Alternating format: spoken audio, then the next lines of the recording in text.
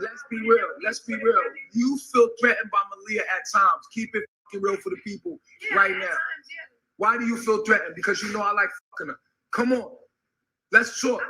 Let's have a real nigga moment. You know I like fucking her. And you feel like maybe her pussy a little tighter than yours. Let's talk. Tell the people what it is. You feel that I like fucking her more and I might catch feelings for her more than you. But guess what?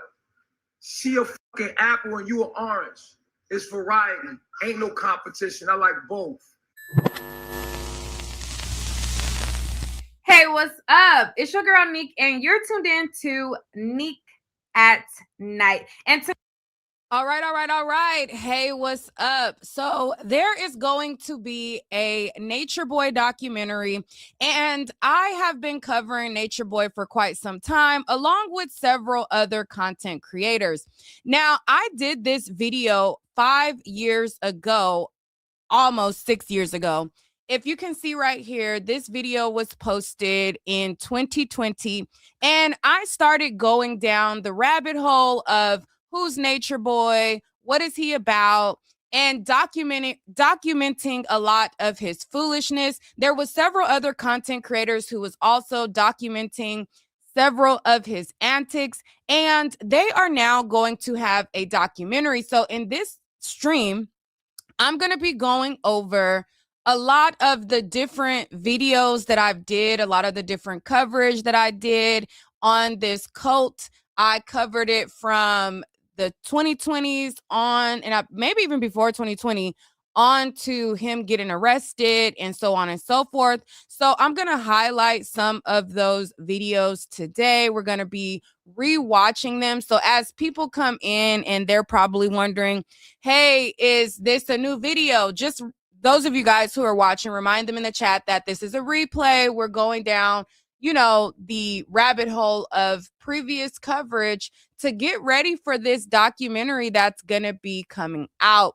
Now, let me play the documentary trailer. Hopefully they don't, flag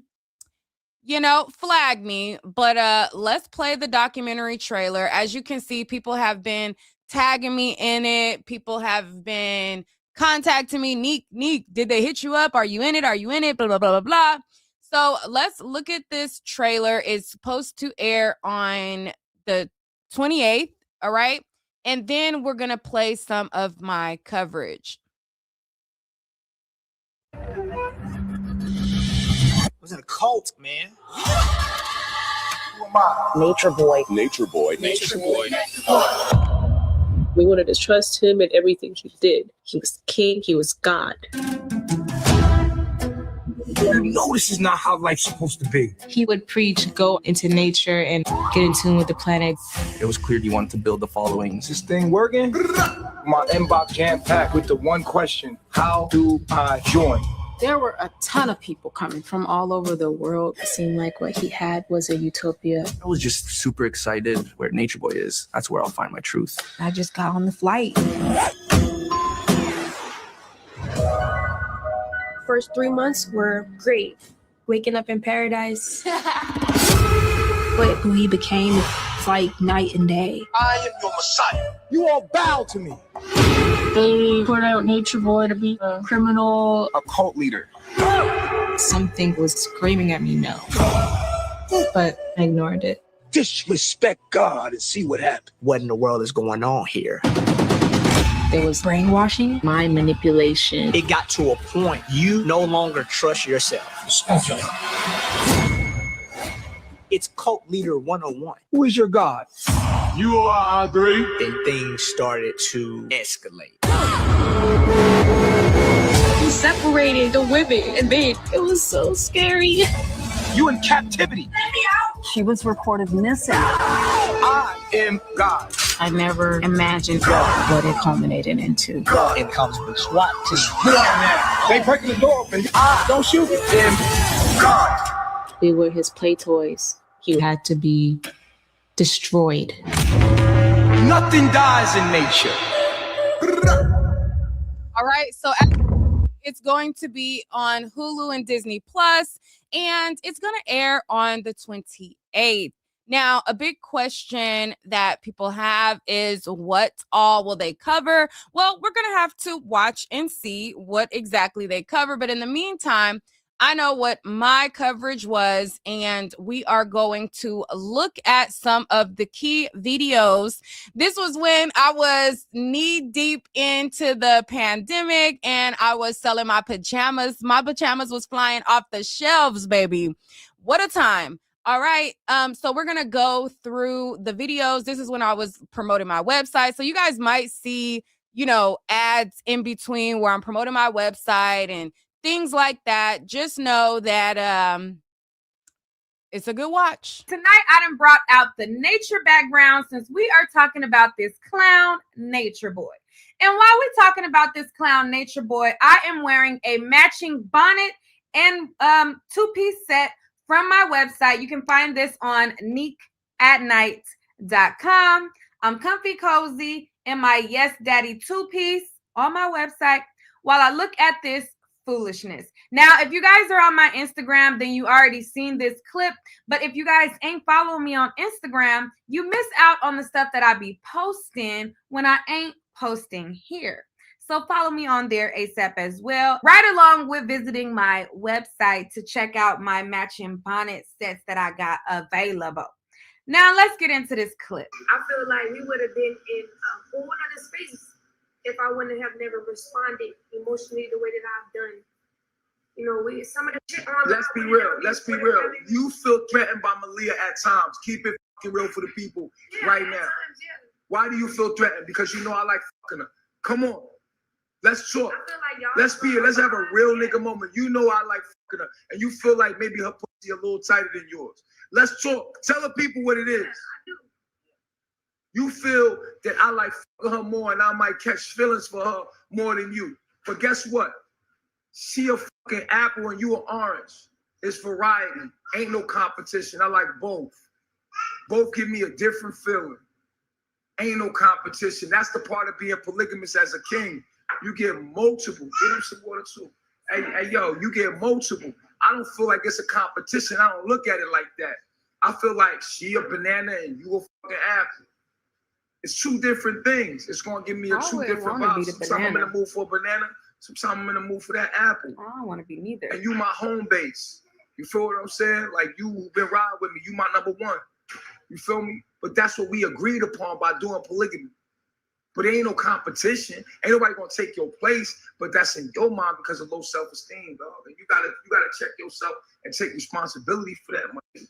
You can't hold her responsible because at the end of the day, she responded to your shit and she got her shit and your shit trigger her shit. And I'm not gonna sit here and act like she all perfect and everything, but I think you got a perfect situation for somebody to trigger your shit for you to look at yourself through. We come from the same place. And we literally reflect each other and show each other's DNA. Nah, we having a threesome one night. It's not an idea, right? Not like, yo, let's have a threesome with Malia. Come on, let's all three of us. Oh, we sitting here fucking. You did. You said it. You said it. No, you suggested that shit. You said let's do it. But was you in agreement to it? Yes or no? Now lie to this camera. In a moment, the whole time until the end. What are you talking about? You was with the whole shit. Now lie. Lie on this camera in front of these people. Or else what? Look at me. Lie. All right, so we was into it, right? We was getting into it. I fucked you, you came, right? You bust your nut, right? It was hard. You was done. You was like, well, let her get hers. I was like, all right, cool. So I'm fucking her. And you see me tearing that pussy up. When you see me hitting that, for some reason, about 5-7 minutes in that shit, I'm tearing that pussy up. You already came. You started getting jealous because I'm hitting her and she feeling good. I'm feeling good hitting it. And you got jealous in the middle of it. We had to stop. My dick went sore because you. The one in the back is looking like, she sure did. Look at the look on her face in the back. She sure was getting jealous. Girl. Start getting triggered. Why? You got your nut. She did the same thing to me prior. No. We're talking about that time right there. Don't try to flip it. Right before that. No. Don't try to flip it. Ain't no flipping. If we gonna be reflecting each other ourselves, then that's what happened. So that's what happened. All right. So let me ask you this. Because she did it, that make it right for you to do it? I'm not saying. Who's supposed to be the empress? Who's supposed to be the higher self? Who's supposed to be the smarter person? Are you on her level or not? Because you keep putting yourself on her level. Let me know. If we triggering each other demons, and we know that we triggering each other demons, why you want to fight me? Why you being disrespectful to me when you got a healthy perspective, just like me? That's my point. What I'm saying is this, but she not you. You smarter than her, right? You in a higher position than her, right? So you're held at a different responsibility than her, right? Right or wrong? So why do you keep comparing yourself to her on the equality? You're not equal to her, right? Supposedly, you're supposed to be smarter than her on some other shit, right? So why you keep on some shit? You know what I'm saying? Like, what's up, man? Either you empress and you wiser than her, or you not and you on the same level as her. Which one is it? I just see it as. I'm asking you a question.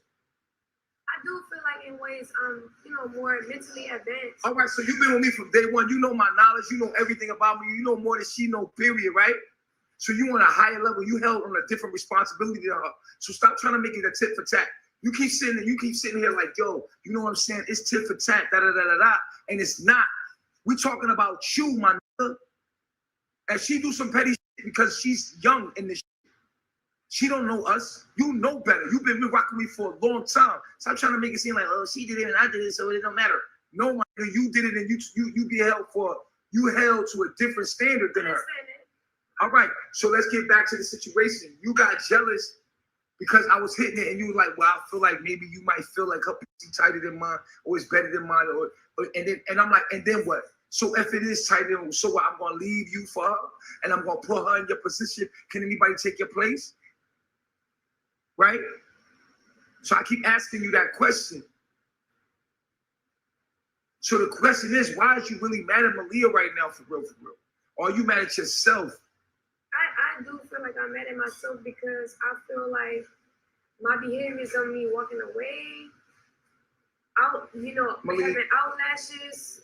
You know, you've been doing this shit for a long time. People tired of this shit. People are tired. You should be tired. Let's think back, huh? Yeah, I know. We've been doing this a long fucking time, my nigga. By now, you know who I am. They know who I am. You know what it is. You came back. You left. You came back. You left. You know what it is. You come back. You agreed to it. So, my nigga, come the fuck on already. Get with this shit or not, yo. It's you. It's not Malia and nobody else. Take responsibility. I'm going to hold you to a higher standard than Malia because you're supposed to be my empress, my motherfucking queen. You feel me? I'm holding you responsible. You've been back and forth. You know what the fuck this is. You know how I am. Don't just sit here and act stupid. Can't hold it in. Yo, do not call my white velvet. I will block you. How many wives I have now? I currently have, I have 6 right now. I have 6 wives right now.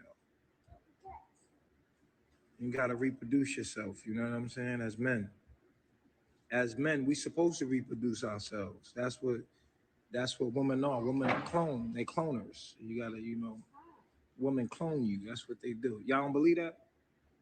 I'm a man. You don't think that there should be more people like me in the world? I gotta clone myself, man. Can we go into the closet tonight?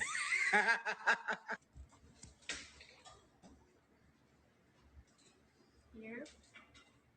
Tell them what we looking for, man. We do. We want more chocolate ones. Nah, just a chocolate. Just a dark chocolate. We've been looking for one. A chocolate, short, not too tall, chocolate. Whew.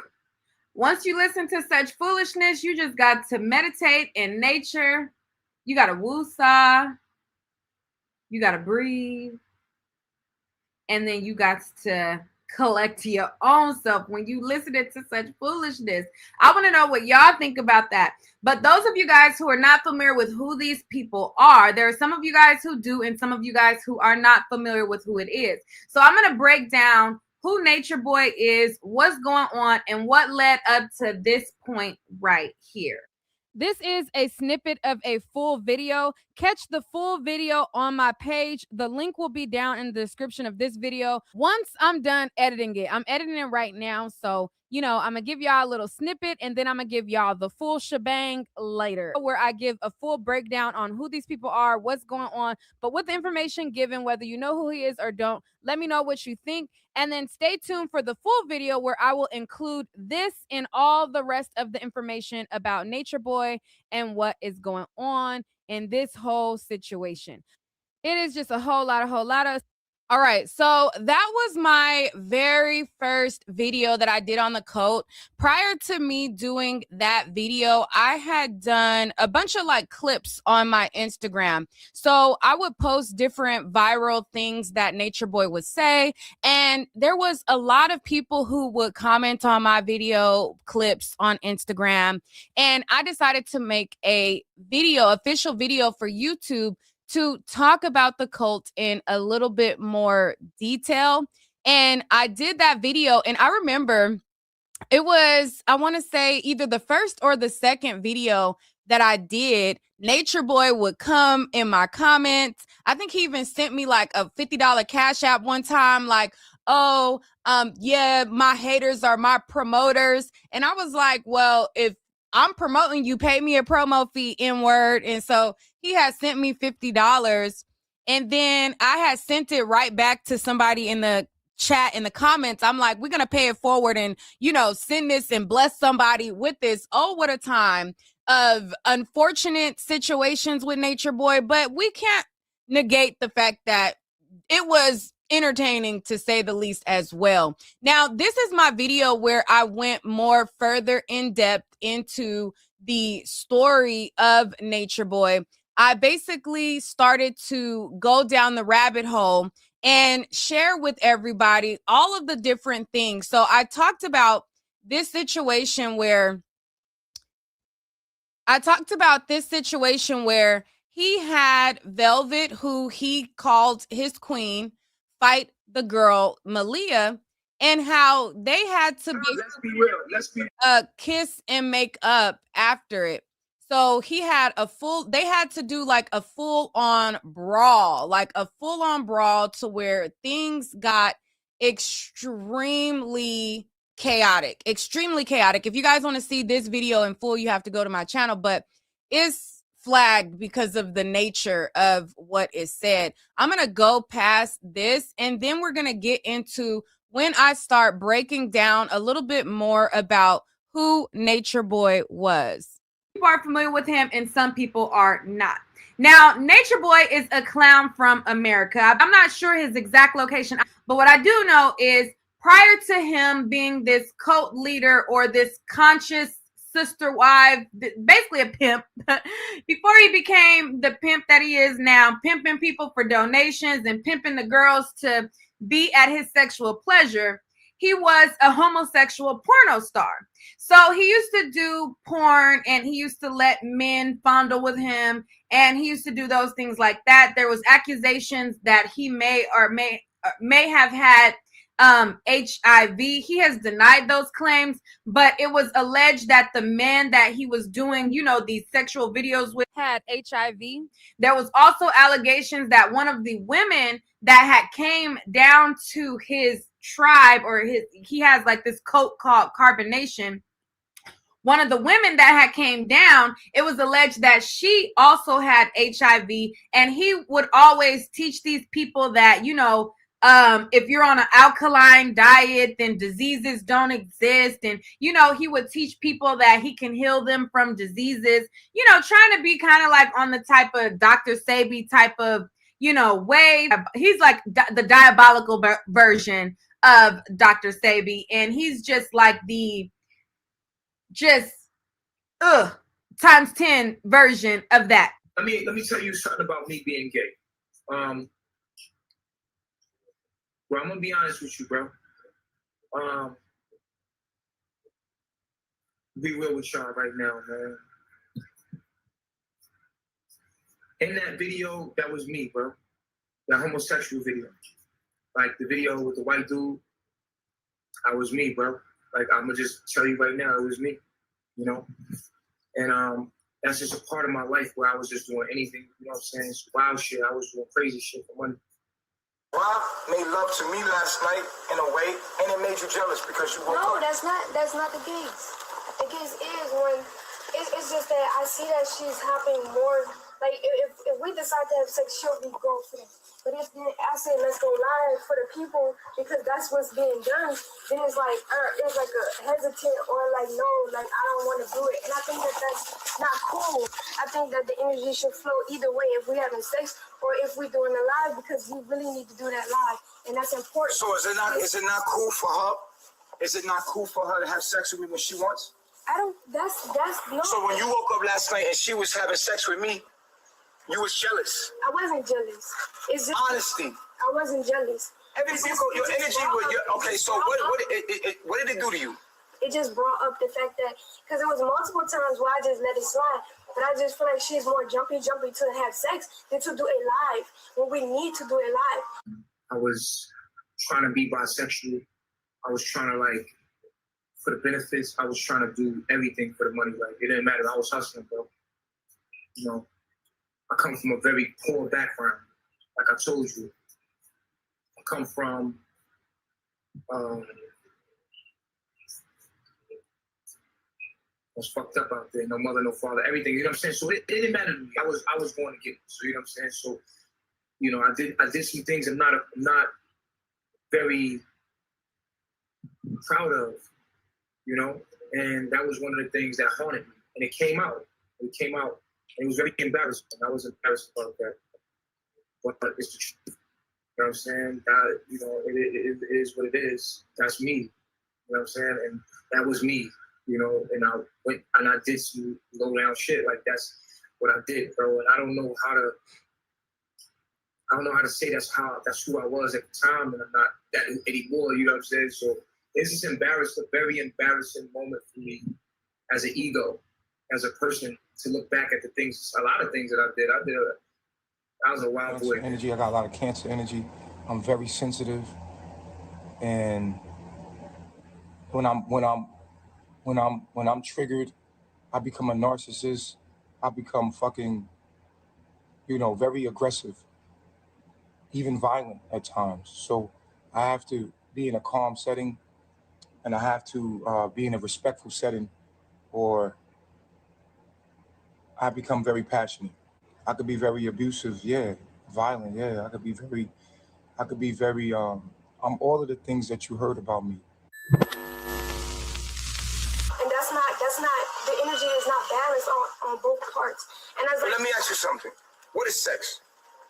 Energy exchange. So maybe she's not confident to do the live because she don't have my energy. Wait. Does she have to get in tune with the frequency first? Like that, I don't have.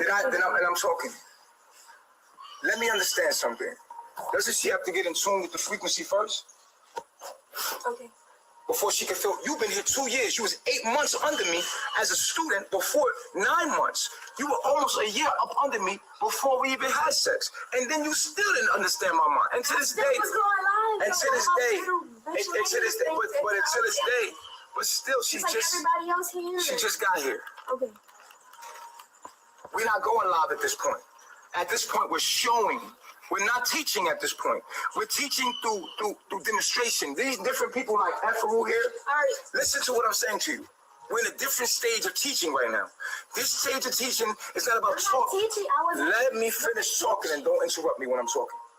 So that was me in the homosexual video, man. Did y'all hear me? Did you want to clip that? Oh, he admitted it. That was me, bro. That was a point in my life where I did a lot of homosexual acts. You know what I'm saying? For money. I'm not a homosexual. That's just the truth. But it was a hustle for me, and I did it. There was also allegations of him being a pedophile because there was a video that came forward where he was admitting that he allowed his son to play with his genitalia, his private area. And it's just a lot of these things that he would admit about himself, which would make all of these other gross and broken people. He has other people who has done like pedophilia and things like that. He makes them feel, like, oh, like you can be comfortable here under my safety net of BS. And then it's just a collective of flunkies that follow him, and it's unfortunate because a lot of the women who are over there are very beautiful girls, but very weak-minded and broken individuals nonetheless, because it's just too much. And I left my kid. Fuck Natureboy, he left his kids. Well, why you don't let kids there? You know why I don't let? Okay, and then another thing I forgot to mention is the fact that he doesn't allow like all of the women that he makes or that he gets to come over there to be like his sister wives and stuff. A lot of them have children prior to going, and he makes them leave their children behind, leave their families behind to come and join him. So this is him kind of explaining why he doesn't allow any of the other members to bring their children and why he makes them abandon their kids to come link up with him. And this is his explanation. You know why I don't let kids around me, other people kids around me? Because the way I am. See, me, I like to be naked. Let me tell you a little something about Natureboy. See, me, I'm a real human. See, my kids, when I see my son, this is how I treat my son. We naked together. My son started being ashamed of his body. And I seen it happen. I didn't want that to happen. They made him ashamed of his body. They showed him that he was naked. I did not want him to know he was naked. I said, son, look here. I didn't even want him to be in a world where he knew he was naked. I wanted my son to be so pure that he never knew he was naked. I take baths with my kids. I'm naked with my kids. I have sex in front of my kids. I'll never be ashamed of sex. My son be breastfeeding and I'll be making love to his mom. That's me. How I get down around kids. I try to keep their purity. I don't want to take their purity away by covering myself up. They're going to be ashamed to cover themselves up. And I'm pure at heart. So you can think in your mind, if I let another kid here, I'm going to have to change the way I am so that your kid can be comfortable around me. No, I'm going to be naked as fuck in front of your kids. My son comes up and grabs my penis. I let him grab my penis. I had sex with his mom. I'm making love to his mother. After I'm done, I'm laying there chilling. He grabbed my penis. And he's playing with my penis. I let that happen. My son play with my penis. He like, I say, yeah, you got one too. They kids, they want to know. I don't want to hide shit from them. I make love right in front of them. That's how I get down, homie. That's just me. And if I did that around other people's kids, they would put me under the fucking jail. You can't be a real human. That's why I don't let nobody kids here but mine. Is it true at one point in time or not that you were with Serenity? Yes or no? That's a fact. Okay.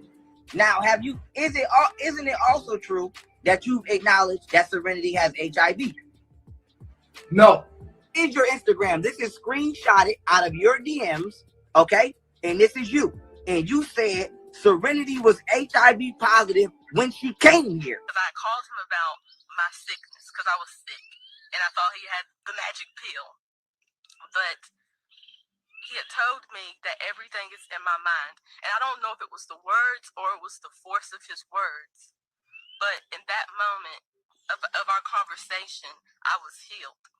And the reason why I know that I was healed, because before I spoke with him, I had this odor on me. And I used to say this odor was an odor, a stench of death, because it was fungus. Like my insides was like rotting, and I could smell it. Serenity came over there with HIV, but that you have had multiple encounters with partners who have HIV.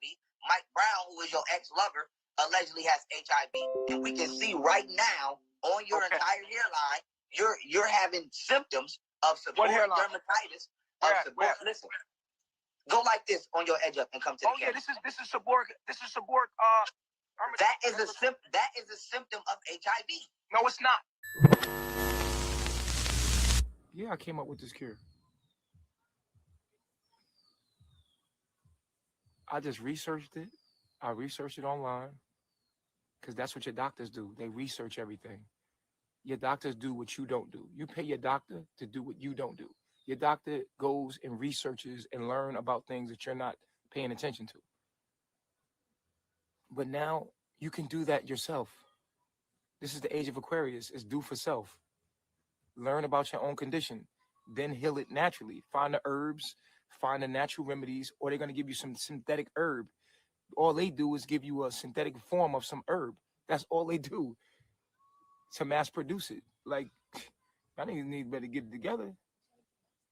All doctors do is do research that you haven't done. That's it. And then what they do is so many people have the same thing, so they know what to give you because of the records over and over. Like, okay, but then again, you could just do your own research online about your own condition and then heal yourself. So after that conversation, that odor went away. But and one thing that he did say, he said, you have to get rid of that relationship you were in. And I know that Master Teacher Nature Boy was my higher self, because everything that I was thinking in my heart, he just articulated it and said, this is what you have to do. This person commented on your post. They said, I hope I'm perfectly fine. I mean, I feel fine. You responded and said, no need to hope. It was a hoax. Do the research. The info is all over the web. And I personally have unprotected sex with so-called positive people and never was positive, and have 2 beautiful, healthy children. So now hold up. Go back, because you just read it. I said what? I personally have unprotected sex with so-called positive people and never was positive, and have 2 beautiful, healthy children. Okay. Now, what I was saying to that person, because I have put up the, let me explain to you what was going on. Let me explain what was going on. I ain't saying shit. Back in, can you go back? Can you go back? What was the date on that? 3 years ago, right? That was 3 years ago. You see 3 why? Because the doctors couldn't help me, because the situation just got worse. I started looking for the information on my own. And then that's what I did. I started going on YouTube, looking to see, like, what could I be eating? What should I be taking out of my diet? Why is this happening? And I ended up finding Nature Boy. That's where I found Nature Boy and Yaya's, the video. Rewind. 2015. Now, listen. What I was saying, what I was trying to do was help people look into being false positive. This is what I was doing from where so that you can understand where I was coming from, so people can understand where I was coming from. So this person people were in fear about HIV. The truth is that in my mind, I had sex with a lot of people, right? So I was telling them, I never knew that somebody's HIV positive and had sex with them. Never did I ever know that. Ever. That was positive. I was trying to help make that person feel. So why would you say you did? Everything you heard is some truth to everything you heard about me. You know, I want y'all to know that. I want you to know that I'm different. I'm very passionate. I'm a very loving being. I overgive. I'm sensitive. And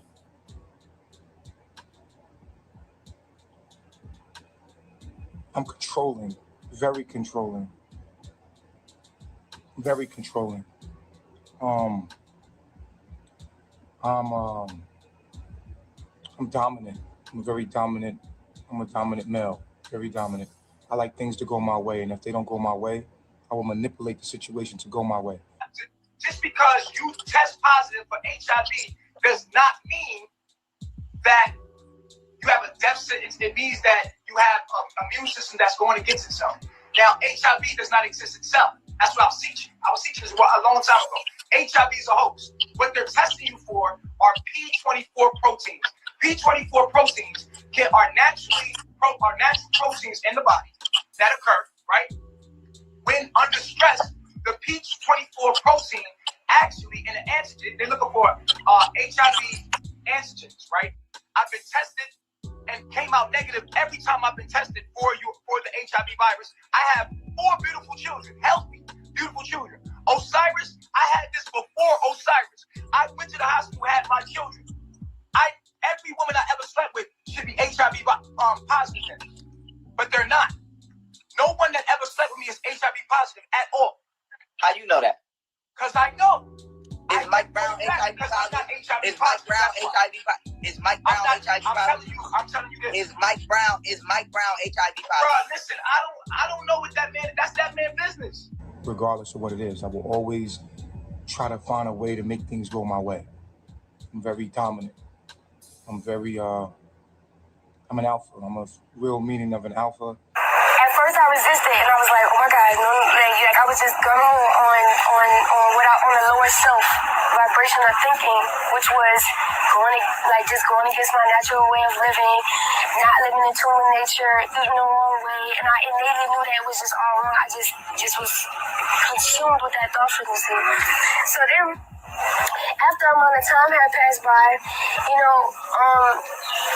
I had got an illness, a sickness, a mental disease that had manifested in my physical body as what we would call the herpes virus, the simplex virus. I had caught this illness as a symbolic imbalance of the mental imbalance that I had going on in my life. And that's when I completely woke up. I was like, oh my, like I just started, it was like a veil was lifted from off my eyes, because with that incident, it propelled me into searching for more than what I was being told. I felt like I was being lied to. I felt like they was just lying to me about the disease.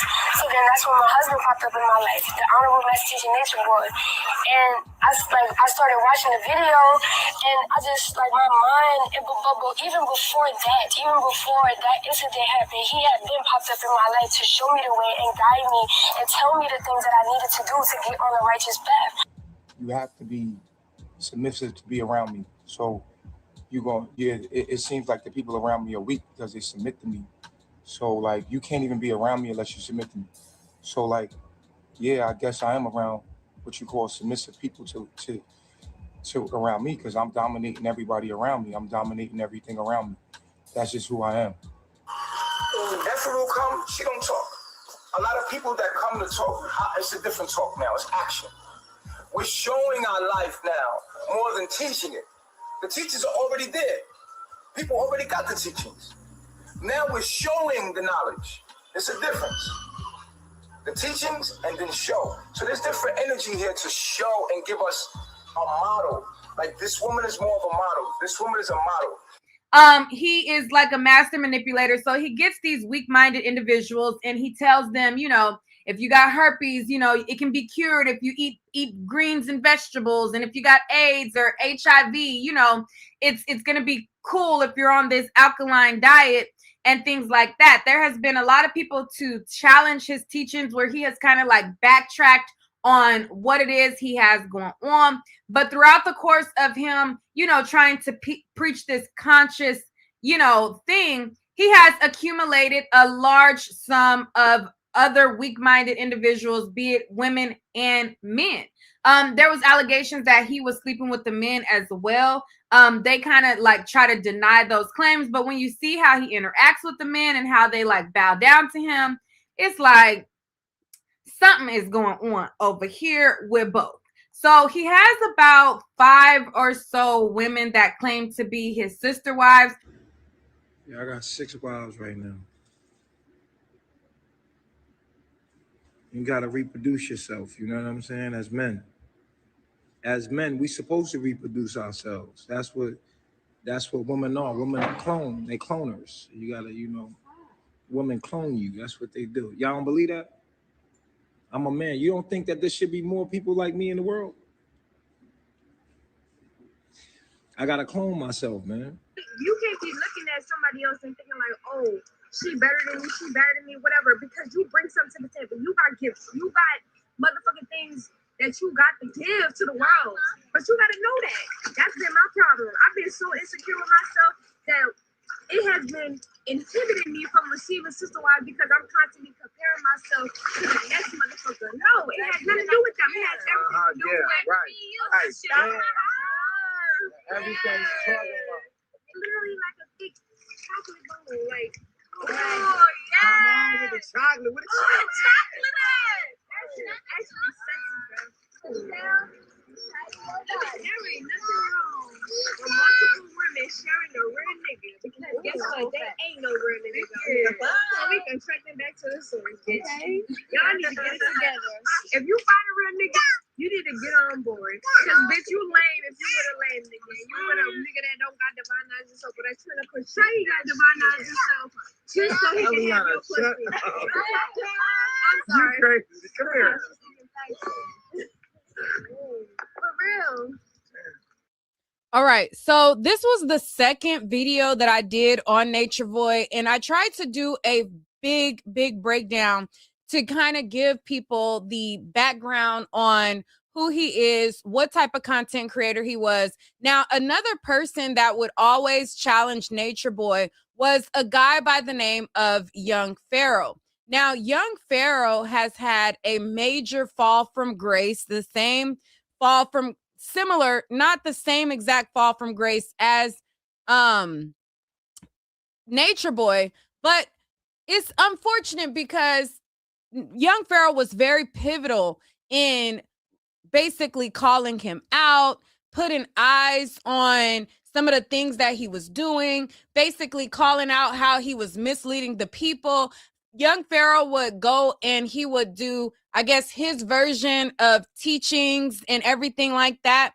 And he would definitely be one of his biggest adversaries and everything. And it's unfortunate that, you know, somebody as smart as Young Pharaoh and who would call him out and try to get the women to leave from there, it's unfortunate that he had such a fall from grace himself. Young Pharaoh alleges that a woman gave him drugs unbeknownst to him. Now, I don't know if I believe that or not, but he claims that a woman slipped him something, and he has not been right ever since. He has been going on his own demise, going in and out of jail, losing his channels.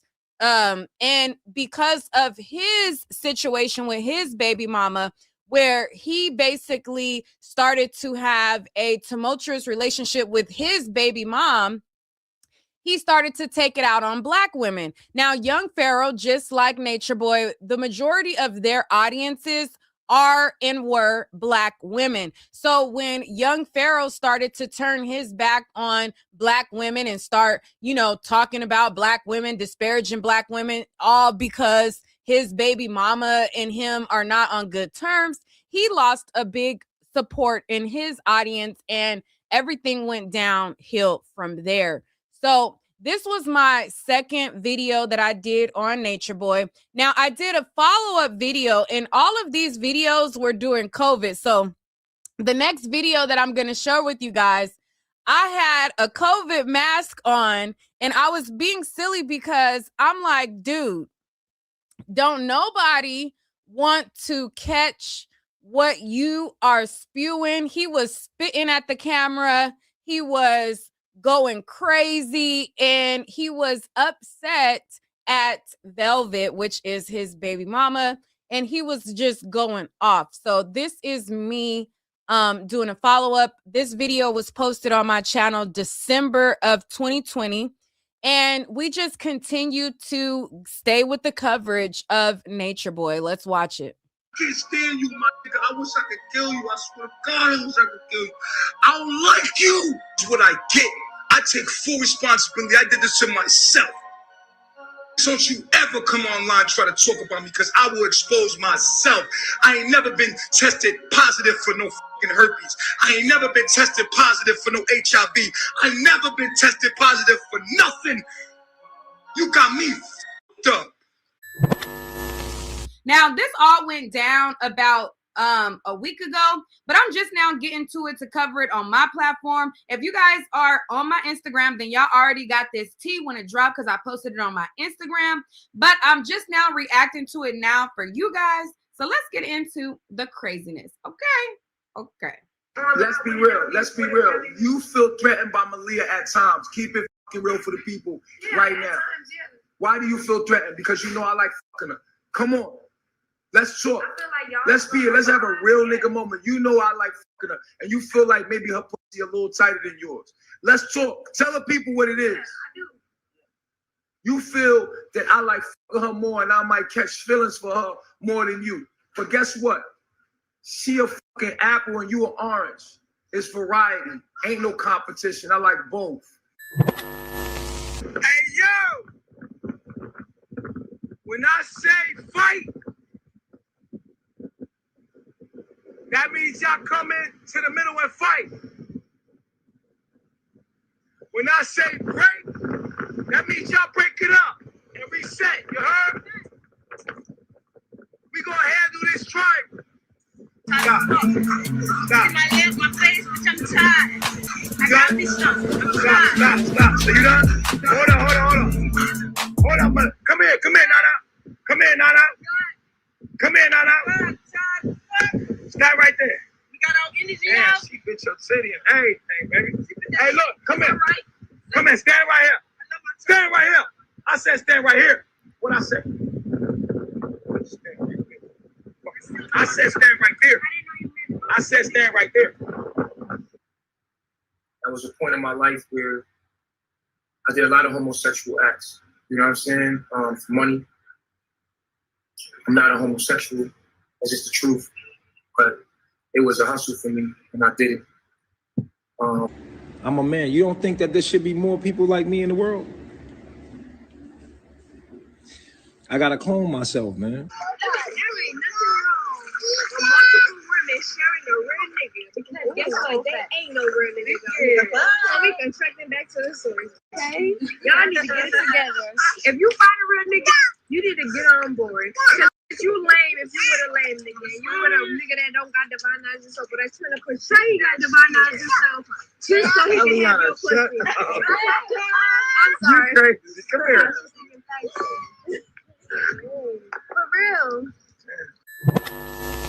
It was all good in Cokeville until everything just took a turn for the worse once the one who was saying that you need to have a real nigga and you need to be able to share a real nigga, she escaped Cokeville, started spilling the beans, and then Natureboy decided to start denouncing his wives, saying they are not up to par for him, and decided to start spilling the beans.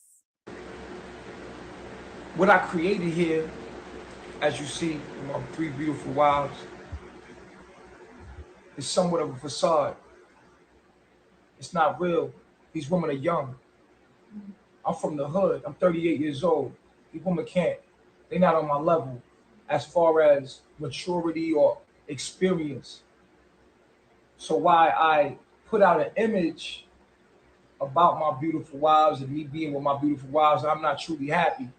I'm not getting what I need because these women, we don't relate to each other on a generational level. So they're 22, and I is 31, but I is not where I'm from. You see, I'm from Harlem. I'm from a different cloth. I need a woman more like myself, but I wanted the world to see that Black men, we are powerful, and I created something as somewhat of a facade, but I have to live in this facade. I have to live in this world when the camera goes off. The truth about it is that I'm not happy. I have good sex with Malia, but outside of the sex, she doesn't relate to me mentally. She responds to me in ways that are difficult because at the end of the day, it's not for me. So I'm lying to you, and I'm lying to my reflection, and I can no longer lie to myself because at the end of the day, it's not right. This is a good idea. I created this illusion, but the illusion is just me fantasizing about what I feel is a weapon against white supremacy. In that video, he was claiming that he no longer wanted them to be his sister wives, saying that they didn't please him, they were too young, he didn't want them. And then when people started to say like, well, good, are they going home? Are they going to go with their children? Because several of them who are there abandoned their children to be with him. And then he was like, oh no, they're still going to stay here and they're still going to be here. But, you know, it just was a whole hoop of crap. But anyways, so after this, then his main sister wife that just left, she went online to start spilling the beans, and this is what she had to say. I had to give him head every night. And I had chose to start to give him head every night because as a woman, I had decided that I was going to support my man. And anybody who knows me knows that when I am into a relationship with someone, or I consider myself to be in a relationship with someone, I don't take that lightly. I take that very seriously. I'm very wholeheartedly dedicated and committed to the relationship that I get into when I do get into one. So I had dedicated giving him head every night.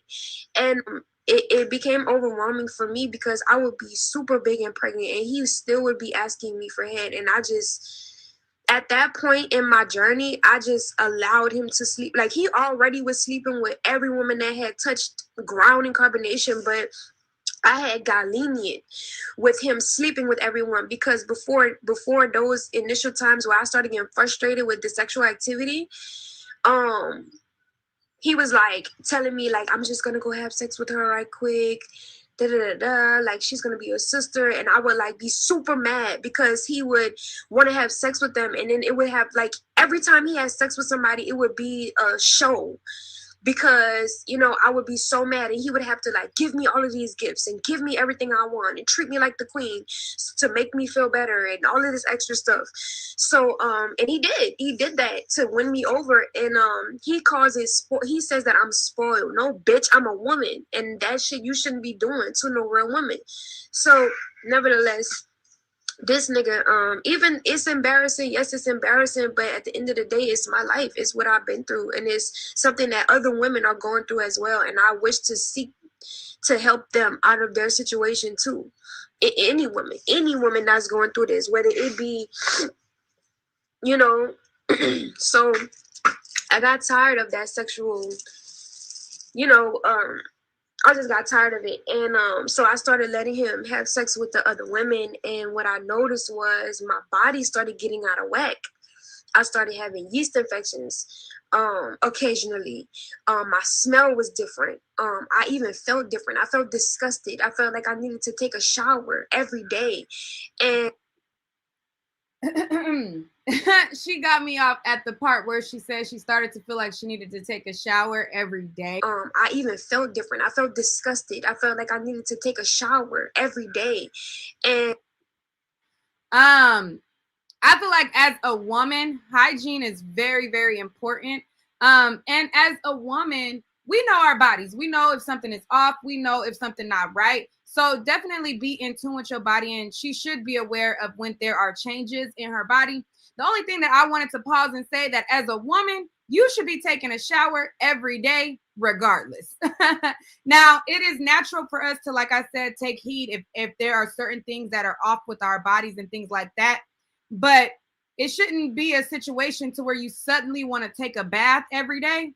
You should want to take a bath every day because it's good hygiene. Whether you going somewhere or not, like even within this day and time of COVID that we are in, a lot of people are not going out the house as much. You still need to wash your behind every single day.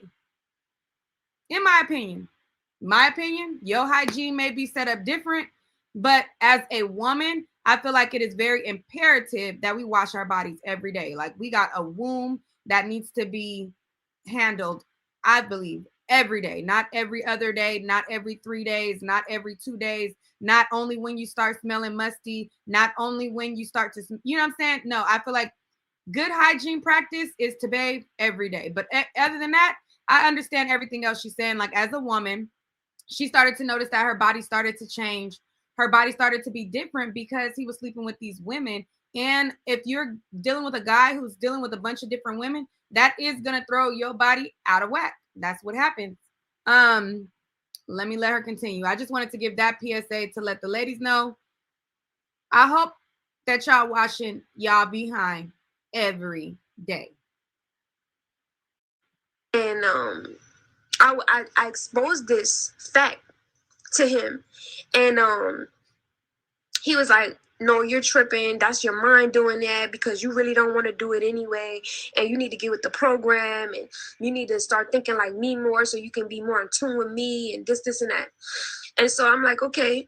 So I'm thinking it's me. I'm thinking that I'm up with it. So I'm changing my thoughts. I'm changing the way that I'm thinking so that I can be with him, so I can allow him to do it.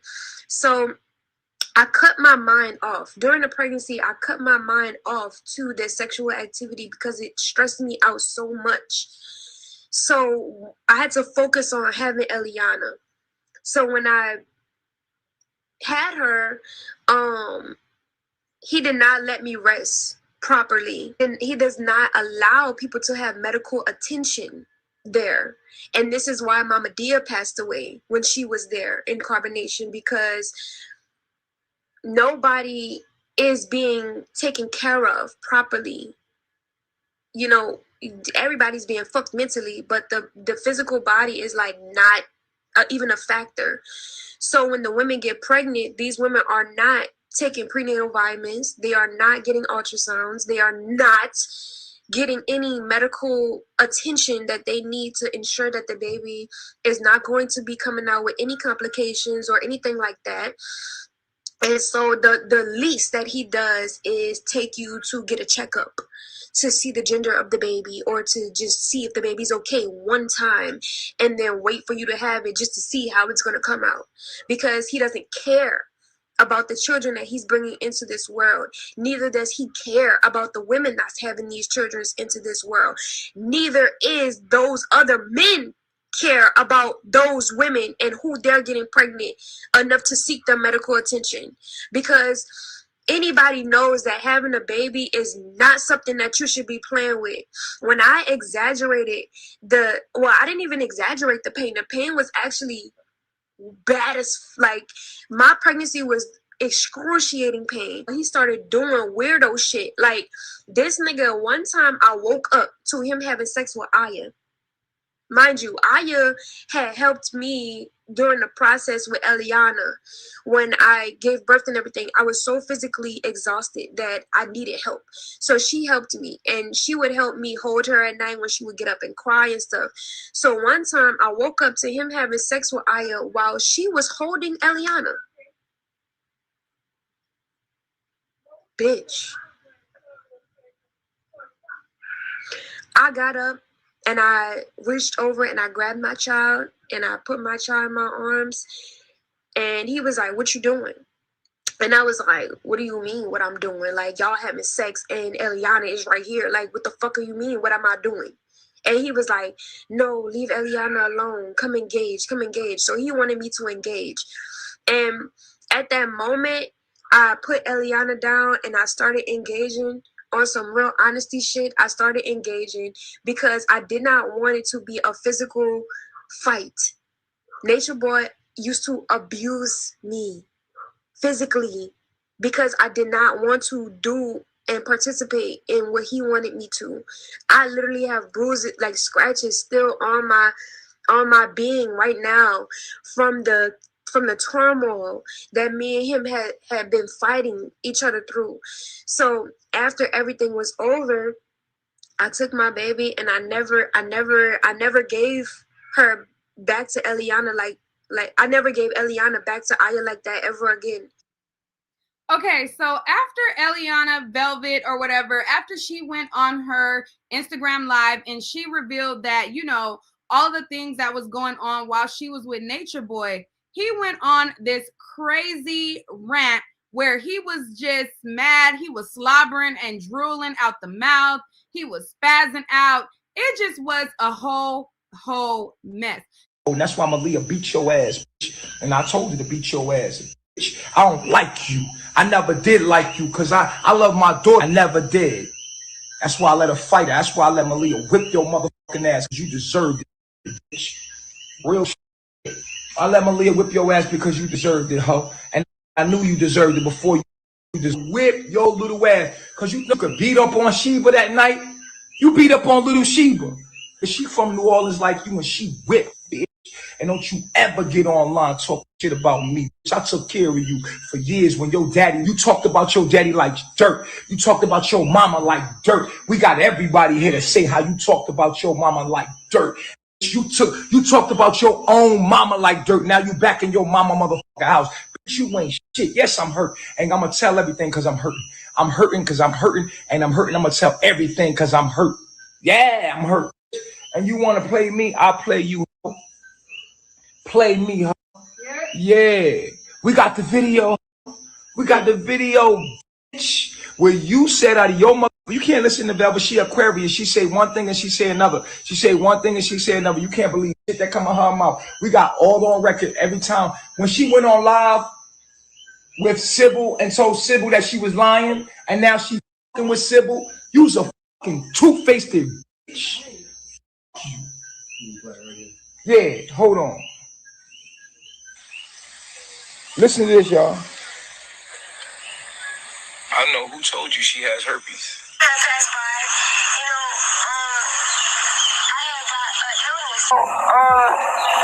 I had got an illness, a sickness, a mental disease that had manifested in my physical body as what we would call the herpes virus, the simplex virus. I had caught this illness as a symbolic imbalance of the mental imbalance that I had going on in my life.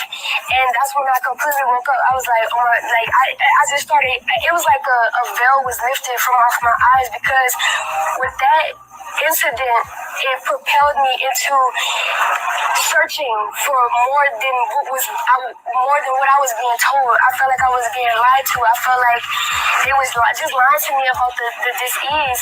So then that's when my husband popped up in my life, the Honorable Master Teacher Natureboy. And I started watching the video, and I just like my mind. Even before that incident happened, he had been popped up in my life to show me the way and guide me and tell me the things that I needed to do to get on the righteous path. You's a fucking lie. You came here with an STD. I healed you from an STD, bitch, and you said I healed you from an STD. Now lie about it. Lie about it. Y'all heard her say I healed her from motherfucking herpes. Y'all know she came here with herpes. Now say she did. Did she come here with herpes? Yes or no? Yes or no? Did she come here with herpes? Yes or no? She came here with fucking herpes. Stupid bitch. That came here with herpes. She still got it. And I like, you know what? I'm gonna fuck around and disappear on y'all bitches because I don't fucking like y'all. I don't like y'all. Y'all don't like me, and I don't like y'all. And I'm gonna be real with you. Y'all not real, and y'all see this bitch is fake, and y'all gonna give her fucking power. Let her talk, and I'm gonna ignore y'all bitches. I'm gonna ignore all y'all bitches because y'all deserve that shit. And she gonna fall on her face, and she gonna come running back to me, and I'm gonna make her motherfucking lick my ass, nigga. It's not after she already licked my ass anyway. She ate my bookers and licked my ass. She already ate my bookers. She licked my ass, stupid. And how my nuts taste? The nigga she about to go suck. You gonna kiss her in the mouth? How my nuts taste? Cause that's my daughter. My daughter in the background. She done took my daughter out of my life and won't let me talk to my daughter. She won't even let me talk to my daughter. And y'all love that shit. Fuck y'all. Fuck you. That's my daughter. You know what I'm saying? And it's all good though. She won't even let me talk to my daughter at all. She won't let me talk to my daughter at all. And y'all know how much I love my daughter. Y'all know how much I love Eliana. Y'all know how much I love my daughter. She won't even let me talk to my daughter. She came here with herpes. She came here with herpes. Talking about, oh, we got STDs and she got paperwork. You came here with herpes. You came here with herpes. I healed you. You came here with herpes. Came here with herpes. I don't want her to come back. I never want to see this again, yo. I can't stand this because she came back and forth and back and forth. She turned on me before and told y'all that the prophet already came. And then she told you I was the Messiah again. And then she left again. And then she came back again. And she left again. And she came back again. This came in four fucking times. Yo, man, y'all phony as hell. Y'all deserve that. Yo, remember when she came back and she confessed that OMAC gave her STD? My nigga. Now she's saying I given her STD. Bro, this is the STD. Yo, remember when we was in Panama and I did the interview about OMAC and how he gave her STD? Do y'all remember that, yo? I know y'all hating on me right now, but I need y'all to be real right now. Remember when we was in Panama, man? Remember when we was in Panama and I interviewed her about OMAC? Oh my God, I wish I could. Who can get the interview with OMAC? This said that OMAC burnt her. That was the first time she went back with my daughter. The first time she left me. You remember that? That was the first time she left me. She went to OMAC and she said OMAC burnt her. When OMAC had sex with her, her face swelled up. Remember she said that? She confessed to it. She said, Omac burnt her. I was like, oh, shit, that's crazy. She came back to me. Now, when she came back to me, I healed her again. Then she left me again for some nigga named Hezekiah, my nigga. Some skinny, sick nigga. This nigga was sick as Hezekiah burnt this bitch's bridges off. This bitch found a nigga the sickest that she can find. So sick that her pussy was dripping fucking goo. I don't tell none of this business, but I'm about to tell everything. I cannot believe this fucking bitch is fucking out here. She's really trying to fucking play me right now. And I ain't saying shit. And you really out here trying to talk about I gave you an STD. You fucking liar. You're a fucking liar. This fucking whore went to find some nigga named Hezekiah who had fucking gave her a disease with goo. It was like a string of goo coming out her fucking pussy. Facts. And I wouldn't lie on my daughter, on Eliana's life. And she came back here with goo coming out her fucking pussy. And I was like, what the fuck is that? She was like, I don't know. I was like, that nigga gave you some shit, nigga. And that shit is stinking. And it was coming out her pussy. And that shit was gluey. And it was just stringing out her pussy. And I was like, what the fuck is this? And he sound like he been listening to the old lady I let y'all. Remember that one live when I let y'all listen to the OG granny when she was talking about her grandkids, and she was saying her grandkids panties was gluey and gooey? That's what that sound like. Yo, panties were so gluey, they remind me of fucking Elmer's glue, bitch. Okay? Keep it at 100. Yeah, you want to with me after I took care of your motherfucking ass. You telling me that I ain't the kind of granny you can hear it. Point blank. I dealt with her and I healed her again. Then she left again. She left after that to go with the nigga she with now. It's in her story. The nigga she with now is in her story. He made the song in her story. If you go to her story, he made the song in her story. The skinny nigga with the long dreads. The skinny nigga with the long dreads would not fuck her without a condom. She came back to me in Hawaii. She told me the nigga that he wouldn't fuck her without a condom, and that his was littler than mine, and that she missed me because my was big, and she was like, this nigga is little as fuck. And now she's still fucking with that nigga because his is littler than mine. And when she came back to me, her was super tight. I'ma tell everything. You got life up. Oh my God. He is a fool, honey. He is a fool. He was like, and his thing was littler than mine. Oh. A mess. Now, let me tell you something about them little wankers now. Don't get it messed up. Just because you got a big one don't mean you doing the do and you hitting the spots where they need to be hit. Sometimes them little wankers know how to, you know what I'm saying, flip-flop that little effort where it need to go. And sometimes they make up where they lack by giving oral. And sometimes them little wankers perform better because they concentrating on making sure that you are truly satisfied because they know they lacking in certain places that sometimes them little wankers perform a little bit better than you big wankers.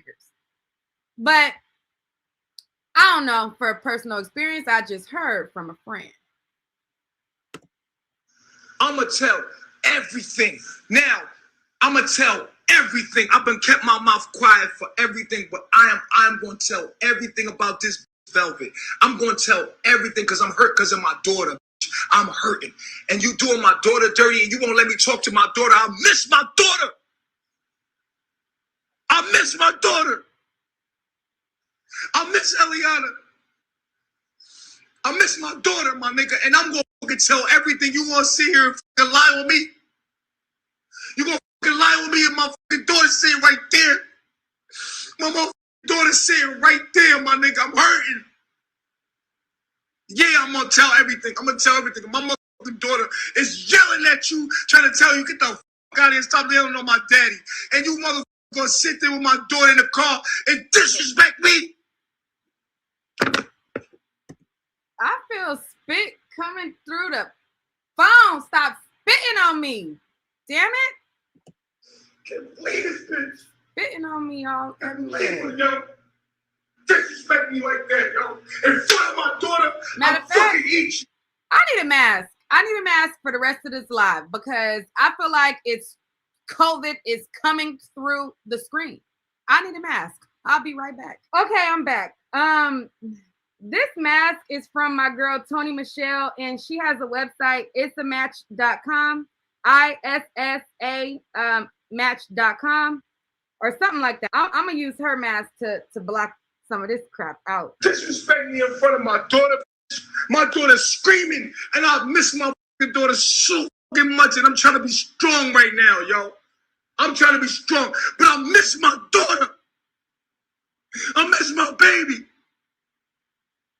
Motherfucker, call y'all. Call y'all, man. I miss my daughter, my nigga. She the only one look just like me. I miss my daughter, my nigga. And don't you ever get online talk about me in front of my daughter, nigga. It's war now. I'm gonna tell everything I fucking know. And and let me tell you something. I never talk about nobody's business, no matter what they say about me. That's my law. But I'm gonna tell everything I fucking know about you, you fucking whore. I fucking hate you. I hate you, my nigga. I hate everything you stand for. I hate everything you about. Bitch. I can't stand you, bitch. You know how much I love my daughter. You know how much I love my daughter. You using my daughter against me. My daughter was in the background screaming for me, and I miss her. I miss my fucking daughter, I miss my daughter, my nigga. I'm not gonna sit in front with you. I'm hurting. Hurting. I fucking miss my daughter, my nigga. I can't even talk to her. I can't even talk to my daughter. Call y'all. I don't give a fuck what y'all think about me. Fuck y'all. Fuck you. I can't believe this online talking shit about me. After I've been here for her, I came to her in Florida when they could burn her. I came there for her. I was there for her. Y'all was there with me, wasn't I? I pushed Malia to the side. I threw all y'all away for her, just for my daughter, my. And this come back. I dare you come back, disrespect me in front of my daughter like that. You got God's wrath after you. You got God's wrath after you, my nigga. You got God's wrath after you, my nigga. I swear to God, it's war now. And you go to the police because you was sucking my bitch. My killed you. Came in with an STD. I illed you. I miss my daughter and you took my. You know how much I love Eliana, yo. You know how much I'm like, I need a mask and glasses. I need glasses too. How much he's spitting, good Lord. My fucking daughter, bitch.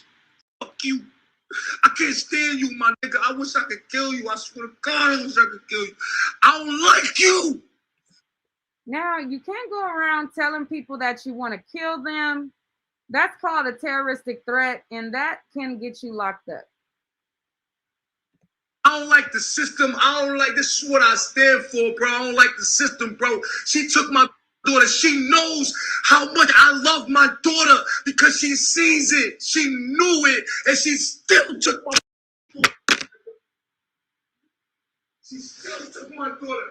And everybody that fucking knows online how much I love my daughter, my nigga. Y'all niggas know I was there when she was born. You know how much I love her. And y'all watch this, take my daughter and don't let shit. But it's all good. Men go through shit all the time.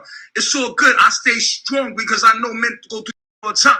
But don't you ever come on here and try to get online after you went online and then you came and sucked my dick and then you leave again and then you came back, you suck my dick and then you leave again. You take my fucking daughter and I can hear her in the background screaming like, shut the fuck up, mommy. Mommy, shut the fuck up. My daddy loves me. And I miss my daddy. And I see her. Yo, my daughter do not like her mother. My daughter don't like her mother. Like, she leaves my daughter with her mother to go on a nigga. Out of here. Out of here. She leaves my daughter to go on a nigga. This bitch ain't shit. And I deserve everything I get because I should have never with a that would ever do me like that. I deserve everything I get. I take full responsibility, but it hurts.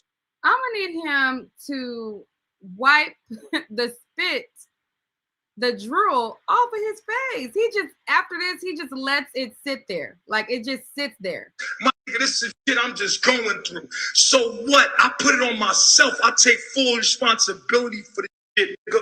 Because this is a drop hook. She told me my daughter does not like her mother. And every time for hours and ignored my fucking daughter while she sat in front of the fucking TV while Nana was out there fucking but I fucked with Nana. I chose to fuck with Nana. And this is what I get. And just learn a lesson. Make sure you get to know a bitch before you have a baby with her. This is what I get. I take full responsibility. I did this to myself. But don't you ever come online try to talk about me because I will expose myself. I ain't never been tested positive for no fucking herpes. I ain't never been tested positive for no HIV. I ain't never been tested positive for nothing. You got me fucked up. That's on my daughter. I swear on everything I love. I ain't never been tested positive for HIV. I ain't never been tested positive for herpes. You came here with herpes. I healed you and showed you how to heal from herpes. He says like his D is healing them. So with him not trusting doctors and going to the doctor, when did he have time to get tested if he don't trust the doctors and don't go to the doctor?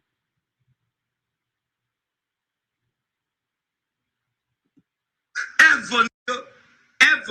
Did I have STDs back in the day? Oh yeah, everybody did. We was at the clinic every fucking weekend after the club. We had all kind of STDs back in the day. So you had all kind of STDs, but you had all the ones except for herpes.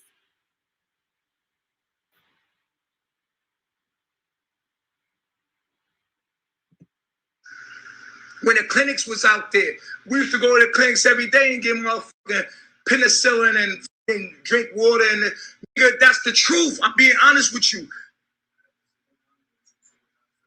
Yeah, come here. We're going to pull up all the receipts on this. All the receipts on this hoe.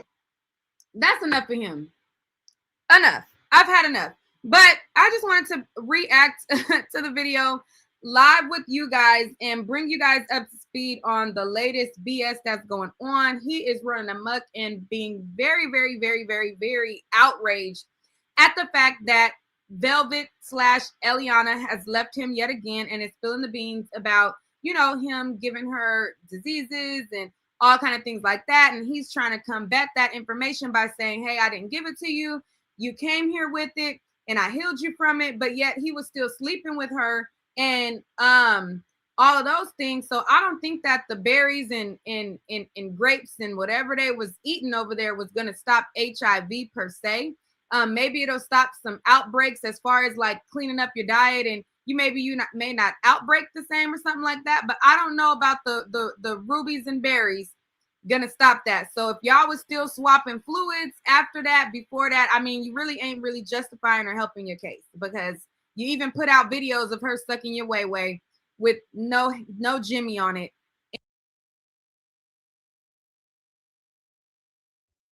All right, so that was another one of the videos that I covered on the cult. Now, I did several videos on them, and after a while, he had to rebrand. So he was basically kicked out of different countries. He would go from this country to that country. They would kick him out. He had a situation to where he got kicked out of one country and his entire cult had to fly out, and they had to get put off of the plane because they stunk so bad. They were stinking. They were just stinking up the place. And they were like, listen, we cannot allow you to get on this plane and disrupt the noses of all of the other guests. Let me see if I can find that video. 1 second, y'all. Stand by. But I don't remember which video I had it in, but let me see. if I could find it. Nature Boy gets kicked off plane.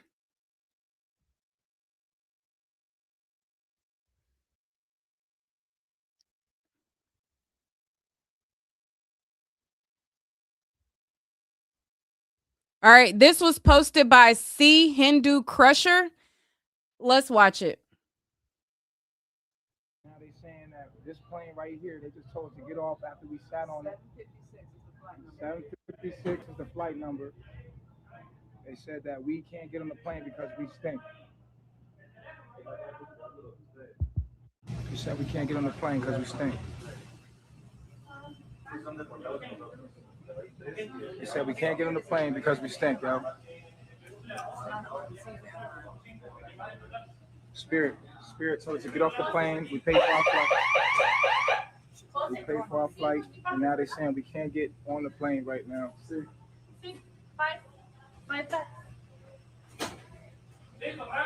just told us to get off the plane right now. They said we stink, but they had us locked up all this time. They were letting you stay? So obviously it wasn't us as a group. They were signaling out everybody else except me. Because black people. Exactly. And they said we stink. We definitely don't stink. We don't eat anything that stinks. We may look like we stink, but we don't eat anything that stinks, man. These people right here. Then they said we're gonna get another flight tomorrow. Guys right here. Yeah. So we want Spirit. We want y'all to let this be known. The Spirit Airlines won't let us on the flight because they said we stink, but nobody stinks. We need a lawyer. We need to this like a lawsuit has to be done about this. It's crazy. Locked up. All right, so that was one of the videos where they was basically stinking up the place and they had kicked them out. Now, he came back to the States of America and he decided to go to Atlanta, and this was his ultimate demise. He decided to rebrand himself as 3 God. So he had gone on and terrorized everybody with Nature Boy name. He had been called melanation, carbonation, and a lot of people had written him off and things like that. So he had to keep the ball rolling. They made a big portion of their money by not only funneling funds from the people that would come there, but also he would get funds from going live and being entertaining. And so he had to keep the views coming. So he rebranded himself as 3 God. And this is when he started to ultimately, this was his downfall.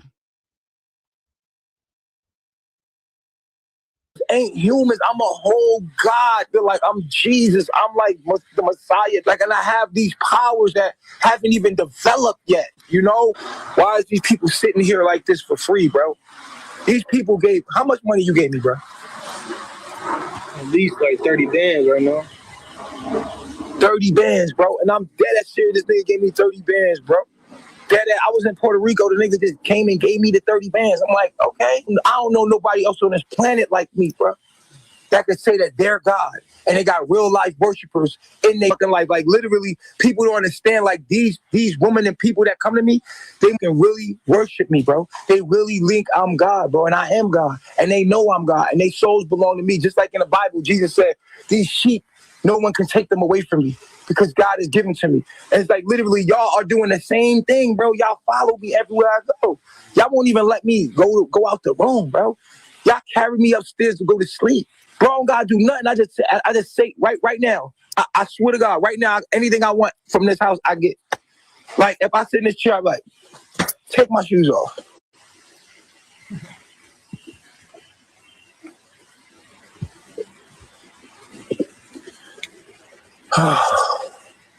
Rub my feet.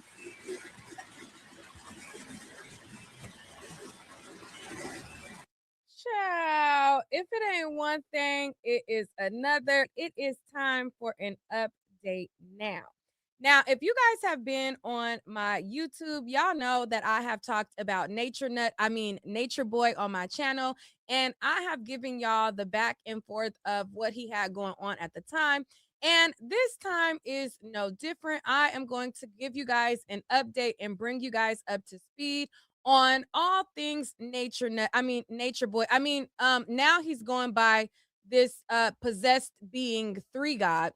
And we're going to get into it, okay? And I'm just going to like break it down right after this intro. Hey, what's up? It's your girl Neek, and you're tuned in to Neek at Night. But just know, keep in mind that over here, this is an acquired taste. You know what I'm saying? This ain't for everybody. So, proceed with caution. But, still hit that subscribe button. Anyways.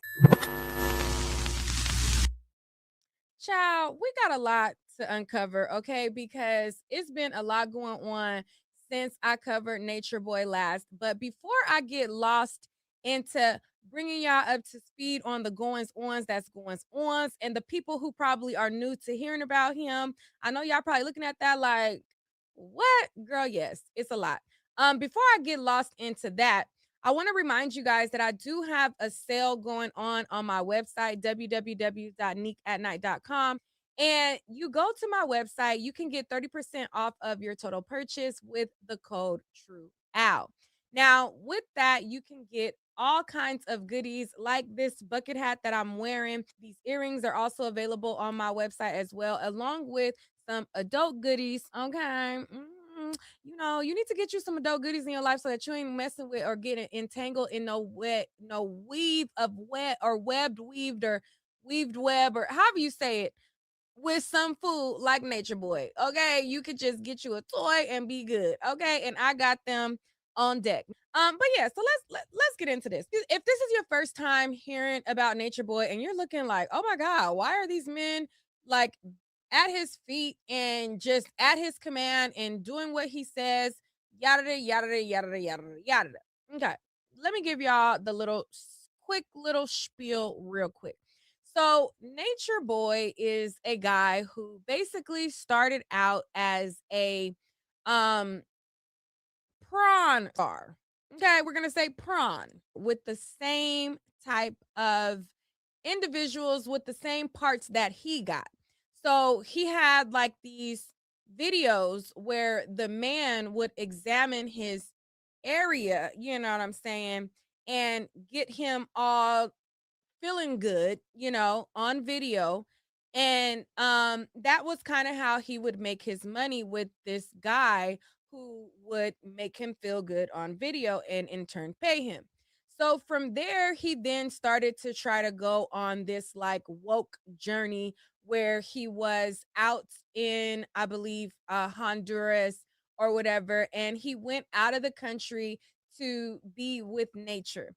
Now, once he went with nature, he got a lot of other degenerates who had done foul stuff to people in their family, foul stuff to kids, foul stuff to all kind of stuff. And he would get them over there. They would confess to all kind of silly stuff, or not silly, but yes, silly, but very concerning things. And he would get them to make these confessions on videotape. They would become a part of his tribe, and they would flock to his beat of his drum and be in his little cult. So he went and he had, men joining, women joining. And, there has been several people who have came, left. But, the people who are there is a lot of people who are like day one followers. And then he's also siphoning in new people as well. What attracts these people to him, I really don't know. But, there are a lot of lost souls looking to feel like they belong somewhere. And I guess these people feel as though they belong with Nature Boy. Nature Nut. His name is 3 God now. Possessed by Nature Boy, or Nature Boy possessed by 3 God, whatever. All due respect to the Most High, 3 God. Got my threes in check. I go by the name 3 God. Some of you know me prior as Nature Boy. Walker! Walker! Walker! Walker! Walker! Walker! Walker! I created you. Oh. From genetic matter of my mind. Oh. I see. Child, like I said, it is a lot that we have to unpack, and I have to catch y'all up to speed on the new recent goings-ons that is goings-ons in an attempt to get to shaking the table and get y'all to shake y'all purse and pour in them donations, child. But for the people who are new to Nature Boy and you guys are not up to speed on what he did prior, and you're not up to speed on the videos that I have covered about him in the past, let me give y'all a quick recap, and then we're going to dive on into the new antics to get controversy and to get y'all shaking y'all purse. I like her more. I said I don't hide. We are no longer wanted. Pershing Meyer got smacked up.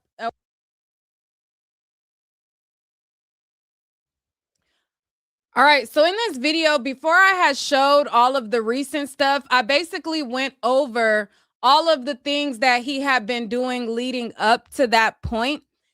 This video was posted on my channel March 29, 2022.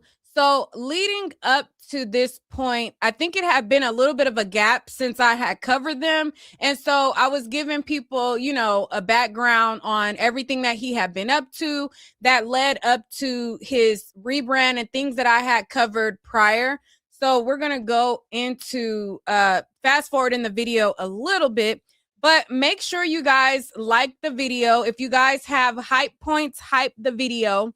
And a lot of people are wondering, why are we talking about Nature Boy now? Why now? Well, there's a documentary that comes out in a couple of days, and it's going to be on Hulu and Disney Plus. And a lot of people have been sending it to me. A lot of people have been tagging me in it. And I thought, well, since we have this documentary that is about to come up, why not take a trip down memory lane and go back to some of the previous coverage that we've had on the cult? Dry up. He has been kicked off of Bigo, Twitter, and he keeps going from platform to platform to platform, and he keeps getting shut down from platform to platform to platform, and a lot of his revenue sources are drying up. So now he has to get the attention of the people, rattle some cages so that y'all can rattle y'all purse, get interested in his new reality show of a life with him and his puppeteers. Now, I feel like they all in on it, but that's neither here nor there. We'll talk about that a little bit later. Let's get into the new update. Okay, so Nature Boy, aka Nature Boy possessed by Three God, he went on to do an interview with a guy by the name of Saniter. Now, Saniter, from what I understand, is a part of the woke community. I think this is also the guy that had like the convention or the event where Tommy Sotomayor got smacked up or whatever and then went running. But yeah, I think this is the same person who, you know, had Tommy Sotomayor running at his event. But that's neither nor here. Anyways, so Nature Boy possessed by Three God, who's 60% downloaded, did an interview with Saniter, and in the interview, he acted a stone cold fool. And I'm glad that his wife was able to, you know, get Nature Boy in check for some of his buffoonery. Now, we're going to watch some of this BS, okay? And I'll let y'all know how I feel.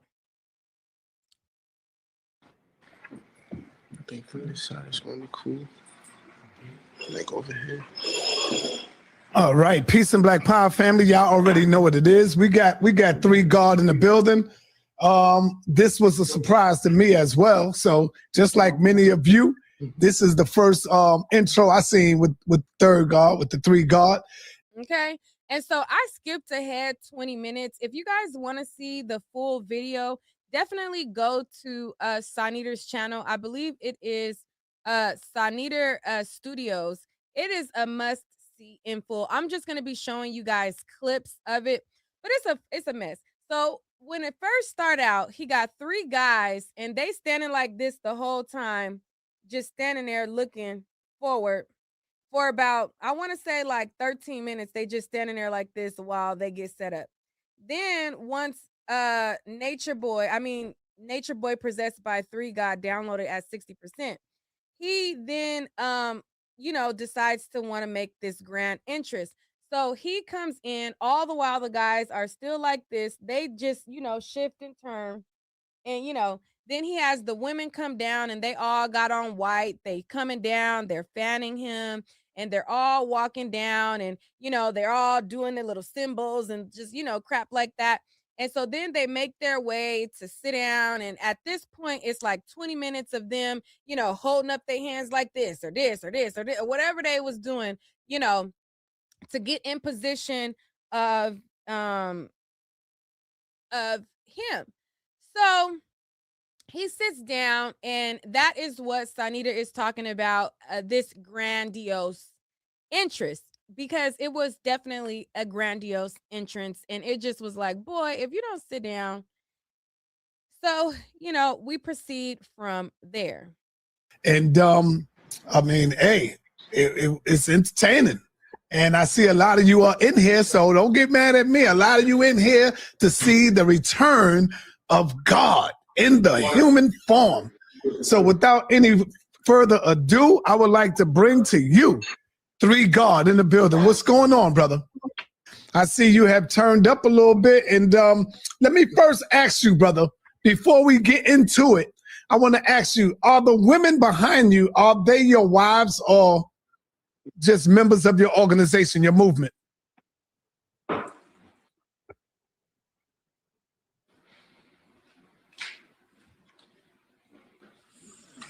Did you hear me, brother?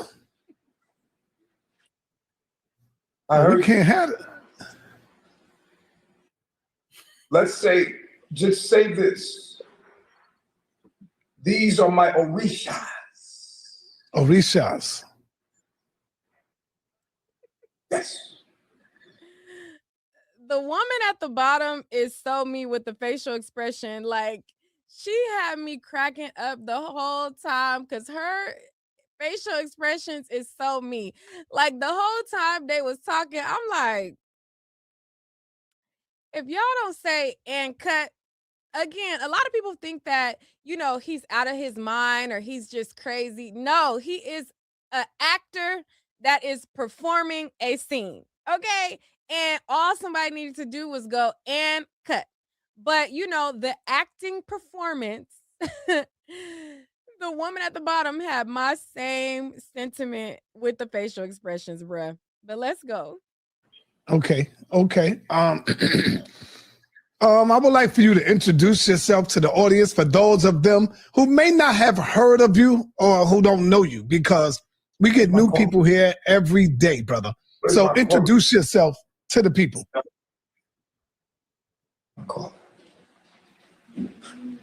They want me to introduce myself again, my caller. You ready? Up. All due respect. What? All due respect to the Most High, 3 God. Got my 3s in check. I go by the name 3 God. Some of you know me prior as Natureboy.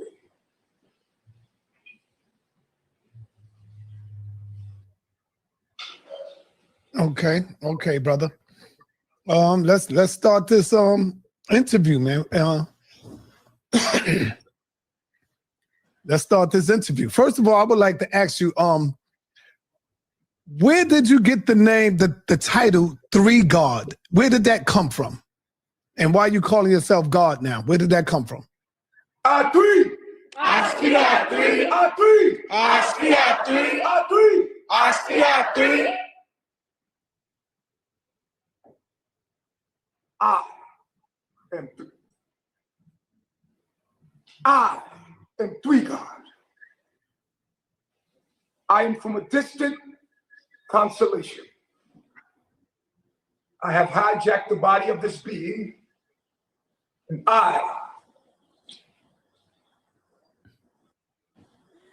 The girl at the bottom is so comedy. Cause she is like, what? Girl, same. But I just know that it's a performance, but same. am at 60% downloaded before I am your God. All of the African American people are my people. Are we? I am your God. I am the three God. I come in three.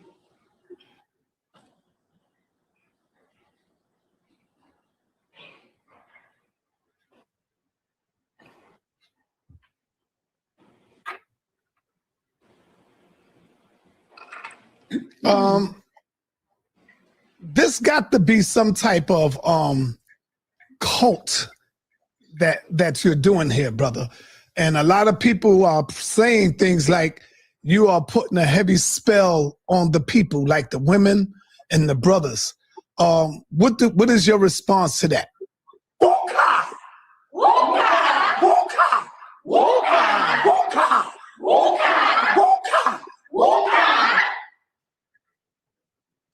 My name is Ka. I am a Ka. America. I am a Ka. Child, first of all, first thing he said was, and look at this Sanita guy. First of all, the first thing he said was, or did he get to that part yet? I don't know. I already seen this crap, but he said that he is the creator of everybody. Maybe we ain't got to that part yet. But if you the creator of everybody, why are you the Ka America? It's more than America, because he like, I am the Ka America. But if you the creator of everybody, wouldn't you be the globe or the world or the something else, like the sphere or something? You the Ka, the America. But it's like, what about everywhere else? Or you just the creator of the people in America?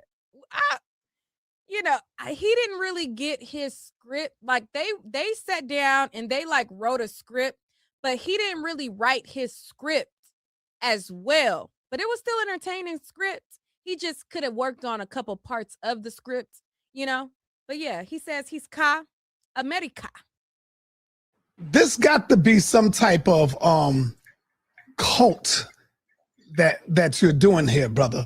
And a lot of people are saying things like you are putting a heavy spell on the people, like the women and the brothers. What is your response to that?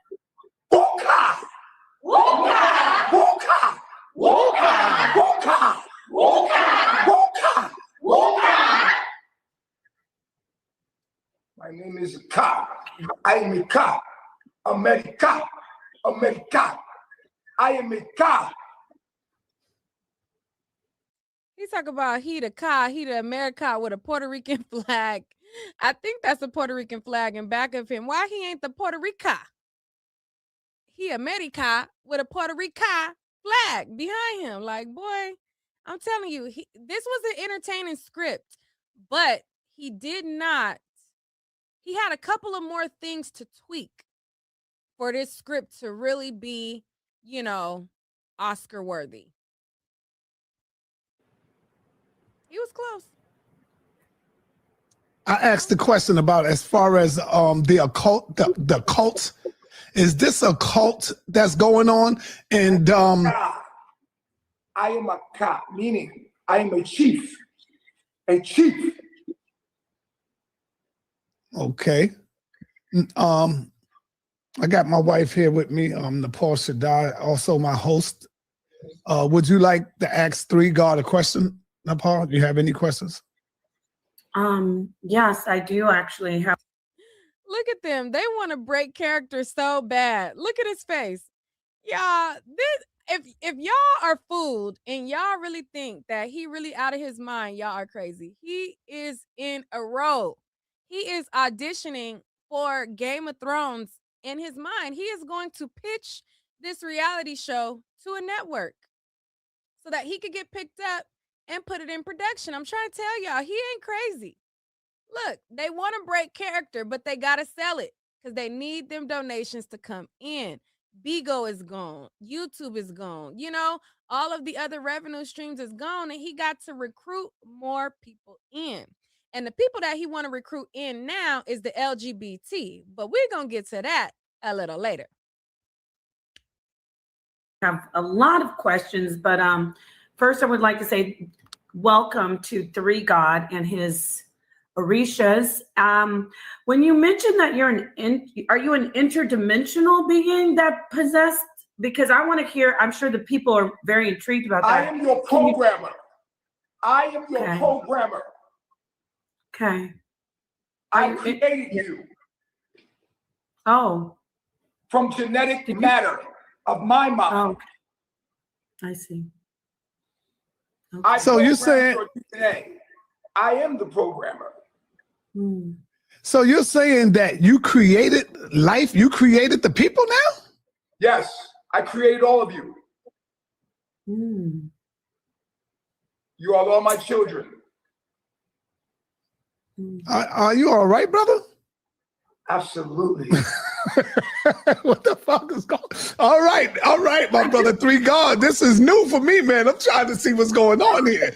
You stepped up your shit, brother. Oh man. The people I was given a video earlier today. And I would like to play that video if it's all right, my brother. And then I would like for you to elaborate on that video and what's going on. Cause we're gonna get right into it, man. This is to a lot of people is crazy. Are you ready for the video, brother? Yes. All right. So the video that he's going to show is basically the video that I showed you guys a snippet of in the beginning of the men at his command and like going to take off his shoes and everything like that.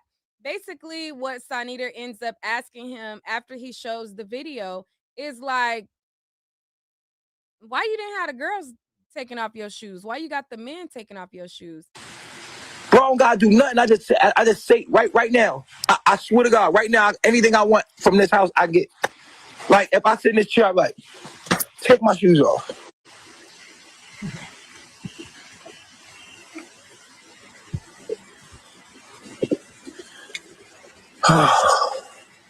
Rub my feet.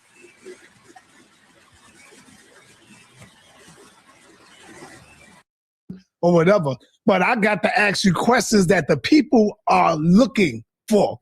All of them beautiful sisters and women that you have behind you, brother. Why not have the sisters do that part? Why does it have to be men massaging your feet and you sitting there and you like, get the big toe? Like, is this some type of form of homosexuality being played before our eyes, brother? Yo, I love you. I love myself. Yo, stop.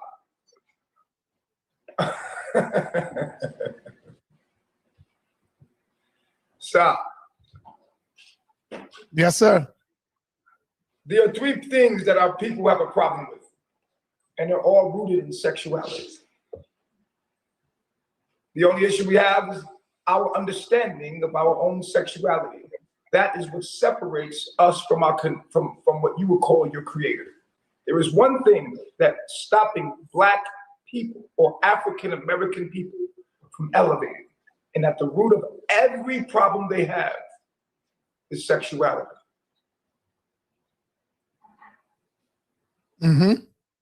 Sexuality. Something we got to deal with.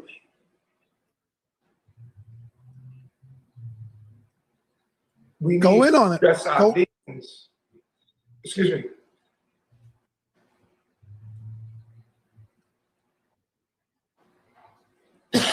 What was that? Yes, go ahead, brother. Finish off. I'm letting you talk. You can go ahead and talk, brother. Okay, you was breaking up a little bit. Can you hear me?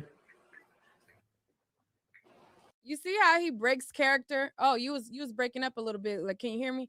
Then he like remembers I'm in scene. Yeah, I hear you.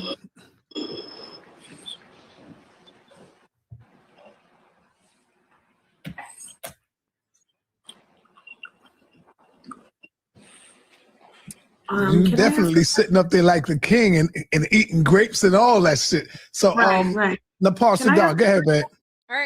All right.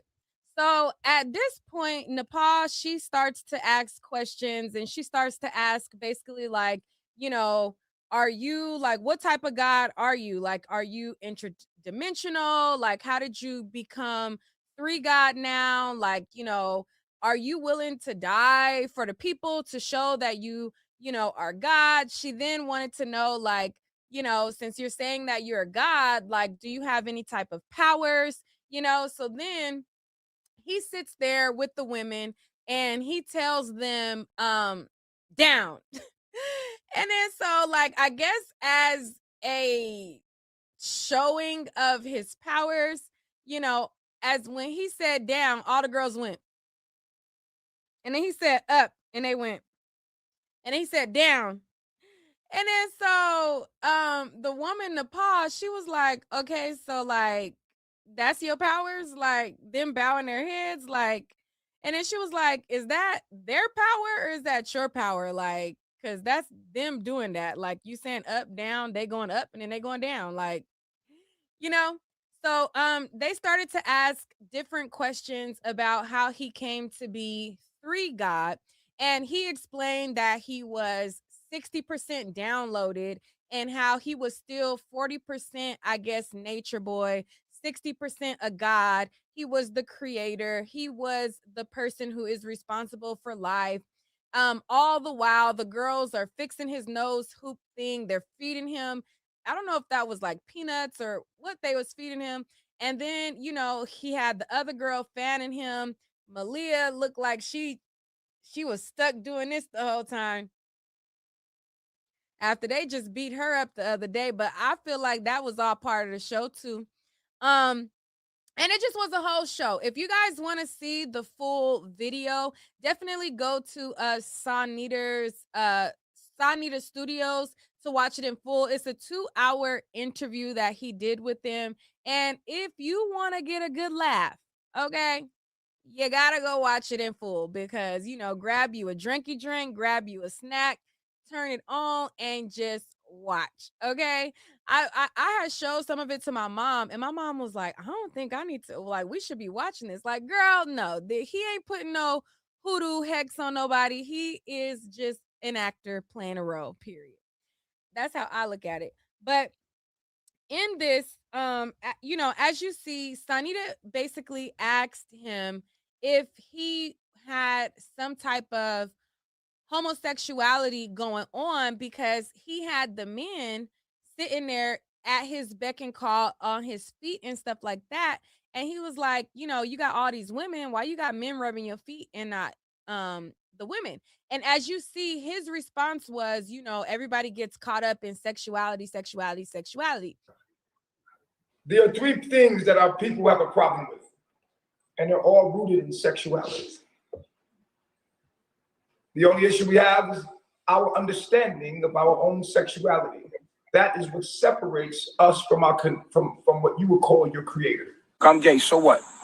I'm gay, and what? And what? I'm gay. That's how y'all think. Y'all, I don't want to be accepted by y'all. Well, in his other videos, he talked about how he wanted to invite the LGBT community to him. Now, every time he said LGBT, he said LDT. Dude, he couldn't even get the letters right. It's like LGBT. Saying those letters in sequence was kicking his butt left and right. But he was talking about how he wanted the LGBT to come in and how he felt as though they were more feminine. You know, he said us natural women aren't feminine anymore and that transgenders and, you know, I guess people of the LGBT are the divine feminine. And all of this is hoopla to get people in tune to his show and him to be one step closer to just living out loud in his truth. Like he started out in prawn with the man checking him out with a doctor's uniform and making him feel good. Okay, the man who had the same parts as him, touching all on his body and making him feel good and doing the acts with a man on camera. That's what his early beginnings were. And I feel like he's just trying to live out loud and get people to be accepting of that. And he knows that, with the LGBT is currency. It's a lot of currency in being a member and having your movement attached to it as well. And I feel like he's just trying to get attention, trying to have shock value, mixed with trying to live in his truth as well. My kingdom will be expanding. I will be opening myself to the LGBTQ community. You are welcome here. I need real worshipers. I need you to come here and unleash the divine feminine.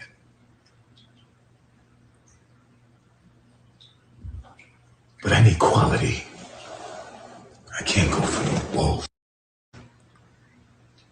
Although I will help all, my kingdom will be androgynous. I am chiefess. I am chief and chiefess. There will be no chiefess. I am chiefess. This is a man who I think that he's hunching the women and he's hunching the men. Now, do I feel like they're brainwashed? No, I feel like they may be a wink, they're winky-matized, but I don't think that they are so like these beings that are just brainwashed. I think that he holds house meetings and he tells them, hey, I'm about to put on this act and we about to get this money. And they said, okay, let's do it. All the while, they are followers. Now, I'm not going to say that they're not followers. They're very much followers and, something, but I don't think that they're brainwashed to that magnitude. I think that they are followers and they are looking for a sense of belonging. And he is telling them, hey, we about to get this money and this is how we going to do it. You get a PPP loan. You do this, you do that. Okay, I'm about to turn on the camera. I'm about to do this. That's really what I think happens. But I'm going to show y'all a little bit more of the goings-ons that's been goings-ons with Natureboy, possessed by 3 God at 60% download. He has this video where he basically put a whole man in the corner. Now, if y'all want to be up to date on this show of a reality show, you definitely want to keep up with the YouTube channel, The T. Now, The T is a YouTube channel who shows all things Natureboy. And if it's a couple of YouTube channels that's called The T. So you have to get to this particular one, you have to put in The T and then put Natureboy. So The T, Natureboy, and then this specific one will pop up. This specific one is the one that, keeps up, because I can't keep up with the foolery. I got other stuff to talk about. But I definitely do be tuned in to the T to get the tea. Okay, because child, it's a mess. It's a mess. Like, it's a free reality show that is mimicking the Game of Thrones. But yeah, he put this boy in a corner, and I'm just like, this child is a mess. So he is acting like he's 3 God right here. And he gets wind that the guys are laughing in the other room. So after he's doing his speech of, trying to invite the LGBT community, he then hears people laughing in the other room. Again, you can watch this video in full on the T, but as you can see, this video is 2 hours long. The Sanita video was 2 hours long. We ain't got 2 hours long to talk about Nature Boy. We got to cut it short. Pull up now, immediately, on your knees. Where's everybody at?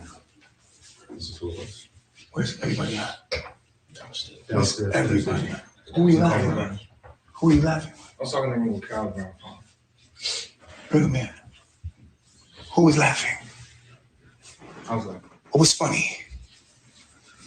You know I'm live? You didn't know I was broadcasting. He didn't know. Why? Why didn't he know? It's in our group chat. It's all over there. It's all over everything. Who were you laughing with? that's my fault. I was talking to Who? You and Caliber were laughing with who? Fun. Who? Fun. Fauna.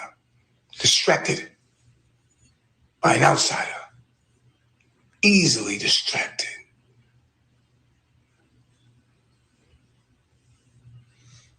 Those are glitches in the system. Remember the lady with the red dress? Yeah, all of you have those. One mind. One dream. One mind. One dream. One self. One mind. One self. One mind. One self. Unity. Common unity. We are selves. We will. I'm telling y'all, he acting in a movie. He is acting in a movie, child, because as soon as the cops come to the door or anybody who is a neighbor he interacts with, he talks to them like this. And he tells them, oh, we're not doing nothing but shooting a documentary. And he talks to them like he got sense. But it's like this. I thought somebody is getting killed. No, I told you. This is what like I was about to call 911. No. What I'm telling you is that we gave you our number. We gave everybody a number. We told you that we're going to be shooting a documentary. We gave everybody in the neighborhood. I made sure I sent people out. I told you that we're going to be shooting a documentary. Come on in. I'm sure you guys know where this up to. From online. There's nothing going on. Okay. He's making sure I'm okay. It's literally right here. It's shooting a movie. Tell him I'm here. I'm okay. Oh, okay. I'm okay. Sir, I'm okay. Thank you so much for showing up. Yeah, then checking on me. Thank you so much. thanks a lot. I'm okay. And he talks to them like he got sense. He ain't lost his mind. He knows exactly what he's doing. He's trying to get the reality views in so that the donation could come in and people could keep on supporting the show. Move as cells But he about to put the and boy in the not corner, cancer child. cells. We will move in harmony with me. Everybody will move in harmony with me, or they will be considered a disease, a virus, and we will get rid of them.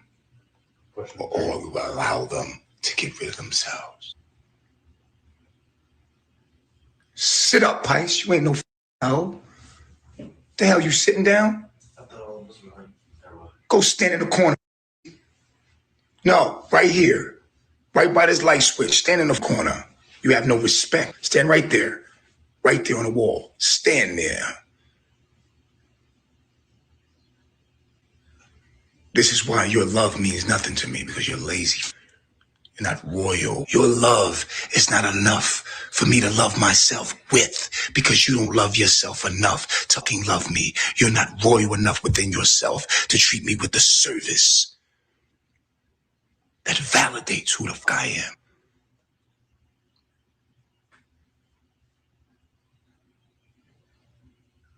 But you're downloading daily. As the seasons change, you become smarter. You become wiser. More people, more of you will follow. Oh, this is when he talked about the LGBT. More of you will come. He inviting the I LGBT open my in doors now. publicly. I will allow people to come to my public house. I'm going to make my life public. All of you can come feel me. I'm going to be putting my address out later. I'm I'm going to give you my phone number. I'm going to give the public my phone number. And I'm going to give you my email. And I'm going to give... Child, and he gave out his phone number and he gave out his address. And what people do, they did just like they did Young Pharaoh, start sending them pizzas, delivering pizzas to the house, and, you know, sending the cops over there and all kind of stuff. And that's what happens when you give out your address. People are going to troll you, especially when you are doing bizarre things that they believe that you're doing. Now, I believe that he two-piecing them. You know, he is putting his hands on them. I do believe that part. But I think that these theatrics of the I'm the God and I'm a 3 God and I'm downloaded, that's all an act. That's all an act. But as far as him, you know, smacking them once or twice, I think that that's very much real. That part is real. You know, I don't feel like that part is an act. Just the whole acting like he's downloaded into somebody else, that's an act. He's, like I said, he starts to invite the LGBT. I'm gonna try to get some of that on, but I don't want to get too much because he ends up smacking one of these people. Give you my address, and you are welcome to come see me personally. I'm going to give you my phone number. I'm going to give you my address, and I want you to come touch me. No, I'm going to give it to you, and I'm going to make it public. My zip code is... And then the boy is still in the corner. 30033.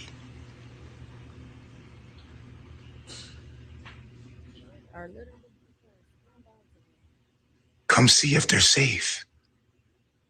Come touch your brother. Come see, come feel for yourself. What's going on over there? We welcome you. Bring a bag. This one right here in the front in the all black, he must be his favorite. Because they just making all kind of eye contact. Like they just, I don't know. But, you know, the way he started inviting the LGBT and his answer to Sanita about, you know, is this some type of homosexuality? I don't think like that he is making it like, you know, one night the girls' night, one night the men's night. I think that, you know, he's making it the women's night, but then off on the side, he taking them in the back shed and making them, you know, say, don't tell nobody, and he humping them too. Like, I think he humping all of them, but I don't think like he doing it in front of the women. I think that like these are his like, you know, on the side secret type of things. But, you know, I don't know. Come with your cameras. Interview. My house, my life is for you, the public. I have no privacy. There's nothing to be hidden about me. You can come here right now, right here, right now, and I will welcome you. And I am naked in my home, and I will walk up to you naked, motherfucker, and look you right in your eyes with this camera in your motherfucking face, just like this. And you can have your camera. And as long as there ain't no disrespect, motherfucker, you can stay here. But if you disrespect, you're gonna have some problems. Ain't that right? Push it.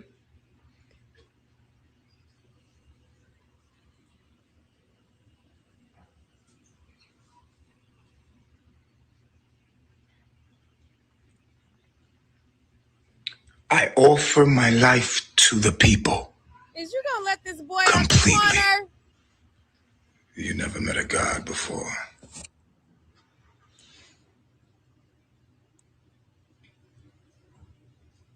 You never met a God before. Wait till you see the white people that will pull up or start worshiping me. The LGBTQ, whatever. I'm telling y'all that was kicking his butt. He could not say LGBT for nothing. You name them, they'll be here. They will be the heads of my kingdom. The LGBTQ community. All of you that want to worship God in real life, pull up. All right, and then I gotta stop it because after this, he smacked one of them. And I had showed this part to my mama, and when he smacked him or her, my mom was like, "Oh my God, it's a lot, it's a lot, it's a lot." But you know, he up to his old shenanigans again, and he is back to the same charades because he needs the money and he needs everybody to be tuned into the show. And so you ask, well, Neek, if you know that he needs the money and you know he's getting people to tune into the show, well, while people are tuning in, I'm gonna update. You know, it's my job. I don't care. You know, he gonna get buddy whether or not I update or not. I'm just gonna do my job because you know I'm thoroughly entertained too. So I like to tell y'all the stuff that I'm entertained about. Now I'm sad that these people was following him. You know, I'm not entertained about that part of it, but the charades that and the links that he goes to like go into character, you know, and pretend that he's this character. That's what I'm talking about. Not about the mistreatment of the people. Okay. You know, hopefully the girls will wake up off of the D and go home, you know, but the sad reality is a lot of these people don't have good homes to go to. So that's why they are subject to being in this situation to where they feel like they're being taken care of by this man. They don't really have to do hard labor. I mean, well, I don't know. That's kind of hard to just be sitting there like this and just standing there and just posing and just on your knees and just you know, I mean, yeah, I mean, I was gonna say they don't got to do hard labor, but I mean, they got. All right, so this video that I did was right before he got arrested.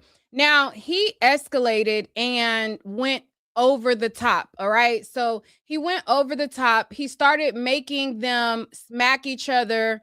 He started making them hit each other. And he started going way overboard to where people ended up calling the cops on him, and he started to like not want to let people leave, and he started to do all the things of the things. So let's watch when everything started to crumble down.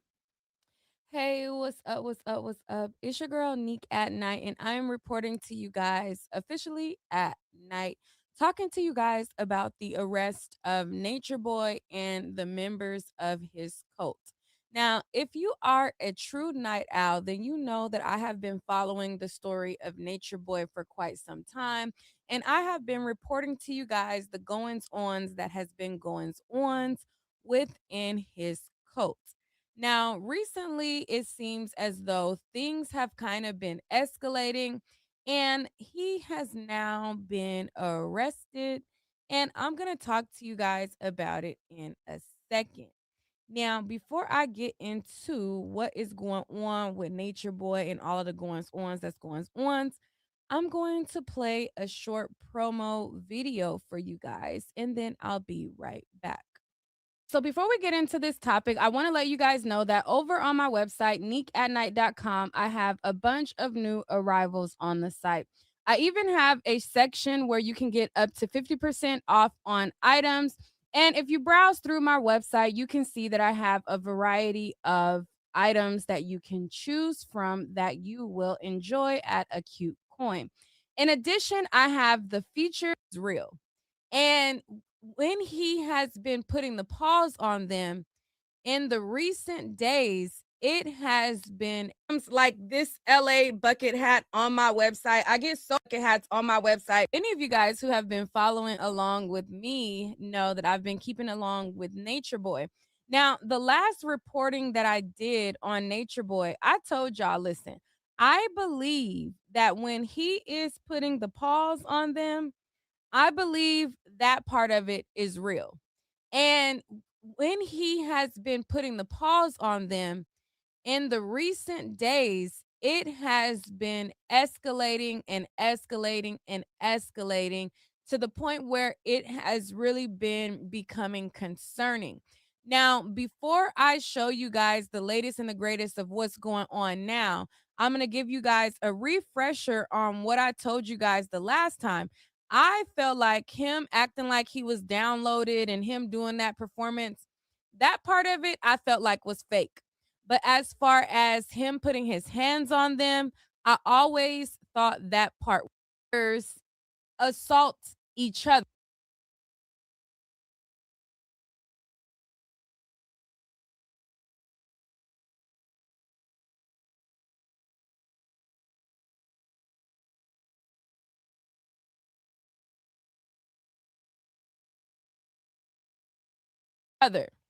So at first it would be him.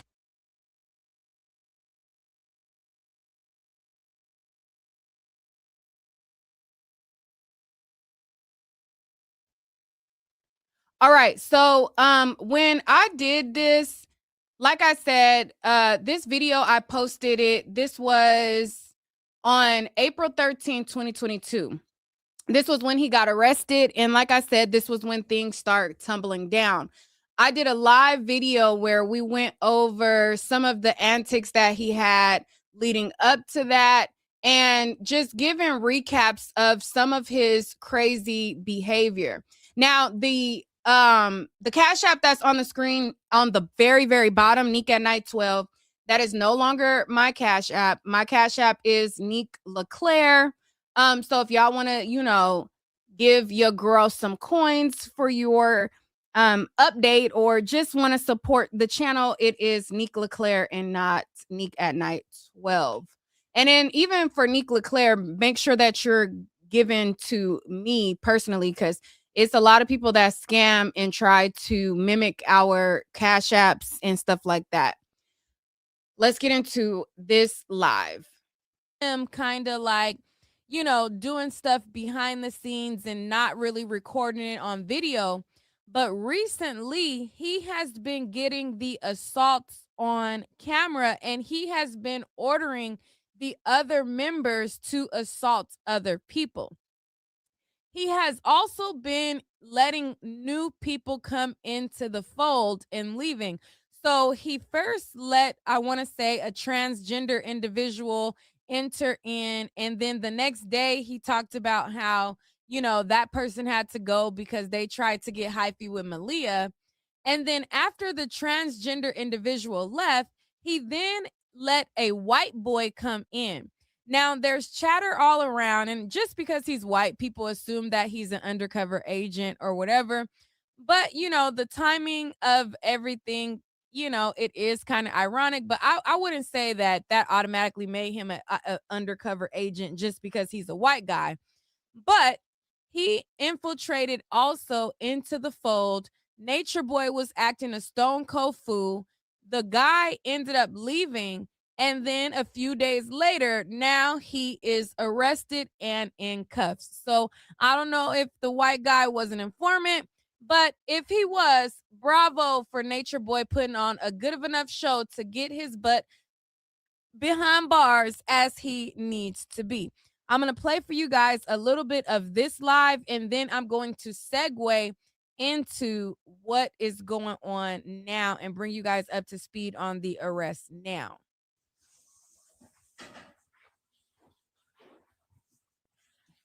Ever fucking disrespect God, nigga? Fuck is wrong with you, pussy? Oh, I'm on the phone. I don't give a fuck who you on the phone with, bitch.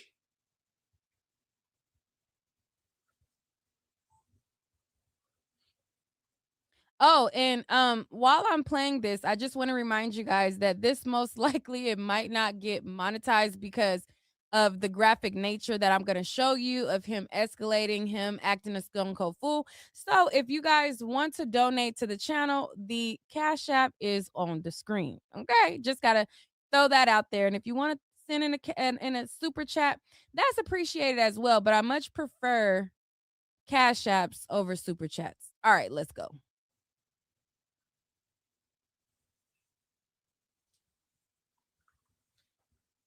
When I say move, I mean move, nigga.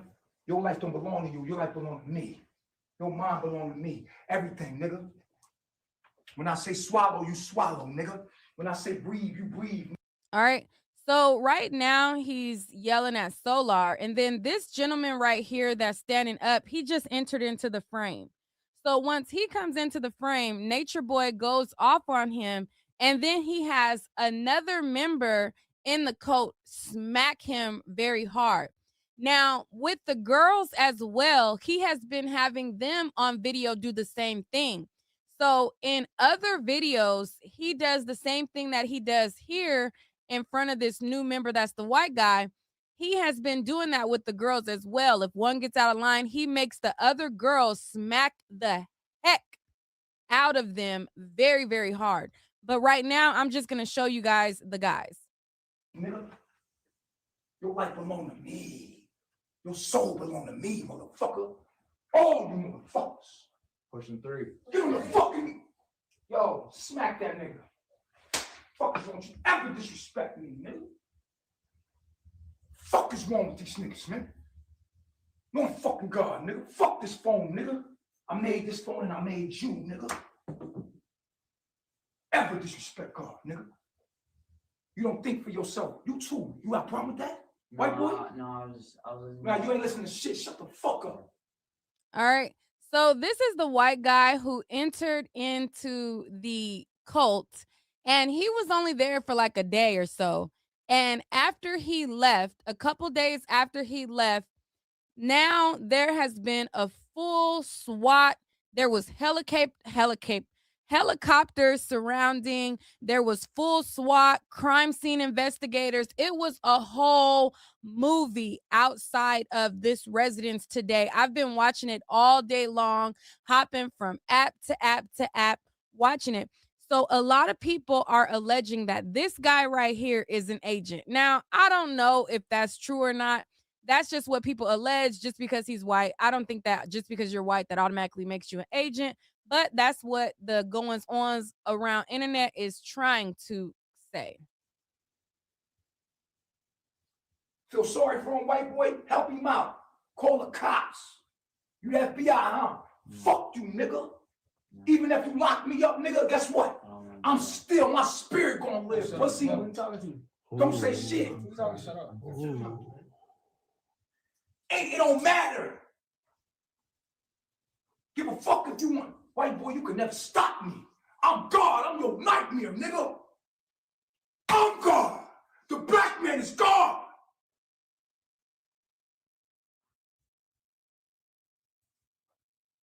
Feel my motherfucking. Feel that. Feel that energy, nigga. Yeah. Yeah.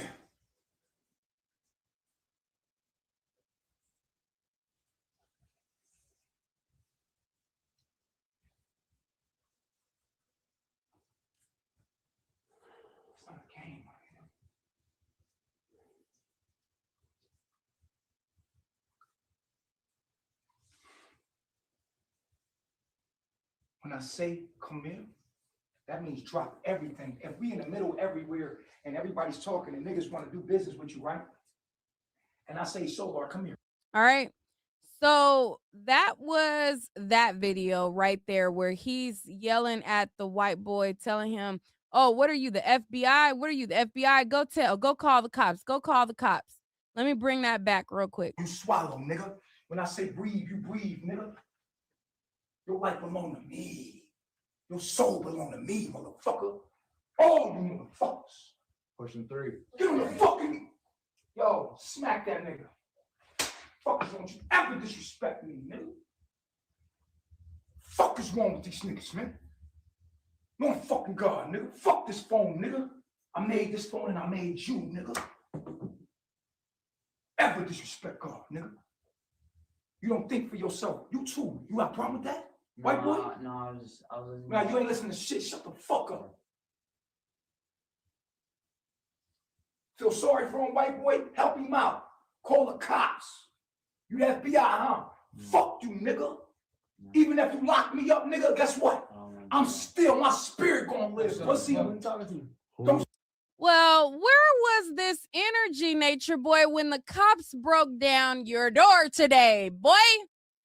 All of that, I'm God, I run this shit, I do this, I do that. You were very, very cooperative when the cops beat down that door today. And hopefully he did, or hopefully he is the one that called the cops. Because now they got you. Everybody 3 feet. Everybody 3 feet. 3 feet. Everybody right here. Hey, we're good. Now, this is the raid that took place today, and he is now apprehended. I watched the live all day today. I've been on live all day. Good. We're good. We're good. What you want us to do? What you want us to do? You open the front door. Yo, get my wallet. Get my wallet on my phone. My wallet. They breaking the door open. Yo, we're good. We're good. We're coming out. We're coming out. We're good. We're coming out. No need to break anything.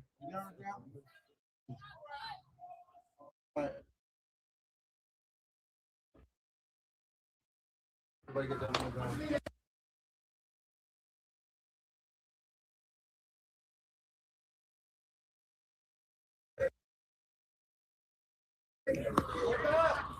Don't shoot. We got a baby. Boy, I thought you was God. Why you saying don't shoot, you got a baby? Ain't you God? Ain't you protected from bullets and all that kind of stuff like that? You said in other lives that you can't die. But now the cops is there, you hollering that you got a baby and don't shoot, and that you God and you don't care. Hold on, wait. What did he say in this video? What did he say? Hold on, let me bring it back. He said he was God. Yeah. Yeah. Hold on, wait. Let me bring it back just a little. It don't matter. Give a fuck if you want. White boy, you can never stop me. I'm God. I'm your nightmare, nigga. I'm God. Okay, where is the energy here? You're saying that you have a baby, don't shoot. Hold on. Don't shoot. We got a baby.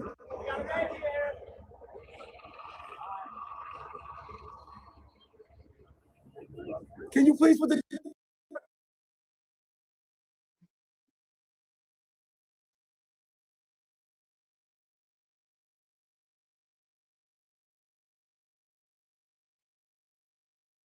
Client, sir, we don't have no problem. We good.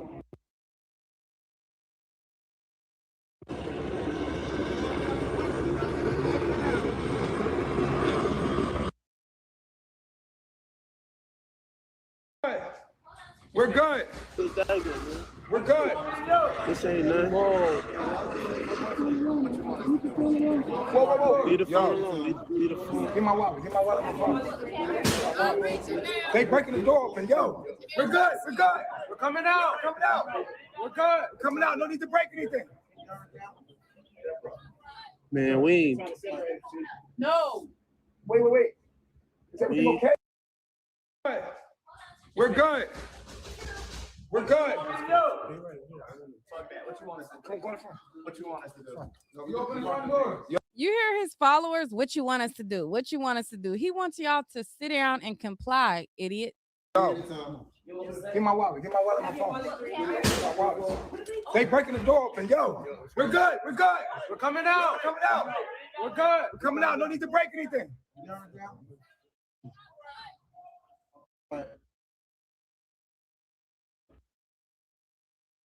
Everybody get that on the ground.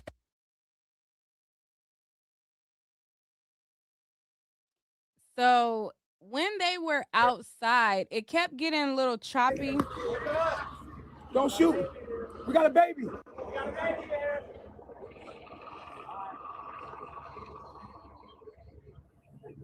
Can you please put the...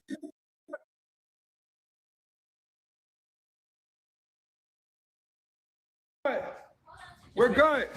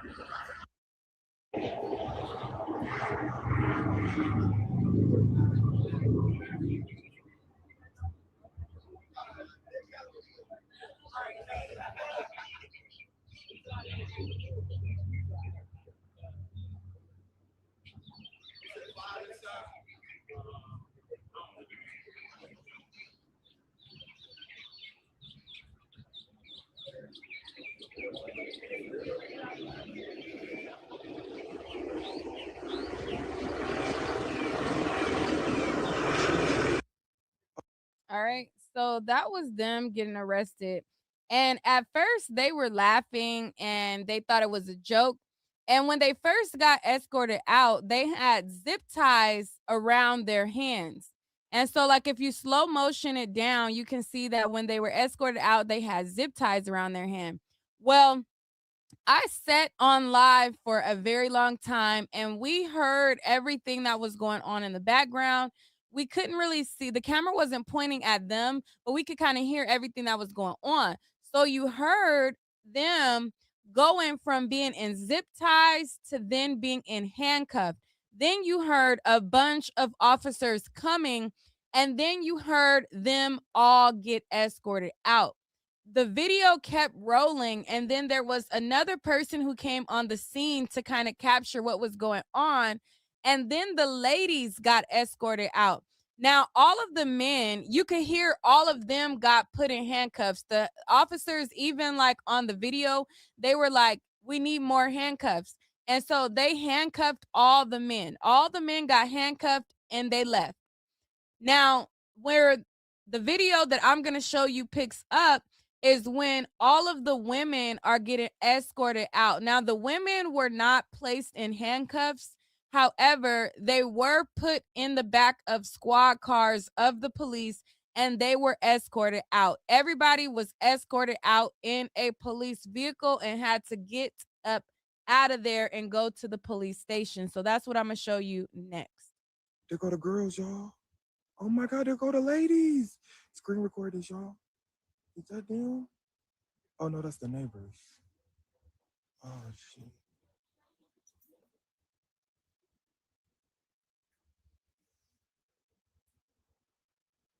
Oh, these are the feds. These the feds. Oh my God. That's a detective. These people been watching Natureboy. There go the girls, y'all. There go the ladies. There go the females. Oh my God, I'm gagging. Oh my God, y'all. I'm gagging. Y'all can't say I'm the best. I'm not the best blogger on this app. I came and got y'all live footage. Girl, shit is crazy.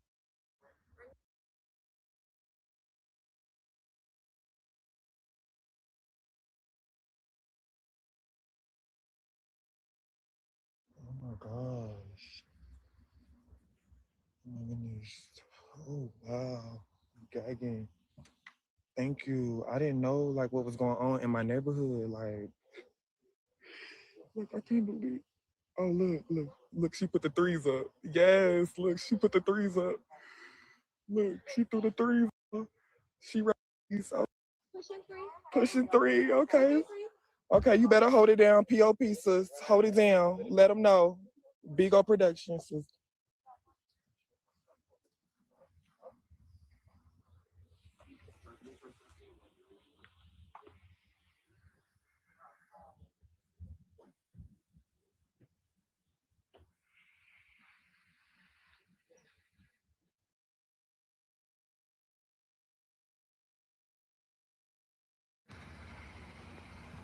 Is that better, y'all?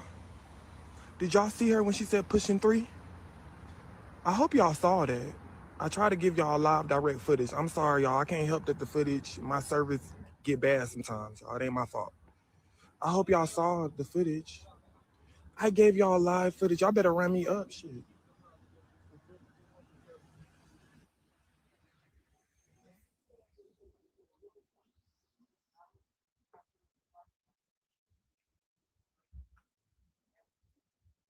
Okay, which one is this, y'all? Is this Zoka, the female with the which one is this, y'all? The one with the baby in her hand. That's Who is Sheba. this? Sheba? This is Sheba. Let me get some words for Sheba. Let me see. No, I'm too scared. I don't want to get too close. That's Sheba with the baby.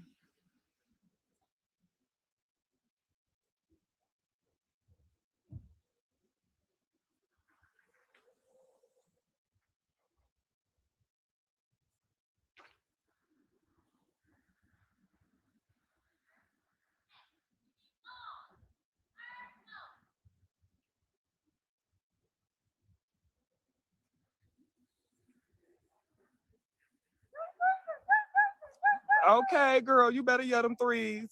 Yell them threes. We hear you. Oh, 3-3.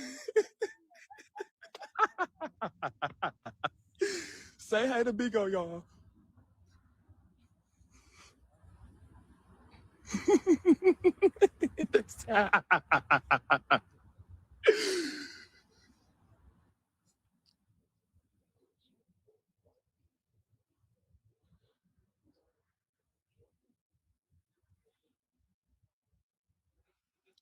All right, so this was the Nature Boy arrest. Then I went to showing basically what led up to it. Nature Boy is streaming this live, and when he has been going live, like I said, he has been escalating. He has been making the women slap each other, smack each other, and he thinks he's so smart, and he thinks like, oh, if I tell them to smack them, it's not me doing it. Nigga, you have control over everything that they do. So whether you do it or you tell them to do it, you're still responsible for that smack. Okay? And so I think that he thought like, oh, okay, well, if I start going live and having them smacked up, if I don't do it, I'm cool. Nah, you're escalating. It's getting worse. You also had the little baby participating in your charades as well. You've been live streaming all of the BS, and therefore people are onto you. The cops are onto you. You've been telling them where to look and see you commit all of this foolishness. But this is him talking about when Natiri served him with papers because of revenge porn. Shit, y'all. Look at this.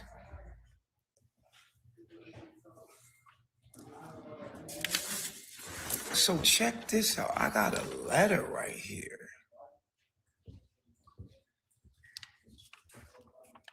Stating that Natiri is taking me to court for revenge porn.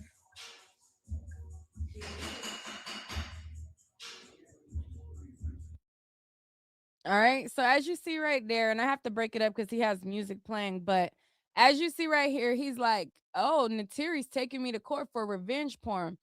So Natiri is a person who left. Now, she got him for revenge porn, but there's no telling what other case has been being built against him. Now, the police and the SWAT and the guns and drawn, that they're not going to do all that for revenge porn.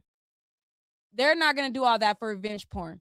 So whatever they went there for today is for much more than that. And I believe that they have been building a case because the T, who's a YouTuber, she showed a message where the DeKalb County Police Department reached out to her and told her to show her the videos that showed abuse. And they reached out to the T, and the T had posted up a message in her latest video. Matter of fact, let me pull that up. She has showed a message in her latest video where the DeKalb County Police Department was like, listen, we haven't seen actual abuse, and so point us to the direction of actual abuse. And in his last lives, he has been escalating with the abuse. Every single live has been riddled in abuse of him having the women smack each other, having the men smack each other, and everything like that. So I believe at that point they were like, okay, now we probably have something to hold him, and we have actual evidence that we can see for ourselves. I'm just guessing, but I'm gonna play a little bit more of this, and I'm gonna show you guys the message that DeKalb County sheriffs sent to the T.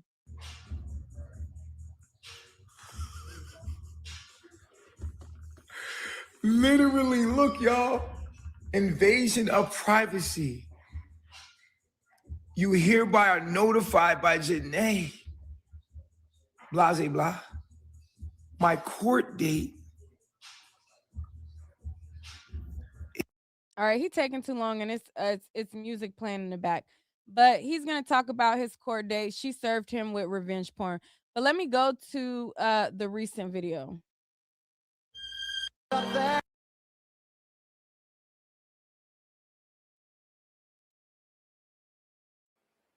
That's what I'm gonna say now. Eligio Bishop is going to prison. That's Velvet's father. May he rest in peace. The T had posted a flashback of that. That's her father resting in peace, saying he's going to prison, and then she's gonna show the screenshot of the police reaching out to her.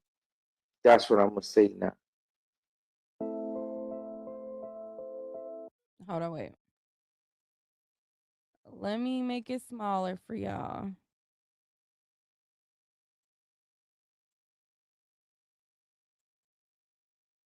All right, so it says, I'm a detective with DeKalb County Police Department. I'm reaching out to you and inquiring of your videos you have of Natureboy. I'm aware you have been following this group Carbonation for some time and have interviewed multiple followers who have left the group. I was hoping you would be able to help me. I would like to get in contact with those who have left, and if you have contact with any currently in the home, as well as collect any videos you may have that show abuse, specifically physical abuse. The videos I have seen have not shown specific physical abuse. If you could share any information you have or videos of abuse you have, I would greatly appreciate it. I will need some information from you as well. I would appreciate it if at this time you would leave our conversation private so that we can continue to collect information before Natureboy becomes aware. All right. And then that is signed Detective Whoever. All right.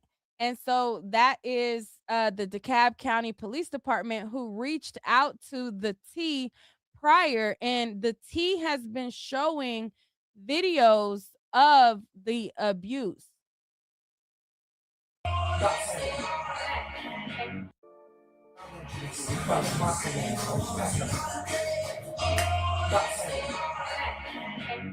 All right. And as I told you guys, it's been getting escalated. He has been ordering the women to turn around and smack each other. Like, he's been telling them, you know, smack this person, smack that person.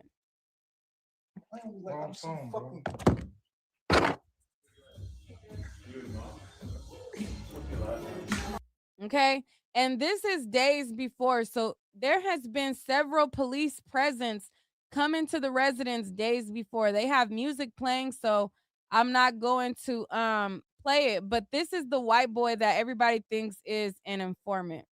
On your face. Back up a little bit. Let them see it. Say the black man is God. The black man is God. I apologize. I apologize. Spare me. Spare me. I tried my best. I tried my best. And I apologize. And I apologize. I failed. I failed. I need you, black man. I need you, black man. To help me. To help me. Show me the way. Show me the way. To build a sustainable civilization. To show me to build a sustainable living situation. A sustainable civilization. A sustainable civilization. I realize the power of melanin.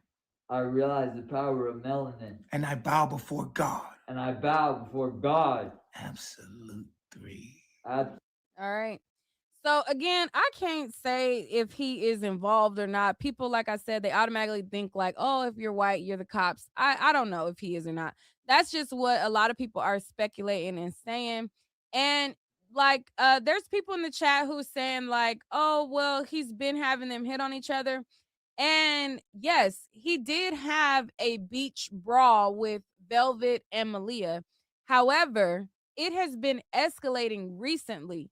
He has never, to this magnitude, had it back to back to back to back to back. Each video back to back to back. Smack this person, smack that person, slap her, slap the. He has not had them hitting on each other to this degree. He'll have one incident, then you won't see physical violence for a long time. You'll hear about it, but you won't see it for a very long time again. Now, recently, he has been doing it back to back to back to back to back in every video. He has never, and I've been following him, he has never had this much shown on video until recently. Okay? So I want to know what you guys think about it. What do you guys think about this newest arrest that they have where he said that they got the baby there? We got a baby. Don't shoot. Don't shoot. What you want us to do? You open the front door. Yo, get my wallet. Get my wallet on my phone.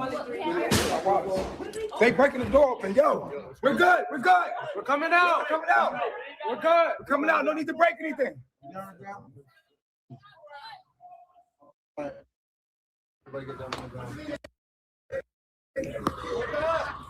Don't shoot. We got a baby.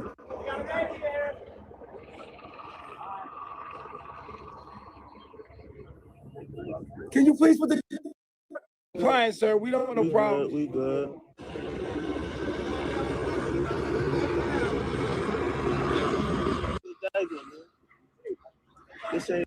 All right. So what do y'all think? Y'all want me to open up the phone lines or what? What y'all want to do? You want to be ballers, shot callers, ballers? What y'all want to do? If this triggered the Subway shooter who had this sort of a mass shooting in New York yesterday, he, days before his massacre at the Subway, he had did commentary and he had did videos about Natureboy. And there was people in my comments and they were like, I wonder if, being that there was his two, like Natureboy was within his two latest videos, and people were like, I wonder if this triggered them to move a little bit faster. Now, I believe that they have been watching him, and I believe that they've been building a case on Natureboy, but people felt as though it's crazy how the NY shooter, he gets arrested today, and then so does Natureboy. And a lot of people were combing through his videos. So people were saying, I wonder if this sped up the process. All right, so that video is on my channel. If you guys want to see it in full, it's called SWAT Team Raided Natureboy, Took All the Men to Jail, and the women were escorted out. This was in 2022.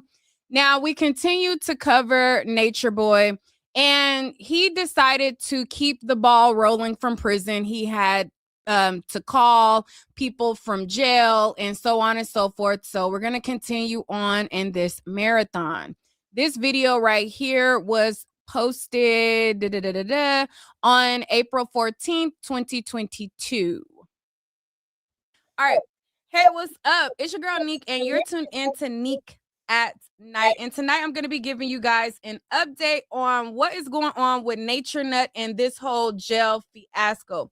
Now, I showed you guys and I told you guys already that he was arrested, and in his arrest, he has now been booked into the DeKalb County, jail. And the charges are serious. So if you guys watch my previous video, you guys see me go over the arrest video. You guys see me go over some of the stuff and the actions that he has been doing.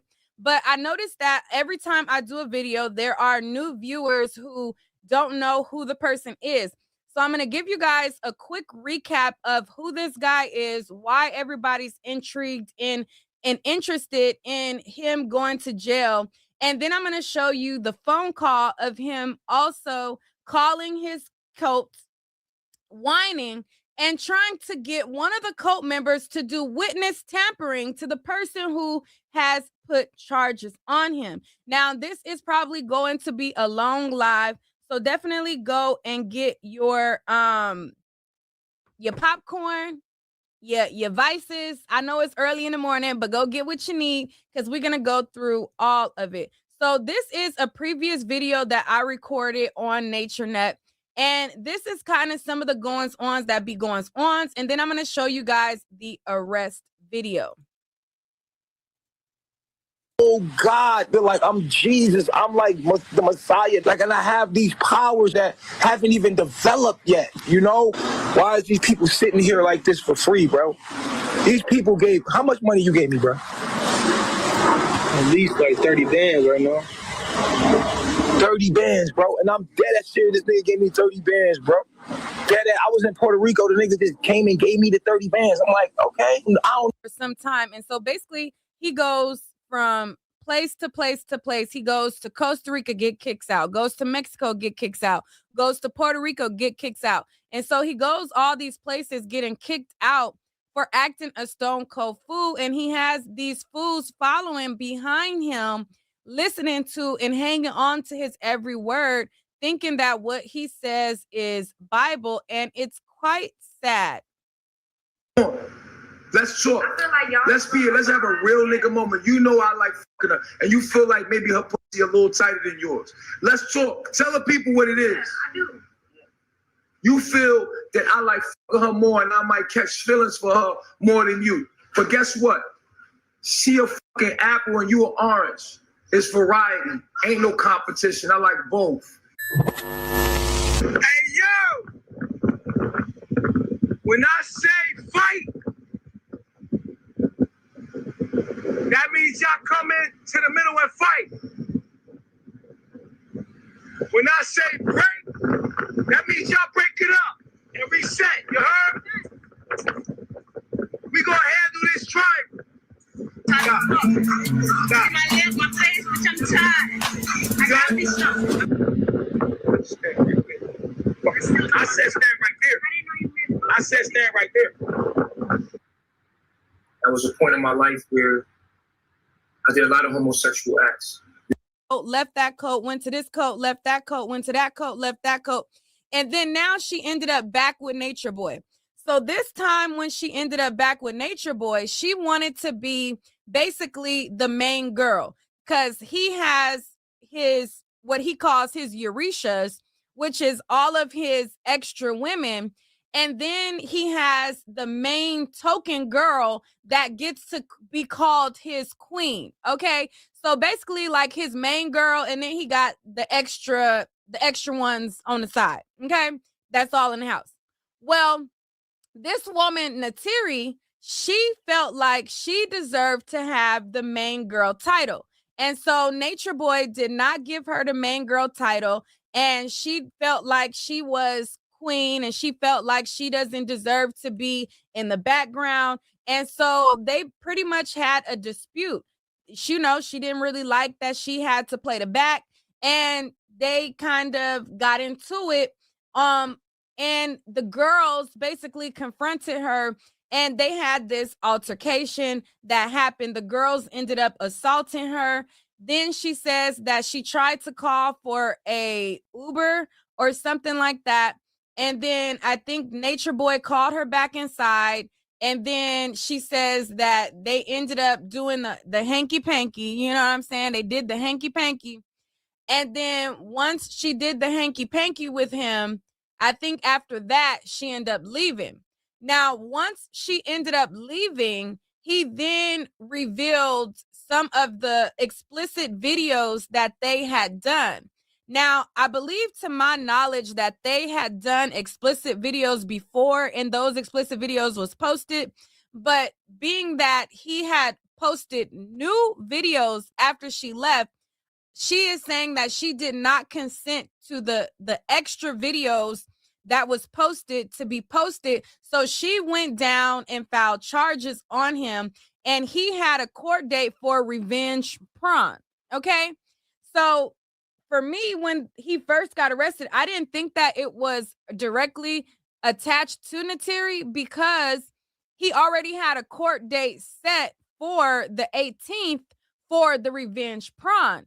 But that is a part of his charges, and she is the catalyst for some of these charges that he has now. So those of you guys who did not hear me run down the charges, he is charged under the name Eligio Bishop. So this is the name of Nature Nut, Eligio Bishop. Okay. And the charge that he has, I think it's like 3 counts of this. It is prohibition on nude or explicit electronic transmissions. Okay. And then on top of that, he also has a R-worded charge. And he has false imprisonment.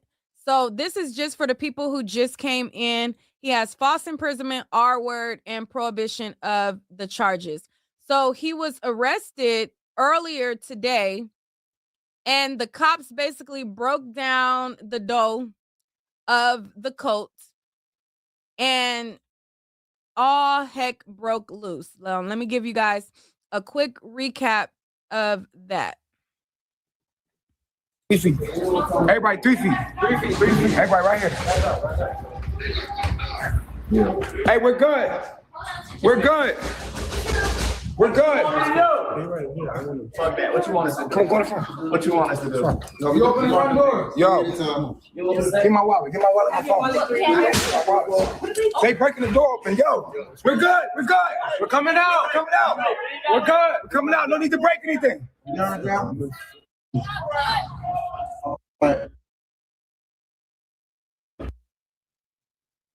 Everybody get down.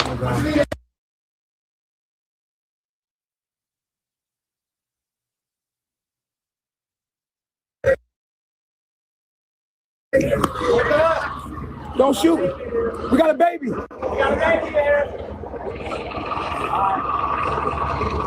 Should have been telling them to bow to you and that the black man is God. Okay? Okay? So sit down. Have you a peaceful night. Y'all can sleep filing possibly PPP loans to give it to him.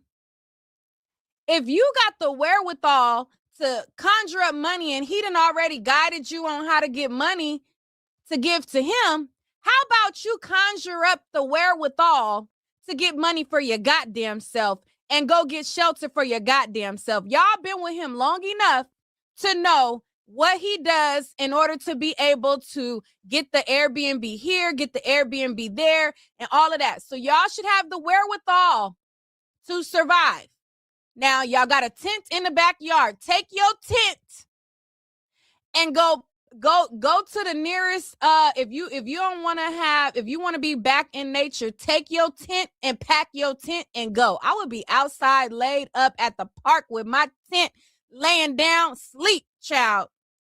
But anyways, let me get to the phone call, child.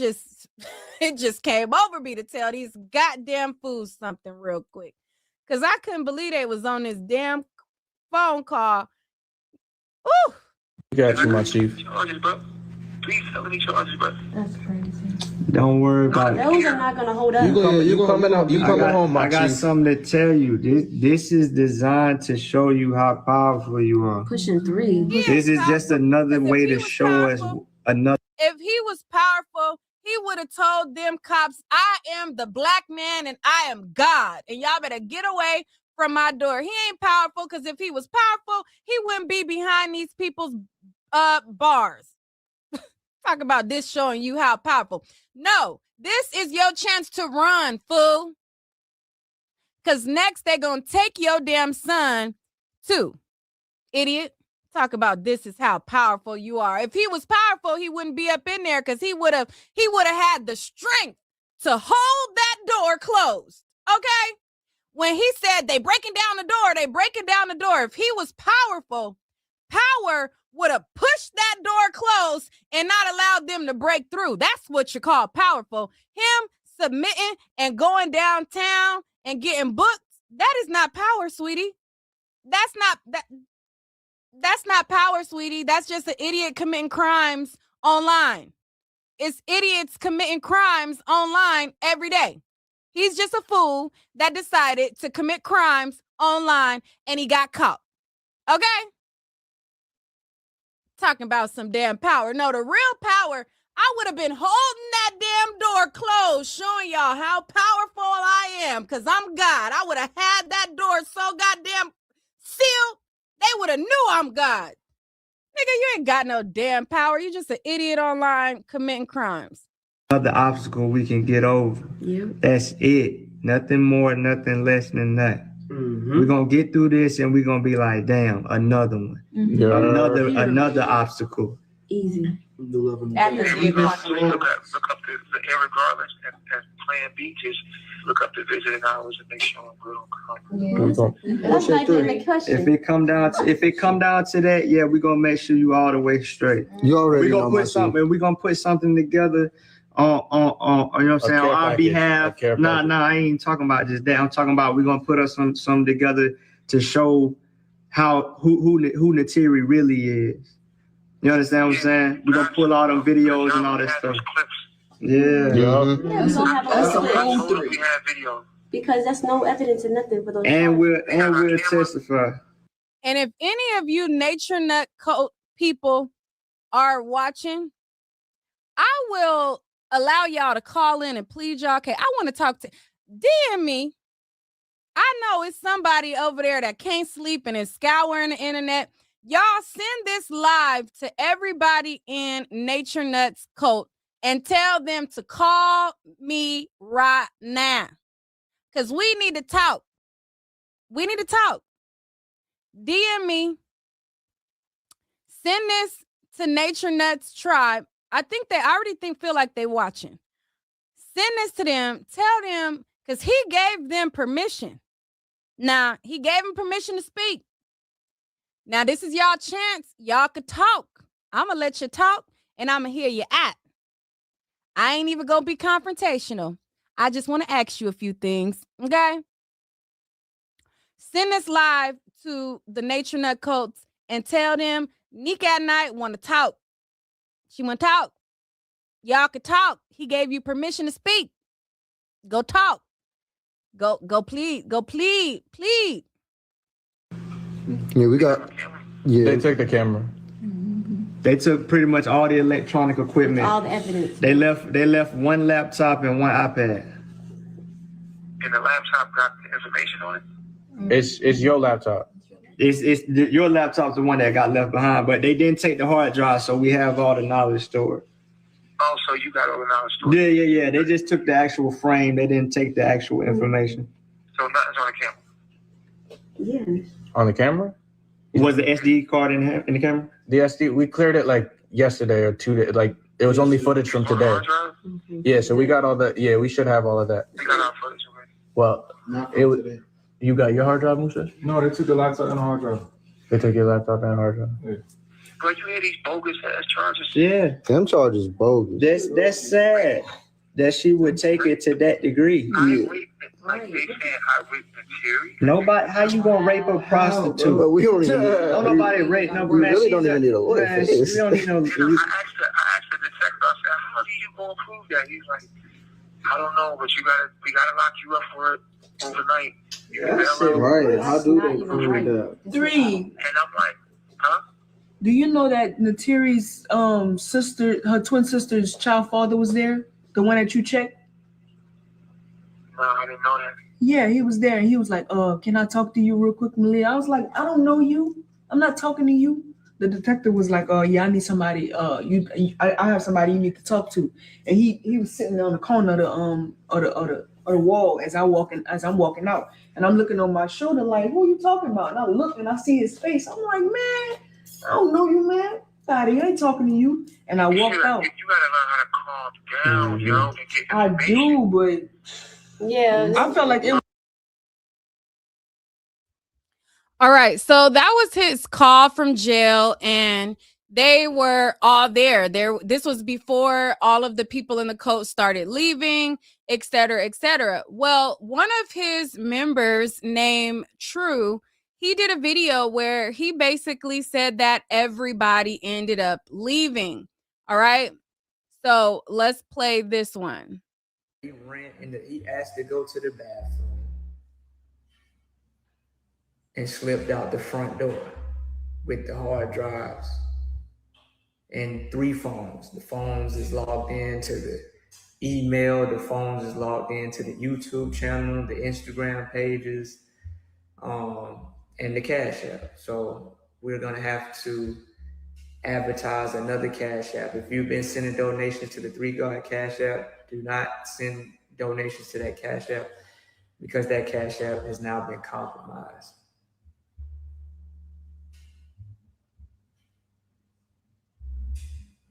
So I'm gonna have to put, no, I'm just sleeping.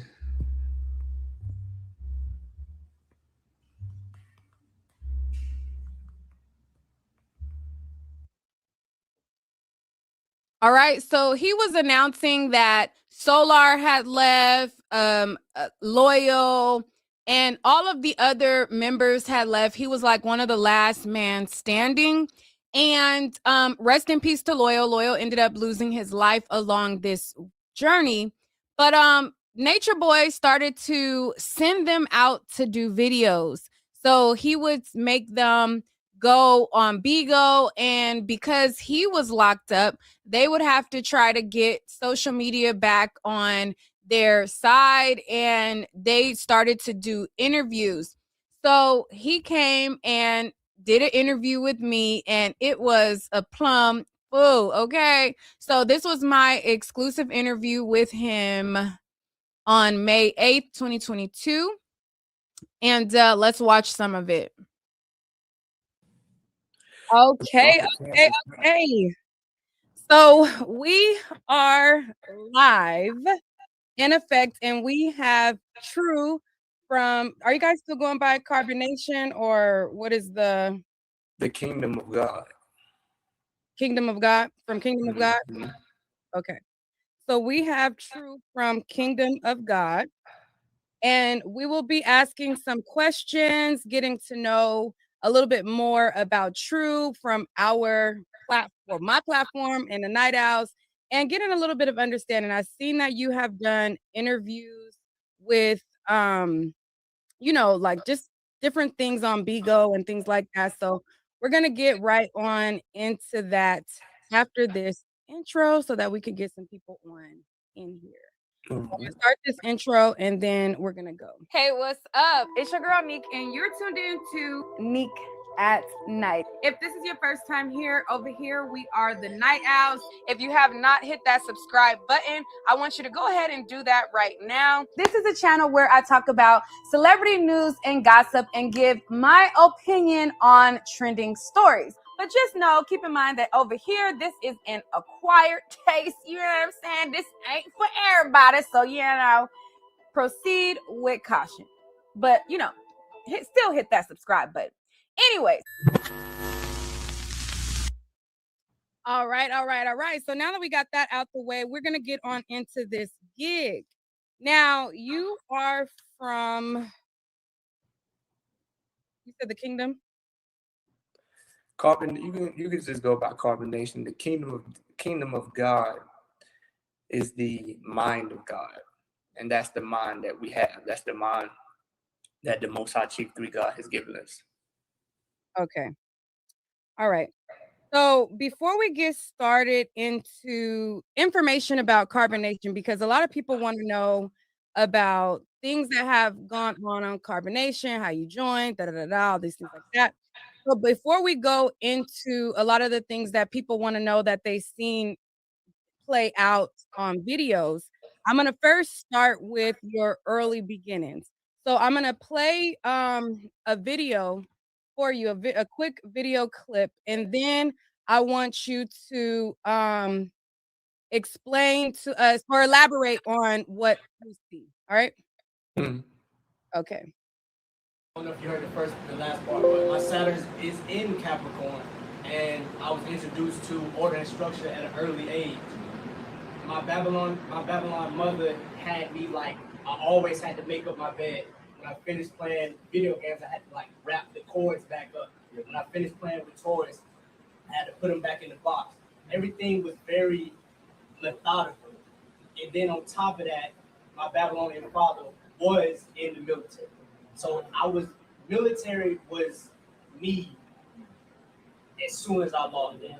So it's easy for me to understand why order and structure is important. You know how you go to somebody's house and they just got stuff everywhere, microwave got old food in it. That didn't fly in my home. Everything had to be precise and lined up in dressed up. So it was natural that I ended up in the military anyway.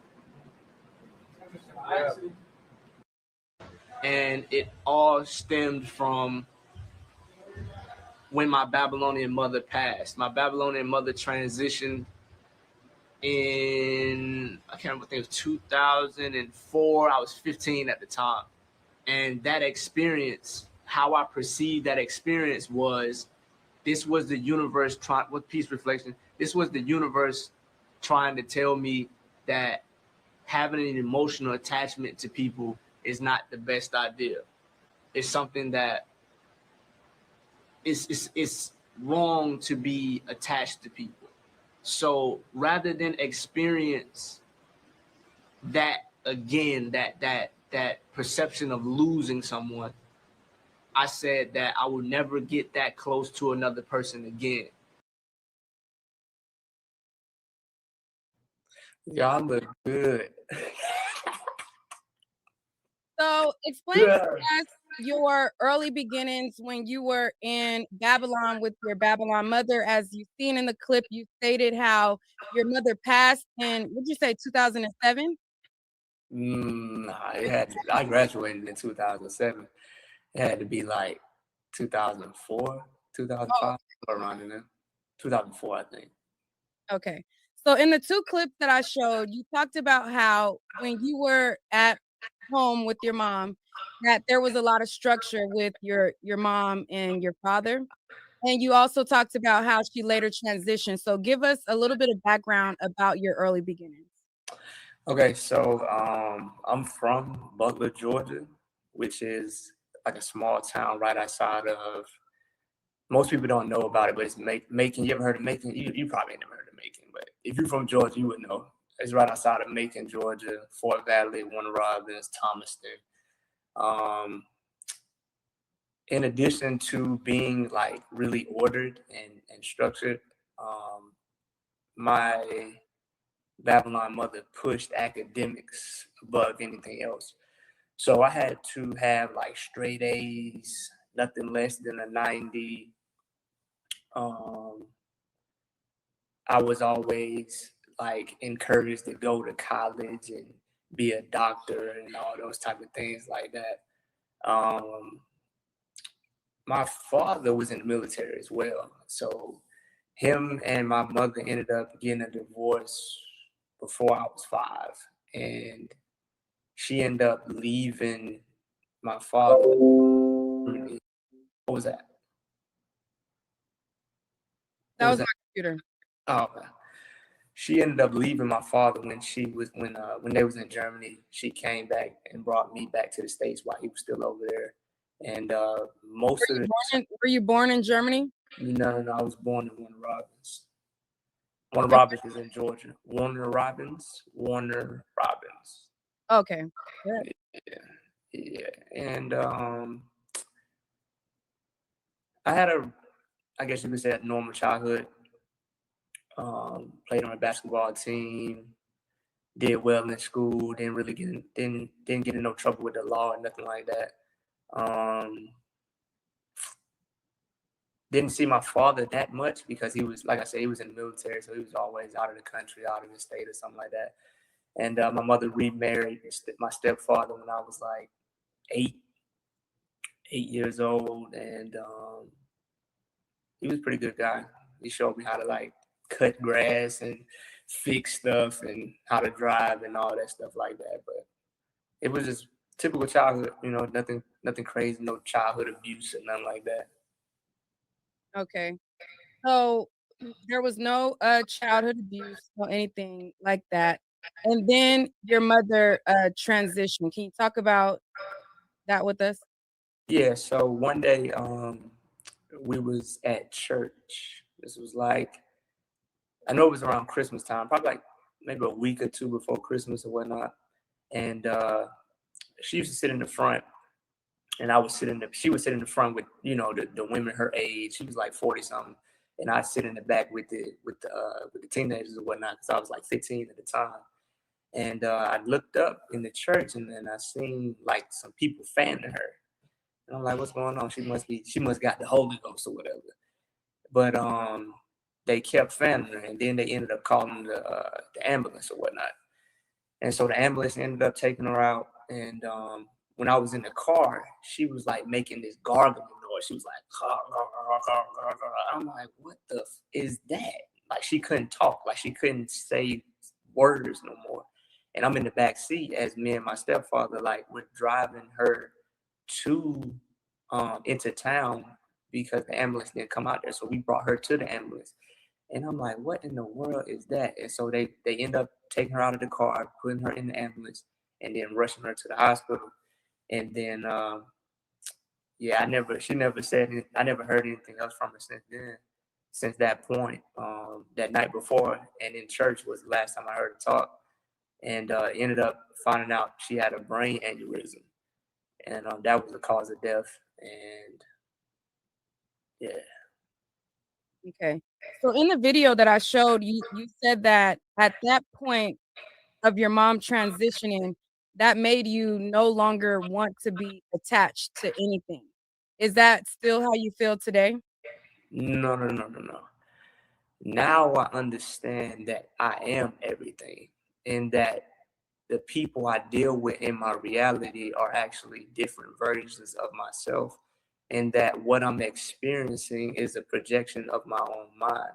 So the notion of being attached to somebody now wouldn't make any sense, because I know that people are just extensions of my own mind. And what people are here for in your life is for you to learn something through. And so it's not the person that you're supposed to be attached to. You're supposed to learn a lesson. And then when that lesson is learned, you no longer need that person.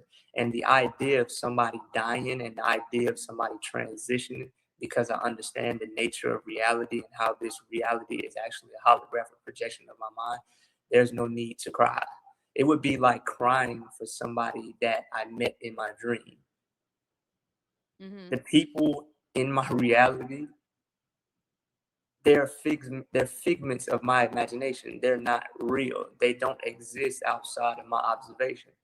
So the only way that people can be sad when they lose somebody is when they don't understand the nature of reality and how it works. Okay. I want to ask you more questions and go deeper into that. But remember when I was telling you I heard a static in the chat, they're also saying that they hear the static as well. So I think it might be, I don't know, something. I don't know if you have to go out and come back in, or there's a static though. Okay, I'll leave and come back in. Okay. All right. So we are going to hear more in a second. But yeah, that there's like a static. So I want to see what that is about. Hopefully he comes back soon. Those of you guys who didn't see the video that we're referring to, I'll play that in the meantime until he comes back. And it all stemmed from when my Babylonian mother passed. My Babylonian mother transitioned in, I can't remember, I think it was 2004. I was 15 at the time. And that experience, how I perceived that experience was, this was the universe with peace reflection. This was the universe trying to tell me that having an emotional attachment to people is not the best idea. It's something that. Okay, he's back. All right, let's see if there's still static. Talk. He's still here. No, it sounds better. Does it sound better, chat? Matter of fact, let me turn you down.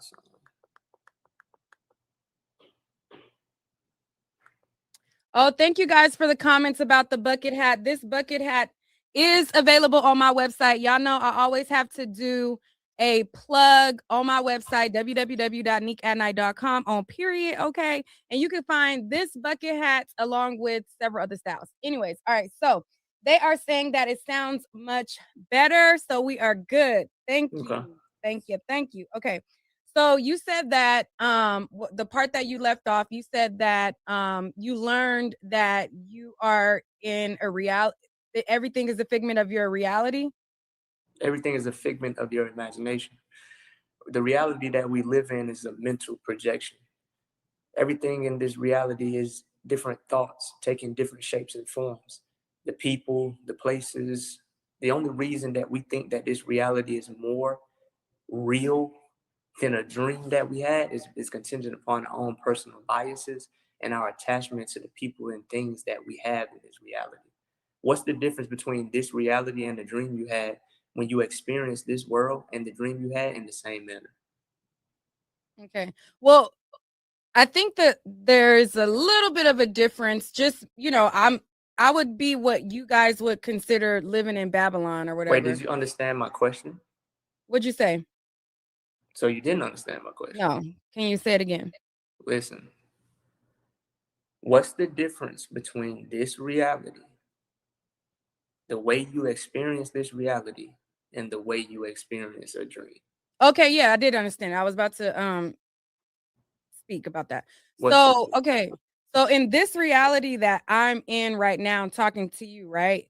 Like I have to like once I get off of here talking to you, like I gotta worry about like paying bills. I gotta be, worry about, how my life is going to move forward on a day-to-day. When I go to sleep, I don't gotta worry about money, I don't gotta worry about food, nothing. But then I get woke up, I gotta pee, and the I regular don't think you functions happen. understand. I don't think you understand the question still. Maybe I don't. Okay. So when I ask you, what's the difference between the manner in which you experience this reality and a dream? I'm referring to your perception.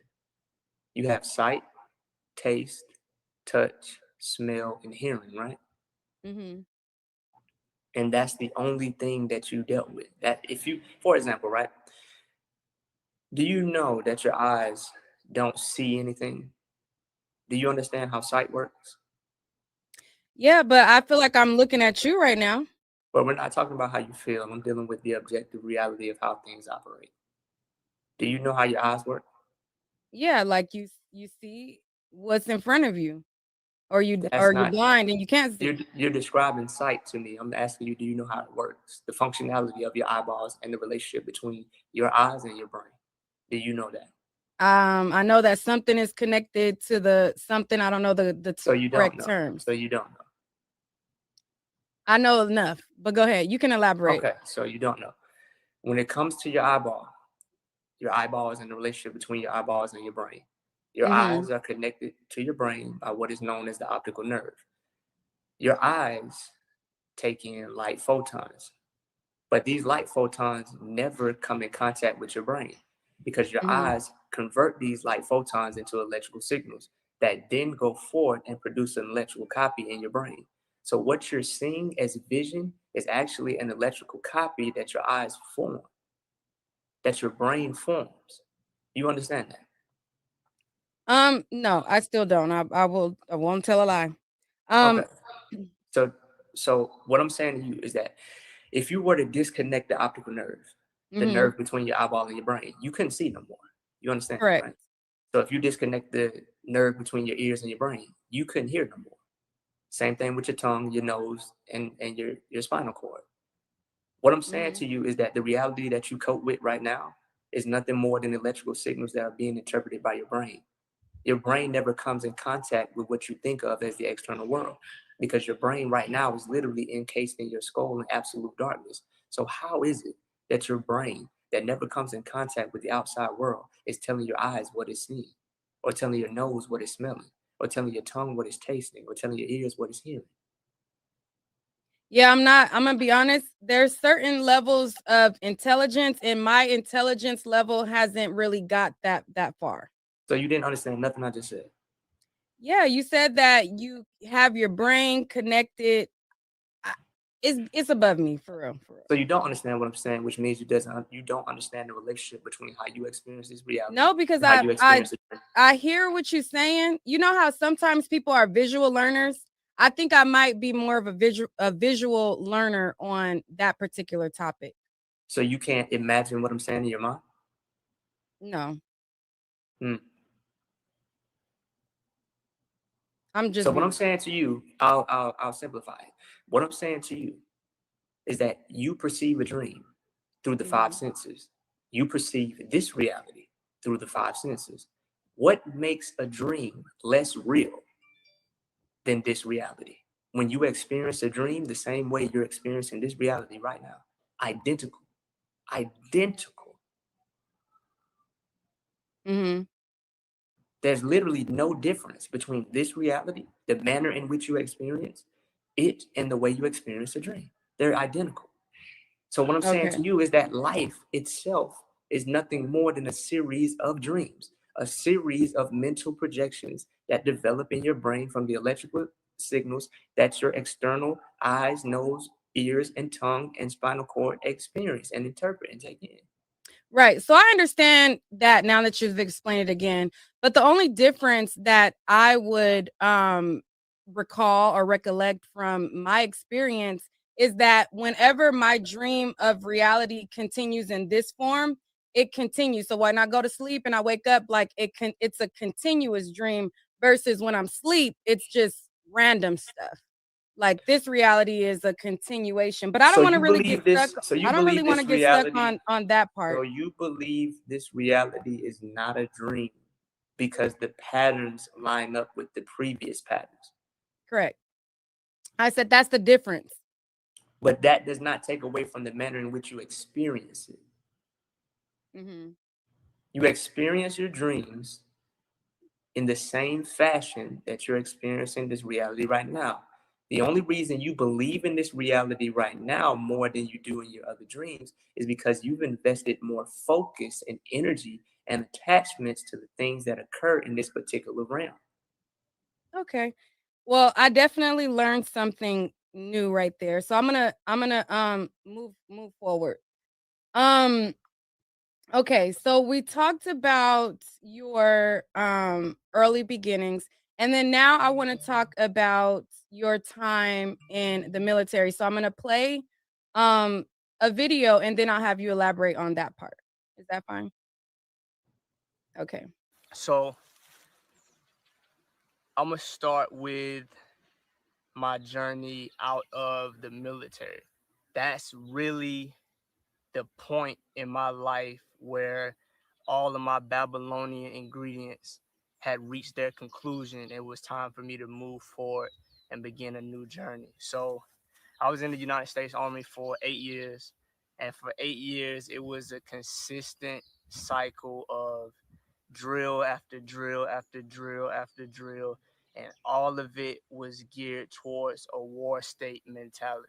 Everything was designed to get us focused, get us paying attention to detail, get us in the constant state of being flexible, because at any moment you could pack up, boom, bam, you got to go overseas, you got to go to a new state. All right, and there's one more video. So if you're not familiar with the military, they take us through basic training, which is a series of simulated warfare events that condition your mind to be desensitized so that you can go out and do the things that the military is doing to people throughout the earth plane. So I was subjected to images of people getting their legs blown off, getting the back of their head blown off. Peace, reflection, see clear. I like that. That's dope. People getting their head blowed off. Medics coming to try to patch somebody up. People's brains hanging out. All of these things. This is in basic training. They're conditioning the minds, and then they try to get their children. 18 is not an adult. All right. So after that, you talked about how the military tries to recruit people at the age of 18, that they're not an adult. So I want you to elaborate on that. And I would like to know, in Babylon, we would call it PTSD. Are you familiar with that term? Yeah. Do you think that you suffered any forms of PTSD? No. Do you feel like you were negatively affected by any way in being in the military? And before you answer, I just want to say, are you familiar with the term code switching? Code switching? Uh-huh. No, I have no idea what code switching is.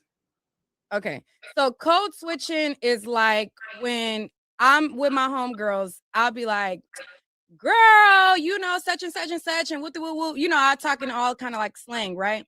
And then like when I go to my job, like if I go to a 9 to 5, I'm like, hi, may I help you? What can I do? You know, and I talk very proper, or you know, I can switch between talking like in my vernacular that I have with my friends to a different vernacular that I have with my work life.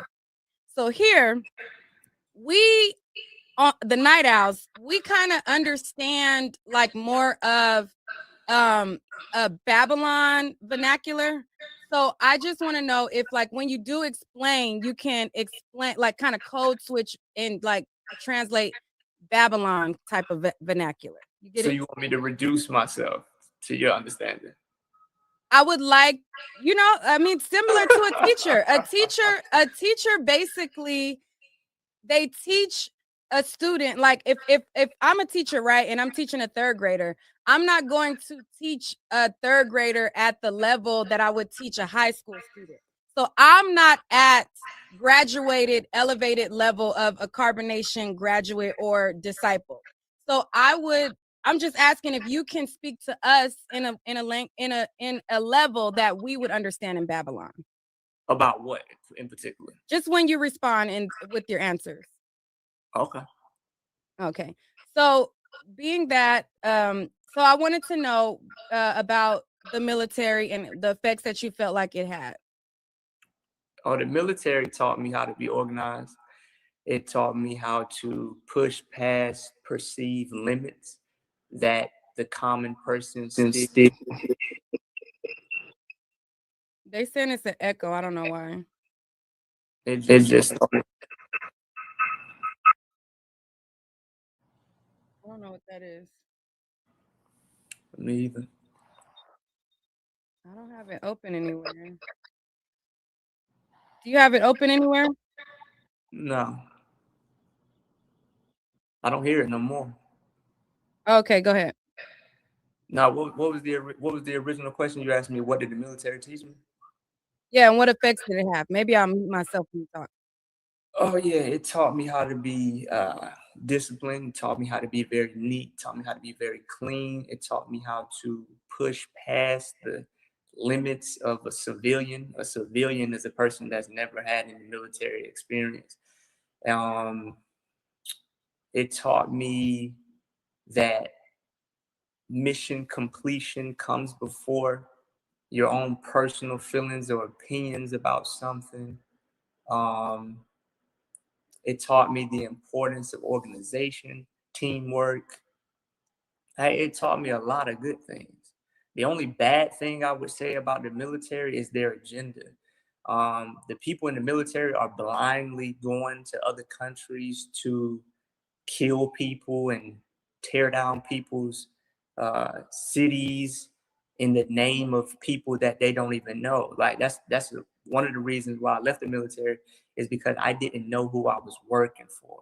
I didn't know if them Iraqi people or them Afghanistani people did anything to America anyway. They didn't do nothing to me. You know, and then I thought about it. What do I look like as a Black man defending America after the relationship that America has had with my ancestors? Didn't make any sense. I had woke up to what I was doing, and I realized I was being manipulated by money and benefits. I can't hear you. I can't hear you. Okay, so after you was no longer in the military, what was the transition from the military to carbonation? So I'm gonna play a video and then I'll have you respond. Reflection. Who are we? Carbonation. What is carbonation? The Christ conscious. Who are you? Angels of the Most High. Divine angels of light. Who am I? The Honorable Master Teacher Natureboy. Commander-in-Chief of the Earth Plane. My highest self. Who am I? Queen Eliana. Commander-in-Chief of the Earth Plane. My highest self. Where do you come from? The highest frequency of the sun. And what is your mission? To collect the elite and convict the weak. Reflection. All right. So looking at that, it reminds me a lot of the military. Do you think that the military prepared you to be a part of carbonation? And you talked about the agenda of the military. What do you feel like is the agenda of carbonation? The agenda of carbonation is to teach people divine knowledge of self so that we can stop acting as cancer cells upon the planet and start living in tune with the planet like every other creature on the planet. The Most High Chief, Three God, teaches us that there's only one thing wrong with nature, and that's human nature. If you look at the behavior of millions of species on the planet, birds, insects, amphibians, reptiles, there's only one thing wrong with this planet out of millions of species, and that's humans. So we understand that in order to create heaven on earth, all we got to do is fix the psychology of humans, because everything else on the planet is able to sustain itself without destroying the earth, without polluting the earth, and also without working for money. So human beings are suffering from a psychosis of thinking that they need money to survive in the presence of a full ecosystem that has no concept of money at all. That is a psychotic disorder that needs to be addressed. Money is acting as a middleman between you and what you actually need, which is resources. You need water, you need fresh air, you need food, you need shelter, you need family, healthy people. Everything else in nature has that without money. So why is it that the human being believes that they need money? Because of the system that they're subjected to, because of epigenetics. Dr. Bruce Lipton shows that epigenetics confirms that human beings cannot be any greater than the environment they're exposed to, just like cells in the culture medium or in the petri dish. Okay. So being that we are now in a system that does require money, can you elaborate on how you guys navigate through that, being that you need money to survive? So when you look at the Bible, right, Jesus says, render unto Caesar what is Caesar's. Now, we're not oblivious to the system. Of course, we have to maneuver through the system, and it requires money to maneuver through the system. The difference is that we don't give our mind or our soul to the system. You don't see me clocking in nowhere. You don't see me going to a job. I do not believe in working for money. What we should do is we should take the money to utilize it as a tool to get out of the system, not continuously create a cycle or a new generation of people that's going to go right back into it. That's the difference. Okay. And we don't pride ourselves on money. Money's not the answer. What's really the answer is morality. If we all treated each other fairly, if we all treated each other as if I was you and you were me, if we treated each other as an extension of ourselves, then nobody could go hungry. Nobody could be thirsty. Nobody could be without shelter. Nobody could be without the proper attention or acknowledgement that they need. It's clear that money does not bring happiness, nor does it solve problems. Because if that was the case, then that means that every lottery winner should have an increase in their life and the quality of their life, but they don't. There's horror stories when it comes to lottery. So money doesn't do anything but amplify who you already are. Money doesn't heal anything. What heals a person is their change in perspective, because all is mental. All right. So being that you said that you do understand that you have to navigate through life with getting money, if you are not willing to work a job to get money to continue to navigate, why is it okay for you to request Babylon dollars to fund your navigation through the system? I don't request Babylon dollars. When you ask people to donate to the Cash App? I don't ask people to donate. I just let them know where they can. I don't ask nobody for nothing. There's people out there that want to donate.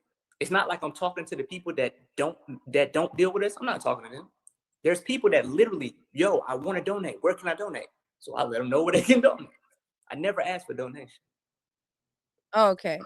So you just rather tell them if they want to send their Babylon dollars, they can, but you're not asking them to send their Babylon dollars. The only thing I do is say, this is the Cash App. But isn't that the same as asking them for money? How is that different? It's different because I'm not saying I need money, send the money. I'm not needing. No, these are people that want to donate, and when we create an avenue for them to do that. Doing things for money would mean that I'm coming on your platform because you're giving me X amount of dollars, or I'm teaching for, hey y'all, I'm coming to teach because y'all are giving me X amount of dollars. I don't do that. That's against the law. That's against living in tune with nature, because everything in nature is of service to something else, and it doesn't require a payment. So I don't believe in working for money. I don't believe in going somewhere or doing something solely for the purpose of exchanging it for money. Okay. So when you get to a point in your navigation through, when there comes a time and the people have given all of the money that they want to give, then what will be the next plan to continue to navigate, being that you still need money? Oh, you're asking me for plan B.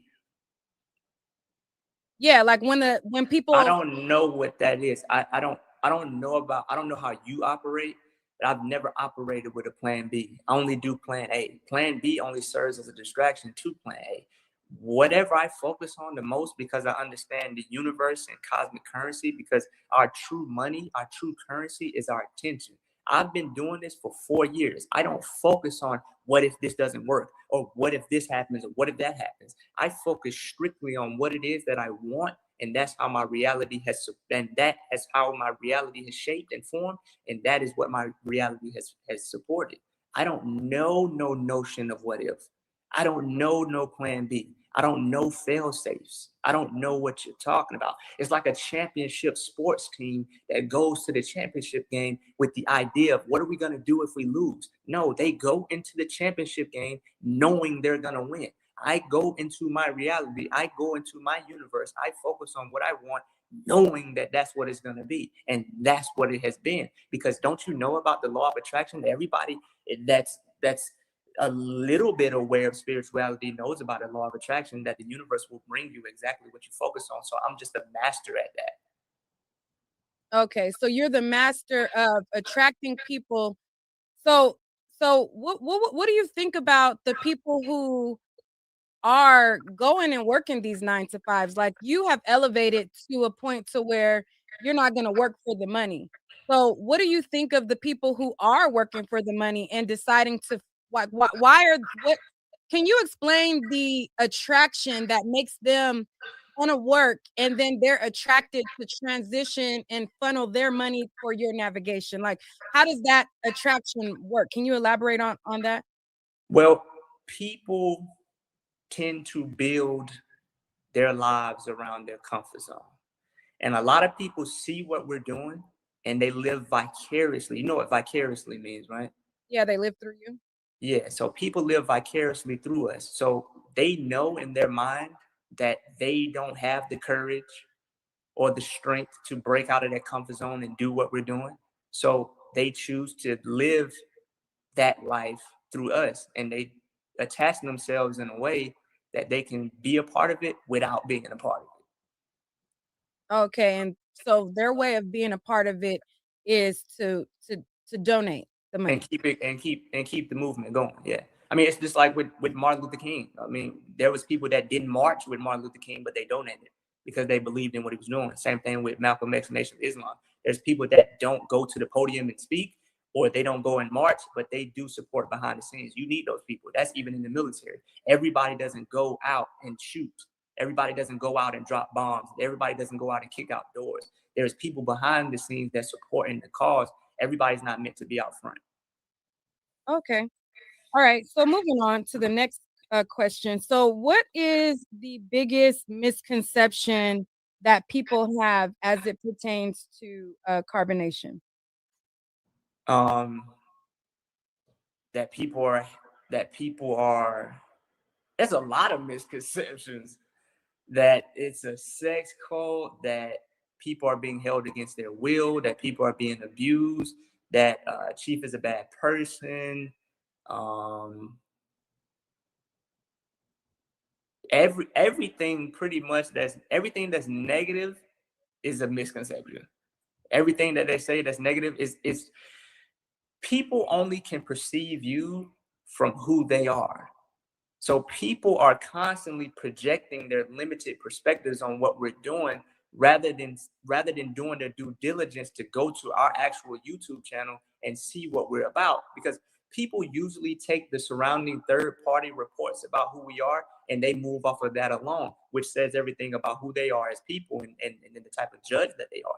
But rarely do people go to our YouTube channel, which is 3 God TV on YouTube. It's right there. It has almost 1,600 videos of knowledge, of teachings about science, astrology, biology, quantum physics, melanin, grounding, psychology, cosmic currency, generational curses. It's a lot of content there. So a lot of useful information there. But most people don't penetrate past the stupidity that's promoted around it to actually get to the core of what we stand for and what we're about. So the misconceptions are going to be continuous until people actually take the time to go to the source of what we are rather than taking it from somebody who's perceiving us from a negative narrative. Okay. So you said that everything that people think that is negative is a misconception, but the things that are positive are not misconceptions. Those are As far as what this is what we're about. We're about teaching knowledge of self that allows people to free themselves from the European Babylon mindset that they exhibit every single day. Like, for example, people are trapped in fear of what life would look like without money. People fear that. People really can't grasp it. They really can't grasp the life without money. People would like to say, well, don't you need money for this? You need money to survive. Well, I keep telling people, look at nature, look at every animal around you, in the ocean, in the jungle, in the air. None of them have money. How are they surviving? Duh, they're surviving off of the earth because the earth is the source of our life. The sun is the source of our life. You don't need money, bro. And when I say you don't need money, I'm talking about in the kingdom of God, in the kingdom, in heaven on earth. You don't need money. I'm not oblivious that's in play and how you need money to maneuver through it. I'm just saying people use your money to bring yourself out of it rather than staying in the continuous cycle of it. okay. So I'm gonna go to one of the misconceptions that you mentioned. You said that they think that 3 God. All right, so this is 40 minutes into a 3 or 4 hour interview. If you guys want to see this, it is titled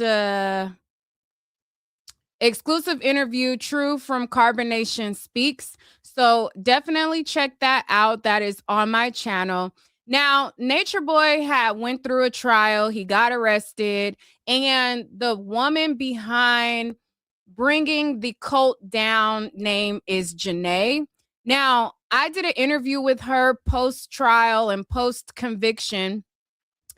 And I want to go and highlight that interview. Now, I was big as a house child. I was like, oh, girl, this is when I was really, really getting big. But it is what it is, child. This is when them fibroids was coming on in, honey. And the weight gain was weight gaining. So we're going to switch gears to the interview with Janae. And we'll jump around to different things. All right. And for the people who are just now coming in, the reason why we are going over all of this is because there's going to be a documentary on Hulu, and they're going to be going over everything that happened in the cult. Yeah. So I just wanted to give a refresher on my channel on things that we covered within this cult. Hey y'all, so today we have a very, very, very, very, very special guest. And I cannot wait to talk to her about all the goings-ons that's goings-ons. Now, she is a special guest. Now, it's not often I say special guest, okay? We're going to treat her as such. We're going to treat her like a special guest. She is in good hands over here. If y'all want to be nasty somewhere else, do that somewhere else. But we're going to get right on into this interview right after the intro. Hey, what's up? It's your girl, Neek, and you're tuned in to Neek at Night. If this is your first time here, over here, we are the Night Owls. If you have not hit that subscribe button, I want you to go ahead and do that right now. This is a channel where I talk about celebrity news and gossip and give my opinion on trending stories. But just know, keep in mind that over here, this is an acquired taste. You know what I'm saying? This ain't for everybody. So, you know, proceed with caution. But, you know, still hit that subscribe button. Anyways. All right. So we have Janae, and I'm going to give her a brief introduction, but you guys will hear from her own introduction. But I got introduced to Janae from being a member in Carbonation. We seen her love story with Solar play out, and then we seen the situation with Natureboy where she was a victim and this whole case was brought about. Now, that is my introduction to her, but I want her to introduce herself to you guys and give you guys her proper introduction. Thank you so much, Neek. First of all, I want to pause it right here. Stevie says, and hopefully Neek makes an appearance on the Hulu doc. Now, we're going to have to wait and see, but they did contact me when they were making it. So we'll see what makes the cut. You know, I was told that, you know, you might. I don't know. We'll see. To what extent, I don't know. But I was contacted when they were making it, and we'll see what happens. You know, editing and all of those things, you know, we don't know how to edit. We don't know how the edits be, but we shall see what makes the cut.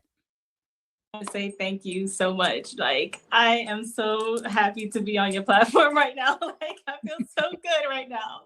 Hi, everyone. Peace, love, and light to you all.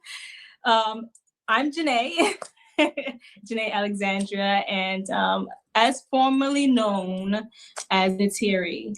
And I am a cult survivor and now author. And I cannot wait to get into this chat with you all. Okay, so we're gonna brace ourselves into here slow. So what I do normally with most guests is kind of bring a couple of interactions that you had within the cult. You tell me how you felt in that moment. And then people could kind of see how you were in that situation. And then you can just elaborate on how you felt. So the first video that I'm going to pull up, and these are not in order of like when they happen. I just pulled up a couple of things where I thought like they were kind of like key things to me. So let me pull up. The first video that I'm going to pull up is a video where your sister, your twin sister, came to you and tried to give you one of your checks, and she wanted to be able to be like in your life, and Natureboy was kind of like having a fit about it. So let me pull that video up and then we will move from there. Okay. All right. So hold on. Which one is it? Wait, why is it not showing up? Oh, wait, no. Hold on.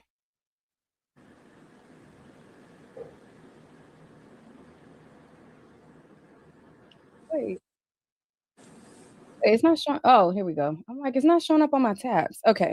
I know that. Yeah. And I didn't opt in to be on live, so. Oh, okay. Yeah, we record everything. Yeah, it's interesting. You're not on there. Huh? You're not on there, by the way. Oh, okay. I just see you in the general vicinity. It's so not I don't you know what exactly the lens is looking at. So. Right. Yeah. It's just the sister. Okay. I got it. figure out what the vibes is right now.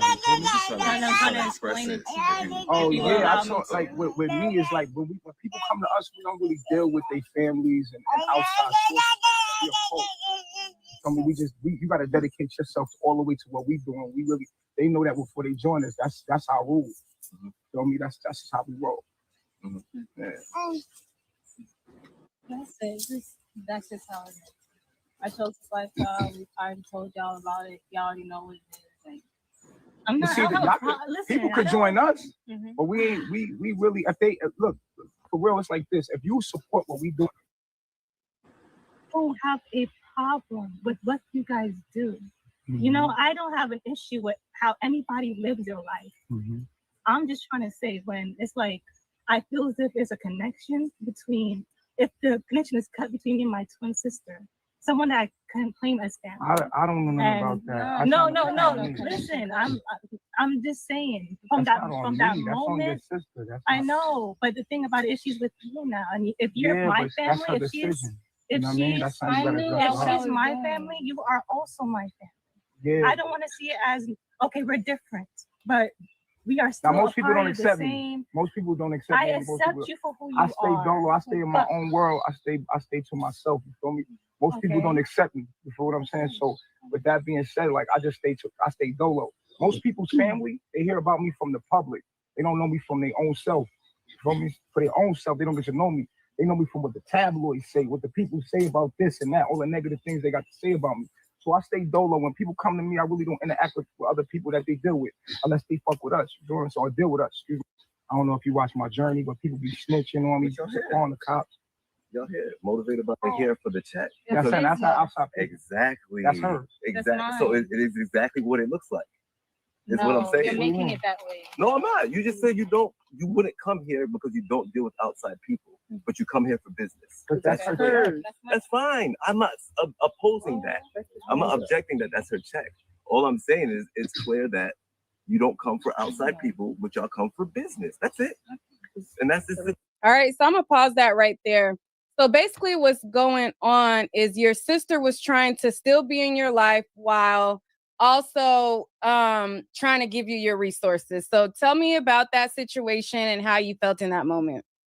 I felt confused in that moment. I'll tell you exactly what happened. So me and Natureboy and the wives, we decided to go to Conyers, or where that was Conyers, Georgia at the time, to pick up a check that I had got because my twin sister told me a check came in the mail.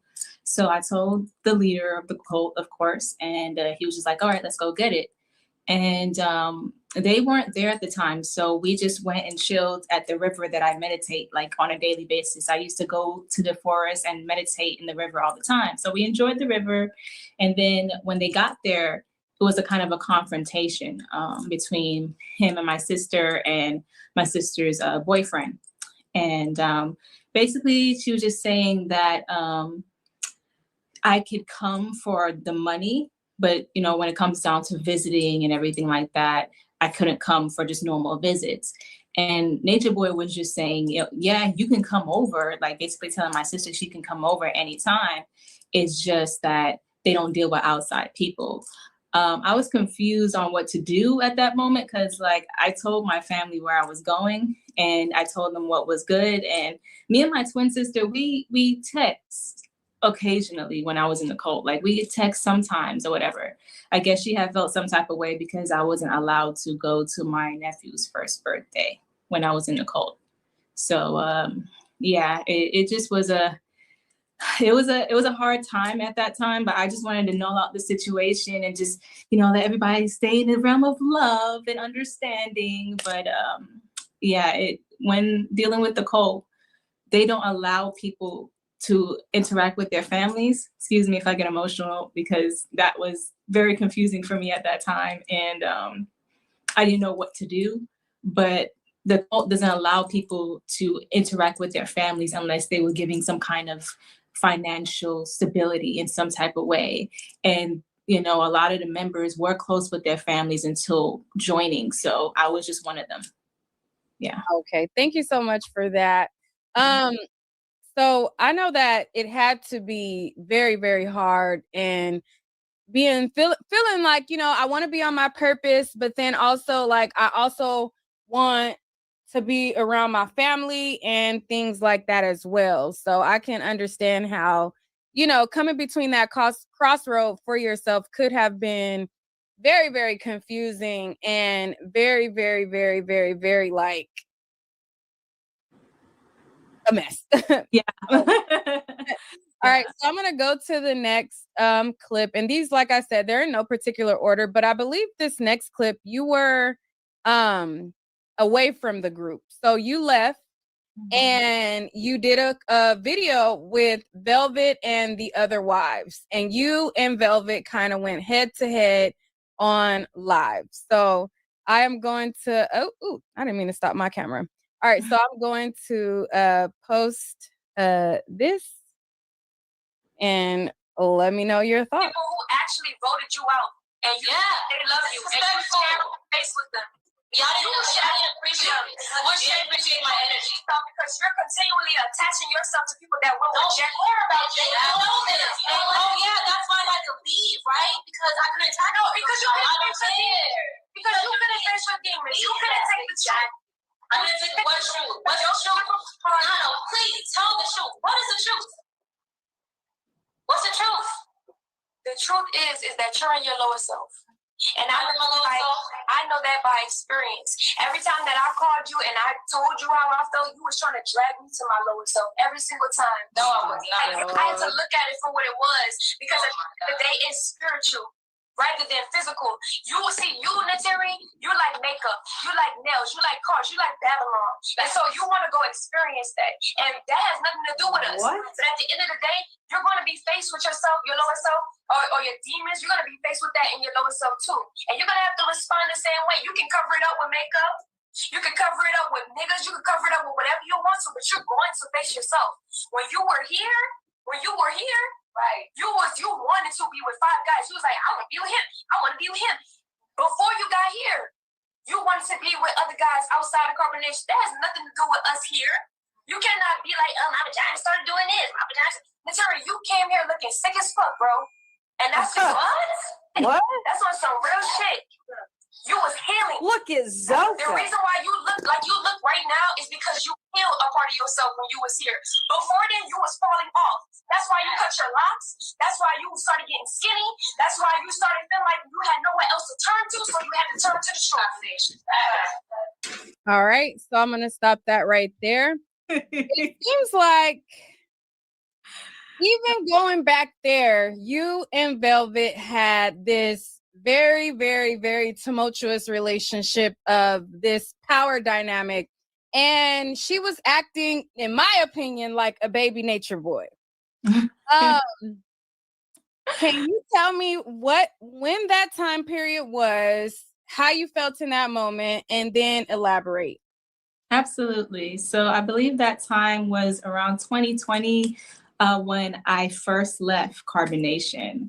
And this was after we went live. We, as in me, Shaka, Azine, and Star, did a live exposing Carbonation. And this was because they told me that her name was Nana G at the time. They told me that Velvet, Nana G, was surrounded by the cult members and beaten up in the middle of the circle. And just thinking about it, that made me so angry and so upset with the cult and with Nature Boy and the whole just false perception that they were giving to the public, that it made me want to speak up about it. So that was after that. And as I was speaking out, because they were just pretending like everything was normal and going back to regular scheduled program. And I was speaking out, they caught me speaking out and wanted to battle me, I guess. So I guess Nature Boy told the women to gather around and try to confront me on camera.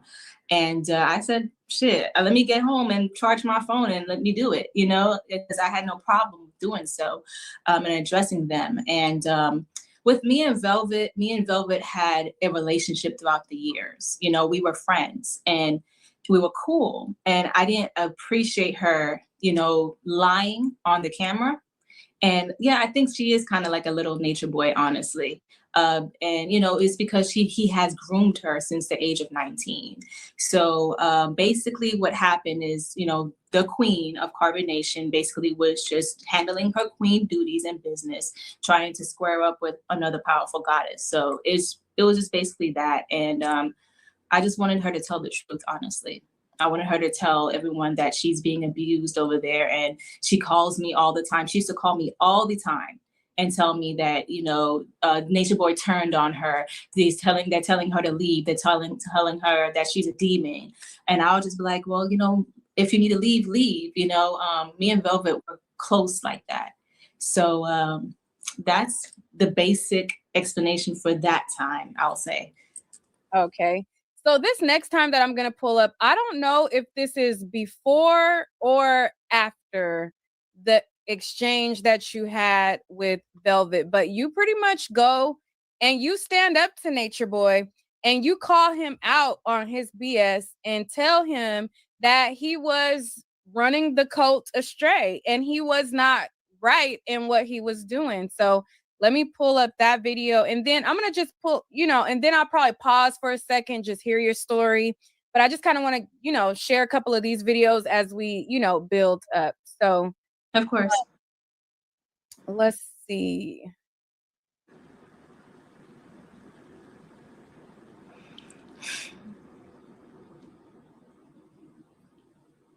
Why are you saying what's going on? What? Why am I saying what? My niggas so much. What's going on? And why New York and me, I'm from New York, so I didn't now. Nataria, I did not want to do this in public. Why do we have to do this publicly? Why can't we talk like because it got out of hand, Baba. It got out of hand. You're not supposed to be doing that. You know you're supposed to be leading it better. You doing this?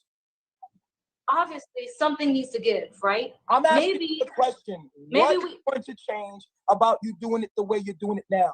You went public. These are people that you talk about, you're preaching to. No, these are people, no. Baba G. You cannot mislead them no more. You have to these are stranger people. You're putting your personal business out there. You're putting our business out there when I was trying to stay private. So I'm asking you, how is talking to these strangers and telling them your business going to help you? It's going to help the nation. It's going to help the people. So, because whatever y'all going through, love, someone else is going through something too. And they need to know they don't need to be in part of that shit. They don't need to do that anymore. Terry, we're not recruiting people. I never recruit people. I'm not talking about that. I'm talking about in the generations, just people in general. You're talking about when we go through stuff and we talk about it, so you're not talking about it, love. You're not. Terry. Yes. Ask a simple question. Please answer it. I already answered it. How is this helping Carbonation or the people that might be affected by me and Carbonation? Maybe something will spark something in there. Maybe it will spark a change. That's helping. Spark what? People, you're not gonna stop people from fucking with me. That's how I know it's that's what I'm trying to do. I'm trying to heal, my nigga. I'm trying to heal. How you trying to heal? The first step to healing, you always talk about it, admitting the problem. Tell me what you're trying to do. You're to admit the problem that's going on in that group, seeing the problem that's going on with that group, Baba G. Seeing the problem, admitting the problem, and doing something about it. When you think that so what is telling the public? Tell me why the public needs to know my business. The public needs to know because you're false leading people. You're being a hypocrite. I'm not. Listen. I'm not false leading anybody. Tell me how I'm false leading somebody. Tell me. Okay, so first of all, you posted the whole happy pictures with you and Nana G and everybody else there. Happy pictures, ha. You're always talking about being vulnerable, about what happens there when you're beating her, when she's beating you, when y'all are throwing shit at each other. Like, that's not okay. Everybody knows. Wait. Everybody listen. They don't need to hold on to that. Knowing that they don't need to, you're in a toxic relationship with Nana G and you think it's okay. And you're perpetuating generational curses. That needs to stop now. Okay, so, and what is the public gonna do about it? What's the public? They're gonna know about, because sometimes. Okay, they know. They know now. They're gonna know exactly what to do with their life. They know, Terry. But you're not telling them. You're not telling them. You're telling them to beat on their wife. You're telling them to beat on their shit. You're not doing the right thing. Terry, calm And if you was doing the right thing, Calm if you down. was doing the right thing, I would have been there, but I'm not. Calm down. Terry, now everyone knows that I'm in a toxic relationship with Nana. So what are you gonna do about it? What are you gonna do about it? Terry, the next time you come here, I'm just gonna end the live and then you can talk to yourself. All right. So I'll pull that one down. So tell me, when was that around the same time that you had the live with Velvet? That was the same day, yeah. Okay. Yeah. For that one, I was so upset with the whole idea of Carbonation being the prime example of who we're supposed to be in this world, right? But we wasn't really embodying that. I was so upset with him because he was showing one image to the public and then, you know, another thing was happening behind closed doors. And in Carbonation, we wanted to be the example for the generations, to break generational curses, to you know, be in love and light, just to be upliftment and encouraging others, the Black people, to do right.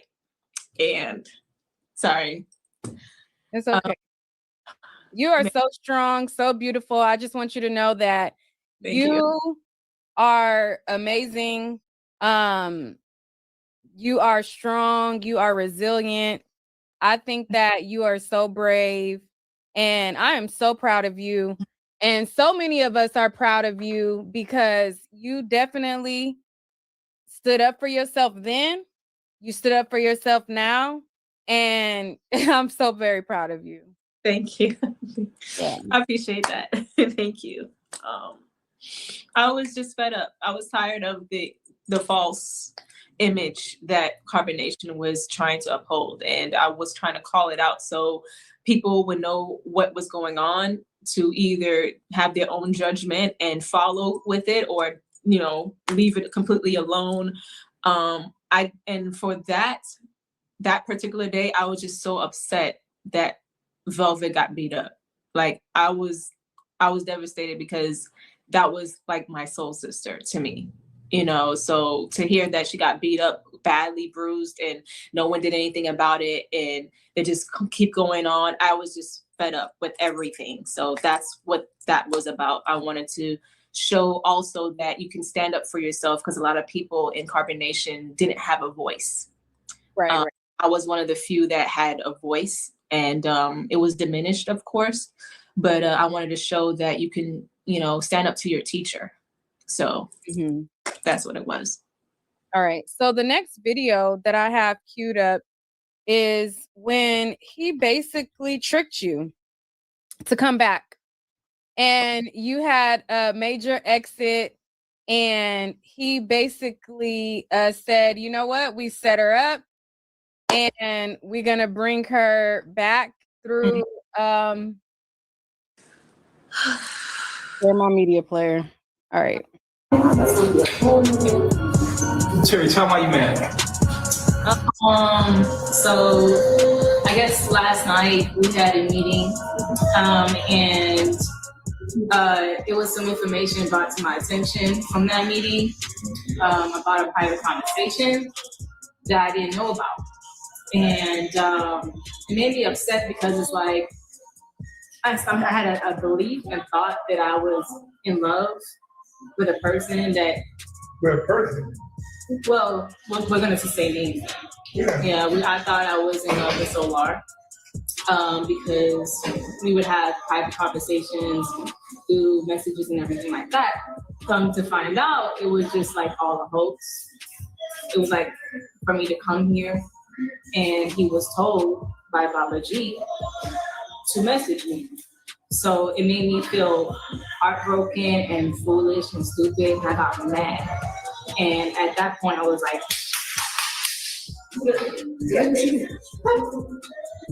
done, because it's like no real nigga that really care about you and love you would be like it just made me feel like I feel stupid. And at this point, that's why I'm thinking like Baba G was like, yo, cut it out, like, you know, wake up. It's just a fantasy, because it always was, I guess. And I thought it was real, in my mind because I would have dreams about him. I would just fantasize about him all the time, and I couldn't take it anymore. So when I thought, Baba G was real about, bringing me here, like to be with Solar, all this other stuff, I'm like, yo, like, this is it. This is what I manifested. I come to figure out it wasn't like that at all. So, I was hurt, and I'm trying to like process it. I'm trying to do other things. I'm trying to clean. I'm trying to, create so I can get my mind off of it. Talking is better. And I feel like I'm trying to channel this energy because it's like, I believe in you, type shit. So that's how I feel about it. And I'm not a victim. I know I did this myself, so I can't even point and blame nobody. This myself. Y'all call in and talk to her, man. Call and talk to the Terry, man. Yo, what up, Haitian Voodoo?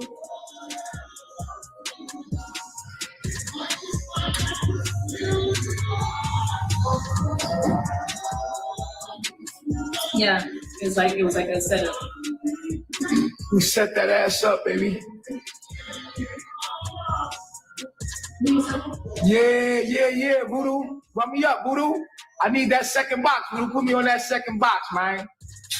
Baba, so you brought her there because she is a part of the Carbonation family, though, right? Yeah, for sure. So y'all just with her, but y'all just teaching her a lesson. I brought her here. This is why I brought her here. Let me tell you how I brought her here. This is what I did. I brought her here to use her for content. Right. Basically, like, I knew she was already in love with Solar, so I was just like, you know what? Since she talked all that shit, told those lies about me, I'm gonna use her for content. And what I did was, I said, you know what? Come through. I told Solar to message her, juice her up, have her come through. So he started talking to her. She came through. And the plan was to just use it for clout, and then tell her like basically it was supposed to be like, aha, it's a prank, and then send her ass back to the crib. But it wound up being that I liked her. You know what I'm saying? I was like, I'm just gonna keep her. So it was basically, it was revenge. A lot of people like Terry. I like Terry too. Like Terry got my name on her ass. That's she's mine. She belongs to me. I realized that really when she got here, like she belonged to me. I don't know why, but I really do like I Am You with you. Y'all energy just mesh for some reason. I don't know why, but it does. Yeah, I fuck with her. I like her. That's why she's But she do need to get her mind right. If I didn't like her, she would have been like here temporarily, and then Solar and Zoka would have been like, hell no, and she would have left. Right. Basically, that's how I was going to get rid of her. Basically, Zoka was going to be like, hell no, you ain't allowed to be in my motherfucking relationship, bitch. And I was going to actually try to have Zoka fight her, and it was going to be like a thing. All right. So that is when he got you to come back. After you left, he basically got Solar to pretend like he was interested. Elaborate on that.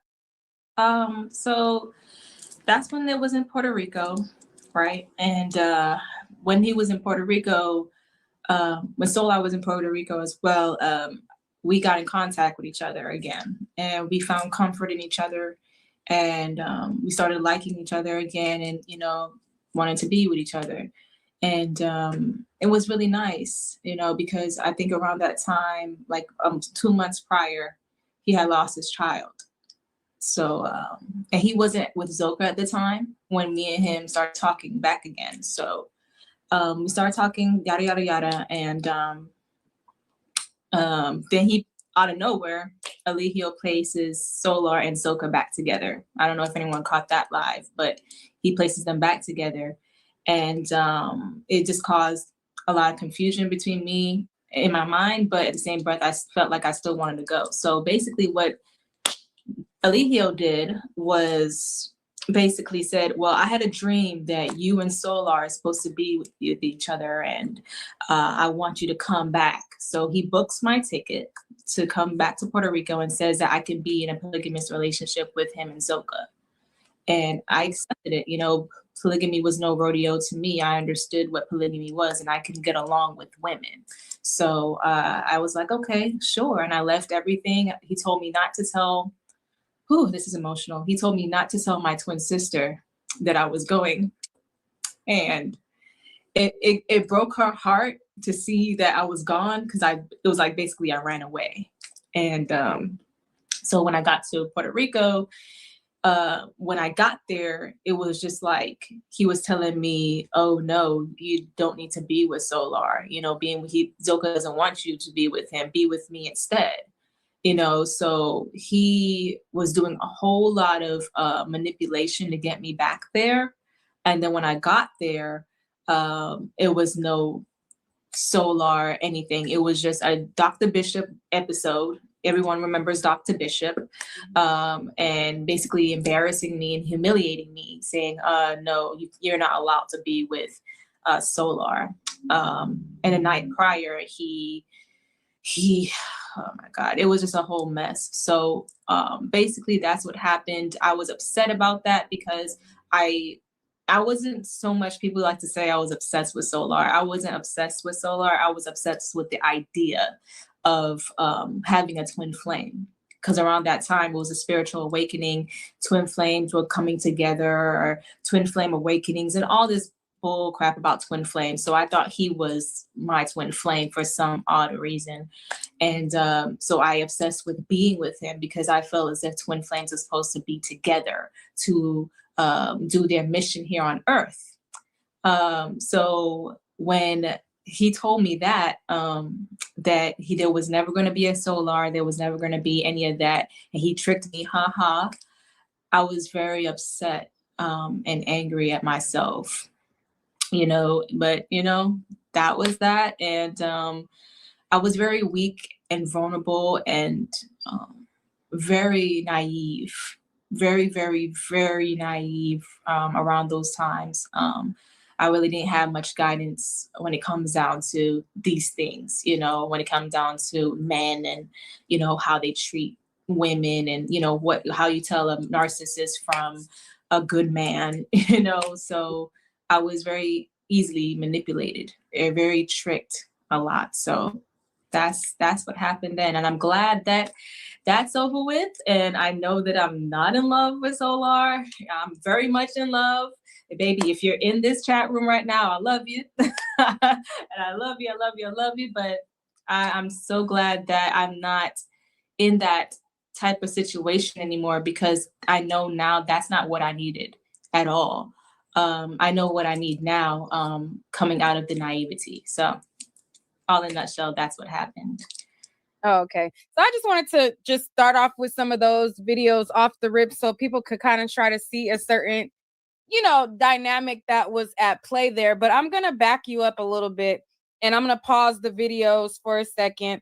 And normally I start out with asking anyone that I interview that was in Carbonation, what drew you to Carbonation and how did you even end up there? So we're going to back up a little bit, and then we're going to, you know, go from there. So what was going through Janae's mind, and what was happening in your life when you seen Carbonation? Because I seen a video where you said that you were attracted to Carbonation even before Solar. So what was it that attracted you to Carbonation? And then we'll go from there. Okay, so what attracted me, I apologize, Nick. I am also watching my baby.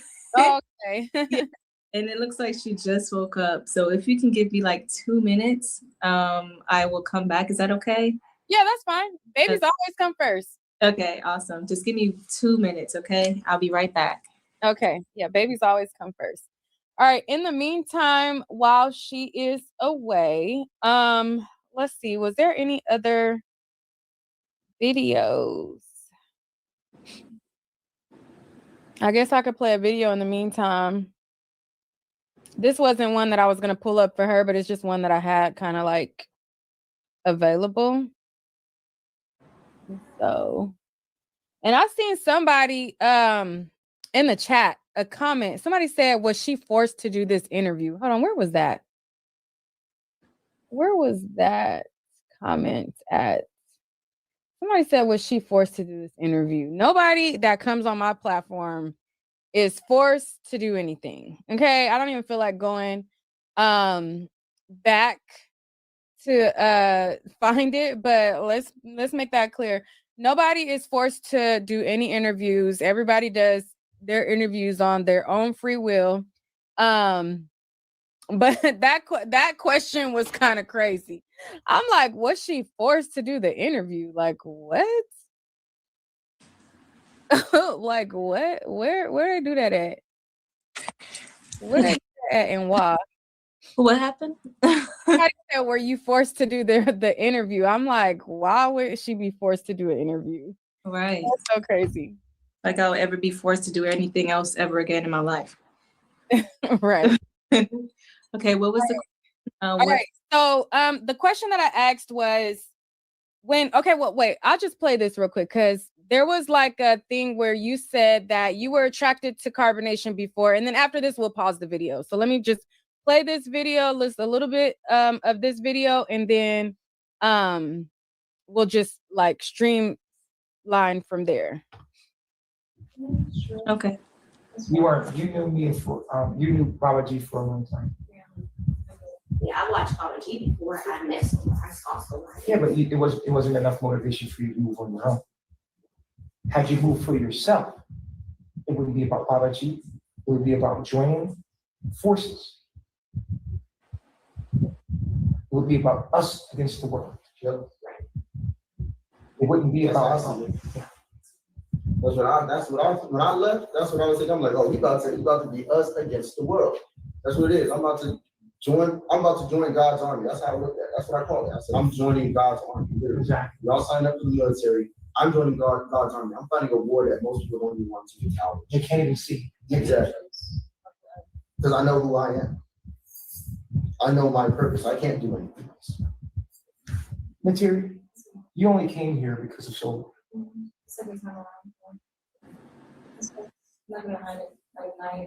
So you're not here for the right reasons.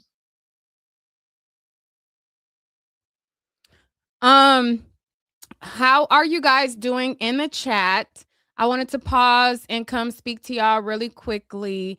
I have video of this interview, and then I also have like some of the different testimonies from the trial. I'm going to pause her interview real quick, and then we're jumping all around, you guys. Like, why not? This is one of the members of his cult that testified on his behalf. And then we're going to come back to Janae's interview. Hey, what's up? It's your girl, Neek, and I'm giving you guys more Natureboy trial coverage. This morning, basically what happened was Natureboy decided not to be present because he does not want to be in the courtroom with somebody who has COVID, even though he was given all types of other options, alternatives, ways to have masks, shields, all kind of things like that. He still decided to be removed from the courtroom. Everybody else decided that they are not fazed by COVID or the presence of it, being that they're going to be wearing a mask. So the show must go on. Now, this is the third witness of the day. The first two, I'll have to like come back and post those later because I was getting myself ready while I was watching their testimony. But now we have a member of the group whose name is Juju. And basically, he keeps trying to go on a tangent, like he is trying to slip in the information that he wants and not really answering the questions. They kind of keep pausing. So we're going to jump right on into his testimony and see what is going on. Okay.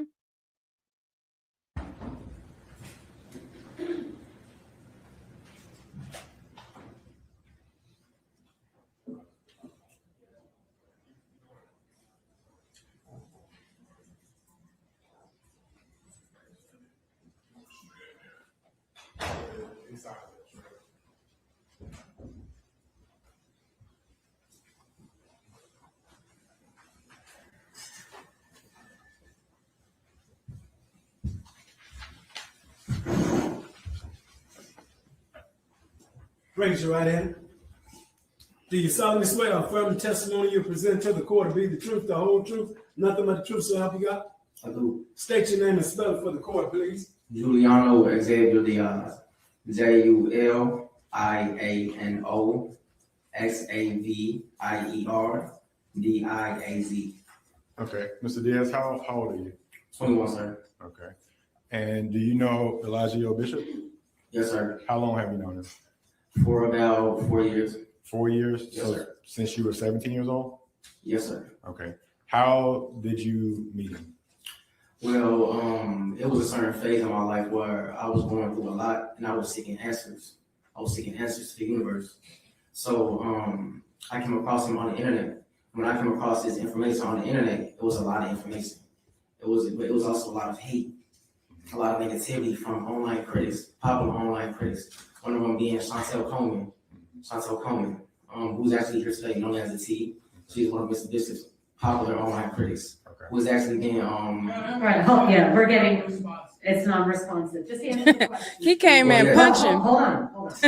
If he needs more information. They had to keep pausing him. I only got like somewhat into his testimony, then I was done getting ready. So now we're gonna resume. Okay. So I've been through me going through a lot in my life, and I was seeking answers to guidance through the internet. Okay. And so you were trying to add that there was some negativity online. Is that Yes, correct? Who was a negative critic you saw online?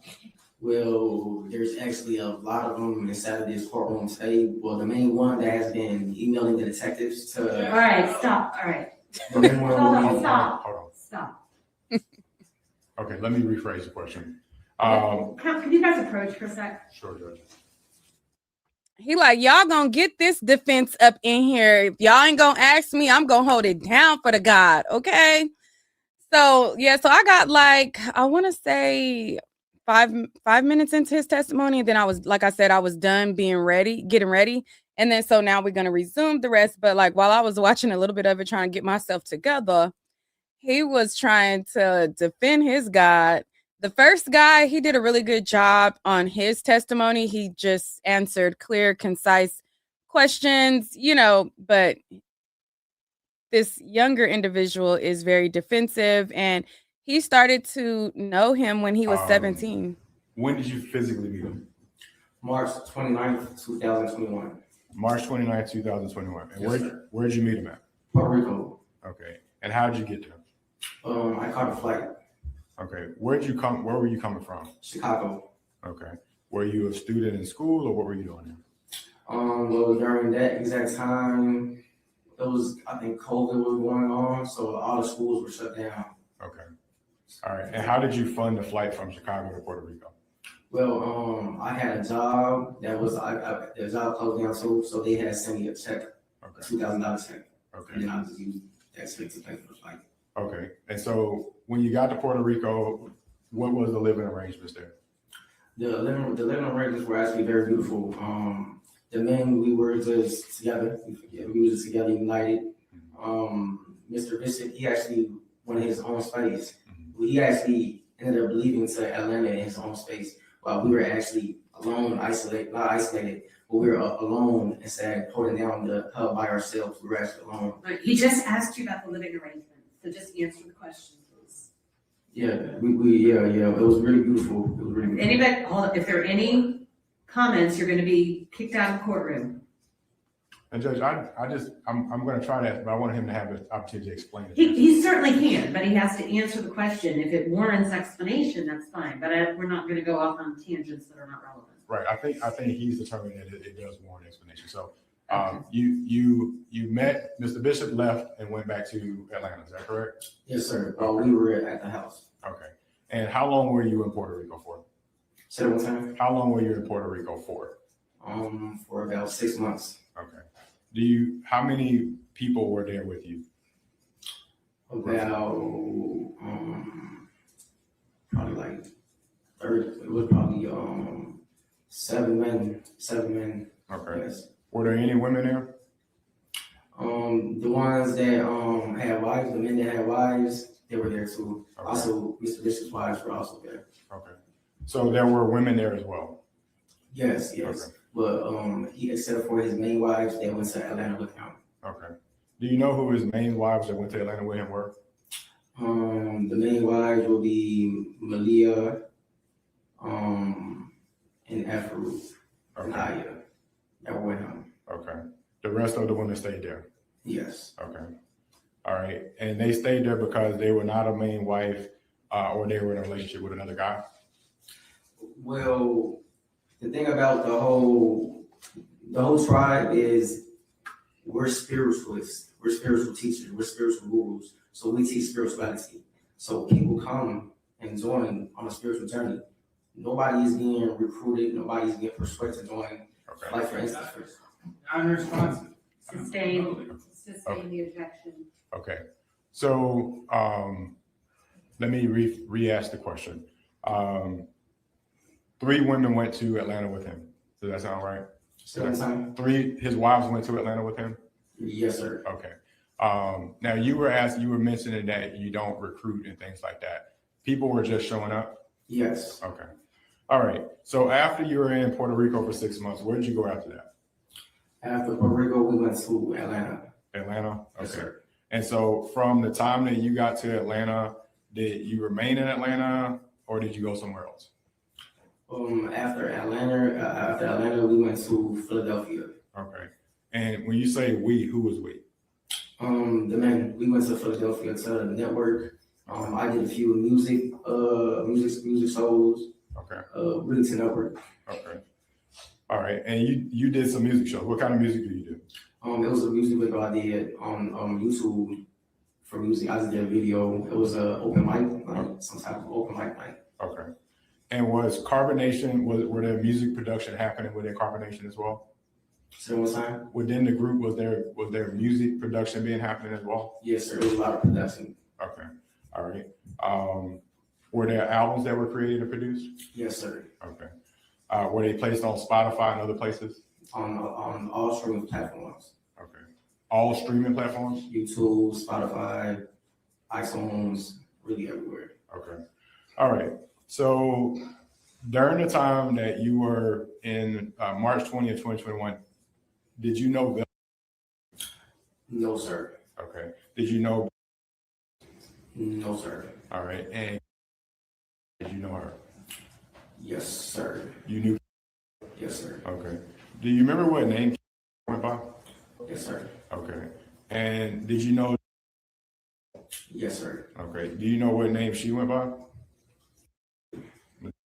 Yes, sir. Okay. During the time that you were there, how often would you see? Taylor Carter. Well, she was actually Aaron Dixon's wife. Okay. She was Aaron Dixon's wife, so it was quite often I was seeing her. Okay. Aaron Dixon was another member of the group? Yes, sir. Okay. So when she was around, was she staying around Aaron Dixon?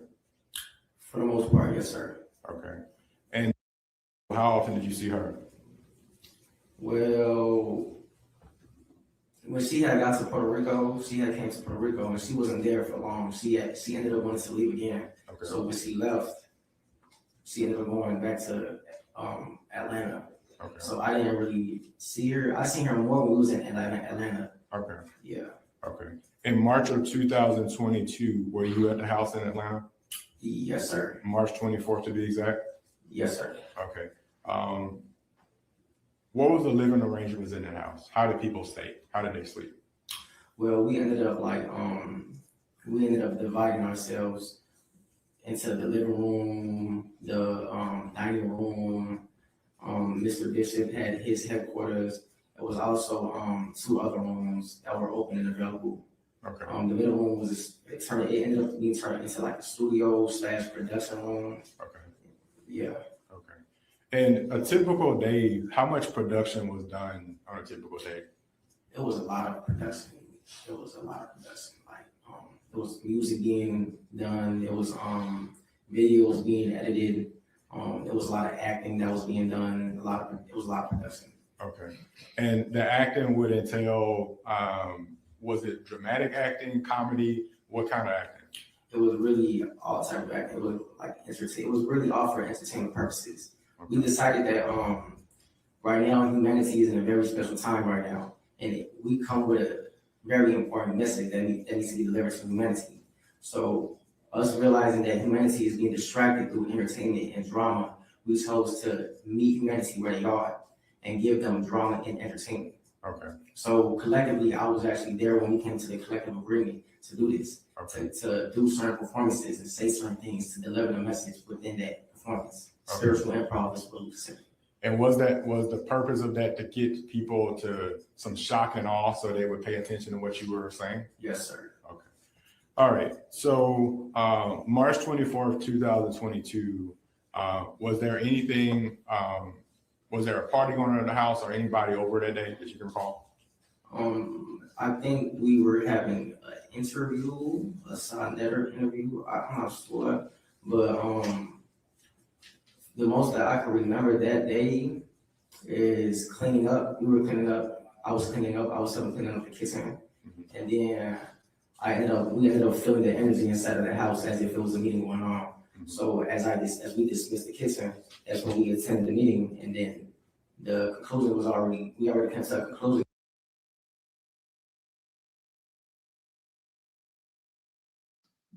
I actually started to think not last night, but when you told me the other day, like, okay, well, if Soul is out of question, I'm still gonna be here and work on myself. So that made me Well, that's only because of fear of Prince York and him doing something to you. How is that true? I definitely You fear going back to Atlanta because of what you said about Prince York, and that you feel in danger. That's a part of the reason, yeah. Yeah, you feel like you can't go back. I feel like I'm in danger if I go back, but at the same time, I'm at that point, I'm like, I can just go out anyway. Excuse me, what are you doing? Why are you drinking?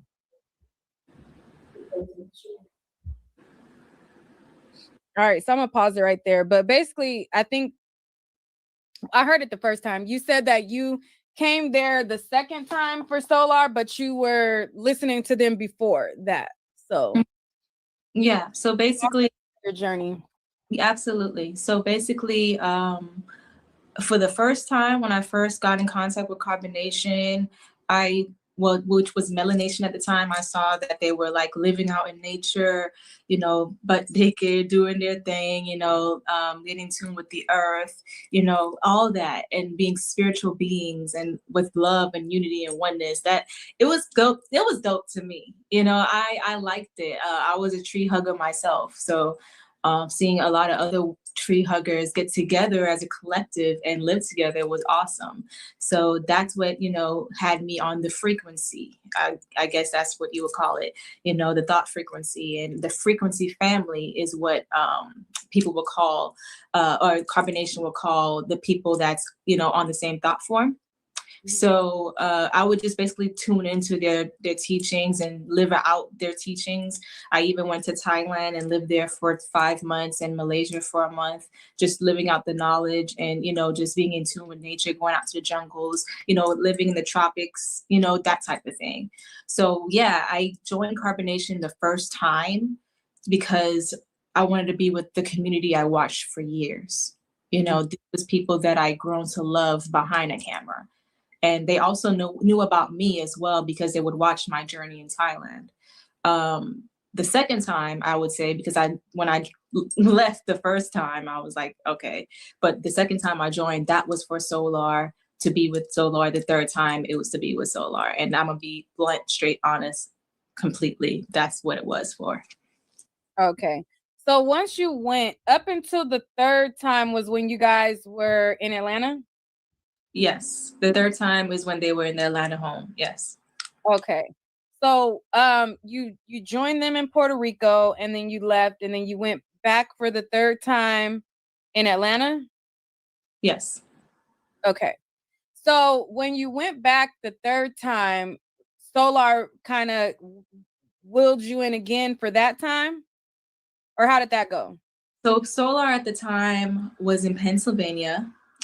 Philadelphia, I believe, and at that home it was just the men, but at the time the women were over there. So around this time I got in contact with him again. Well, he got in contact with me every single time, and basically we got back into talking, and we found comfort in each other a lot. You know, we enjoy talking about the knowledge and, you know, a lot of other things. And he was telling me about how romantic he is and how much of a lover he is. And we was just talking about our charts and synchronicities and whatever, you know, whatever. So basically I told him because Efru has also reached out to me. She was just like, yeah, I want you to come visit, you know? And this was around Christmas 2021, I believe, or 2021, around that time. So she was just reaching out to me saying she wanted me to visit. And I was just like, oh, that's awesome, because I was thinking about, you know, going there anyway to ask Eligio, Natureboy, if I can go to his home in Philadelphia, because Solar would tell me that to be with him, I have to, where'd she go? To be with him, I had to. Oh, I'm still here. I just had, I'm in the background, but go ahead. I'm still here. To be with him, I had to get back in touch and get back on good terms with the tribe or the cult, or with Natureboy. So I was like, okay, well, I'm going to sacrifice my pride and ego and go make amends with the leader, you know, of course, just to sacrifice and be with the one I loved at the time. So I was just like trying to show Solar that, you know, I'm willing to do the work required, because he's always talking about do some type of work. So I was trying to show him that I'm willing to do it. So I went back to the home in Atlanta, and let's just say it didn't even go the way that I thought it would go at all. He's so manipulative, and it's ridiculous that this man, Eligio Bishop, that's always trying to like reel me in. I kind of got, after realizing everything and learning everything, it kind of scared me on how much of a predator he actually is. Because I remember Kendra saying in one of her lives that, oh, he would send women out there to receive you, get you, you know, if he wants you. You know, if he wants you, like, I want her, go get her, especially using Efru. And Efru was the one who reached out to me. So when I heard Kendra saying that, it scared me, because I swear to gosh, I was not thinking about ever being with Eligio ever. Even in that time when I did go to talk to him, he was literally coercing me for hours to have sex with him and sleep with him. And it was so exhausting and so tiring for me, because it's like every time I try to be with another man, he tries to dominate me and claim me as his. So, excuse me, but that's basically what happened. The third time I went back to ask if I can stay in his home in Pennsylvania, but it didn't happen that way. So, okay. Yeah. So from Pennsylvania, you wanted to go there, but that didn't happen that way.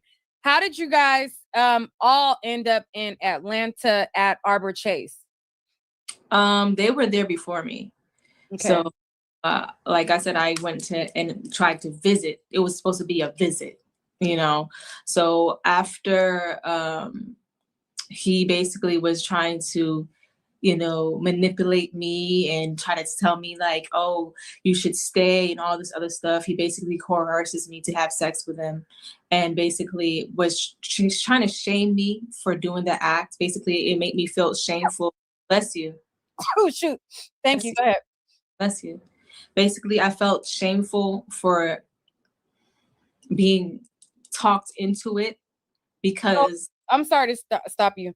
So you get to Arbor Chase and you're only supposed to be there for a visit. Yeah. But once you get there, he talks you into sleeping with him? Yeah, he does. So how long from the time that you got there to the time that he gets you to sleep with him? Hours. Oh, within hours of you getting there? Yeah, like it was that same night. Like he did that the last time, you know. So he definitely was basically trying to tell me, oh, you came here to be with to talk to me about Courtney, and I'm like, Solar, and I'm like, yeah, I want to be with him. I want to be with him in Pennsylvania.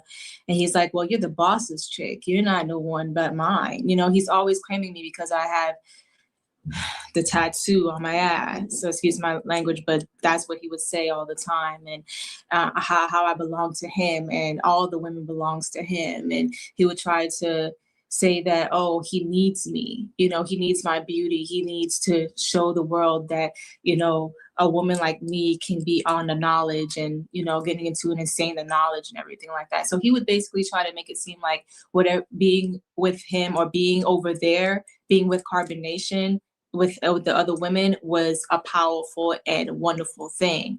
Of course, me, I'm just like, nah, I really just want to be with Courtney. But when he coerces me to have sex with him and sleep with him, I'm telling you, it was hours and hours upon hours of saying no. Absolutely saying no. I don't want to do that. No, I don't want to do that. No, I don't want to do it.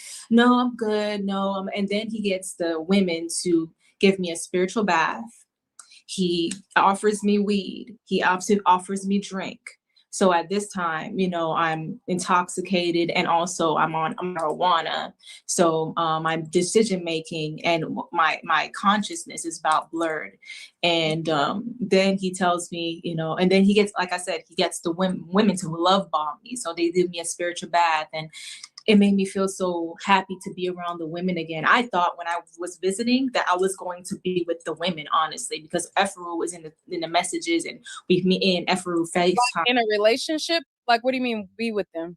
Like, just, you know, talk with them, be with them, like, you know, catch like up. Hang out like homegirls or Yeah, absolutely, because Ephraim and I were in the messages, remember, that she was telling me to come visit. So me and her was just like telling each other how we missed each other. And, you know, basically we FaceTime and we had a great talk. Like, I thought I was going to be actually with the women, and at any point in time, I can just go to Eligio and just ask him about Pennsylvania. That's what I thought was going to happen. But no, he secluded me from the women. When I got there, as soon as I got there, he secluded me from everyone else and basically, you know, isolate me. So it was just me, him, and Malia. And then Malia leaves, and it was just me and him. And all the whole time, he was basically like wooing me and trying to like talk me. Where was Solar during this time? Like, you came for him, you were talking to him, you were talking to Ephraim. He isolates you from Ephraim and the other girls. Malia's left there, but where was Solar during this whole time? Solar was in Pennsylvania, and I told Solar before I went to the home in Atlanta that I was going to go see Natureboy to ask him, because me and Solar had an understanding. Like, I was like, we wanted to be with each other. Actually, we really wanted to be with each other. So me and Solar had an understanding. So I told Solar I was going to go see Natureboy. And when Solar found out about that, he just said, he paused and was like, oh, Chief wants my girl. And I'm just like, what? No, that's not happening. Like, I told him worst case scenario would be me sleeping with him, which I'm not even thinking about at all. And he's just like, that wouldn't be worst case scenario. And I'm like, what do you mean that wouldn't be worst case scenario? So basically, yeah, that's what happened. Like, he was in Pennsylvania. I was in Atlanta at the time. And I told him I was going to go visit to get permission to be with Solar in Pennsylvania. Okay. All right. So from that moment, they get your inhibitions low. You are under the influence. They give you a spiritual bath. After you slept with him, they gave you the spiritual bath? No, before. They love before. Yeah. Okay. So they give you the spiritual bath. They're kind of like making you feel really good, making you feel like, oh, you know, all these things. And then here comes Natureboy. You guys sleep together. And then after that, how do you decide to stay? Oh, God. The act was just, it just made me feel so shameful. Because I don't even want to talk about it really, but I would say I was ashamed, and I felt as if I hurt Solar in some type of way, and it made me feel like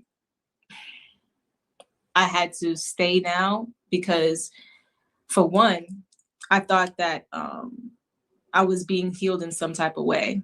I'll explain. So basically, the women were so nurturing towards me, so loving towards me. Like, I'm telling you, they after the spiritual bath, they made up this bed with flowers, petals of flowers on the bed, and music on the TV, or candles lit. I believe, yeah, it was candles lit as well. So it just made me feel like I was some kind of princess, like some kind of goddess in the home. So I just liked this, and some days into staying there, me and the women would get close. We would dance together. They would allow me to wear their clothes. They would treat me like a sister. So it made me feel like at home. It made me feel like, wow, that I think things are changed, because Alihio would tell me, I changed now. Do you see that I changed? I smoke weed now, all this bull crap. So it made me feel like it was changing. The scenery changed. It made me feel like I was at home, and I also felt ashamed of myself as well. So I felt, I don't know how to explain this feeling. Like when someone talks you into doing something you don't want to do at all. Peer pressure. Yeah, peer pressure. And you just feel so humiliated and so, fearful, and feel so downright bad inside.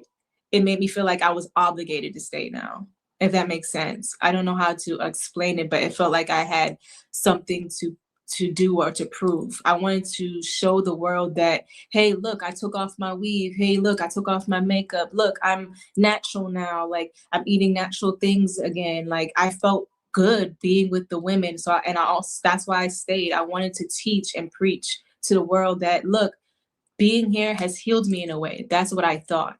That's what I thought. But it went south pretty quickly.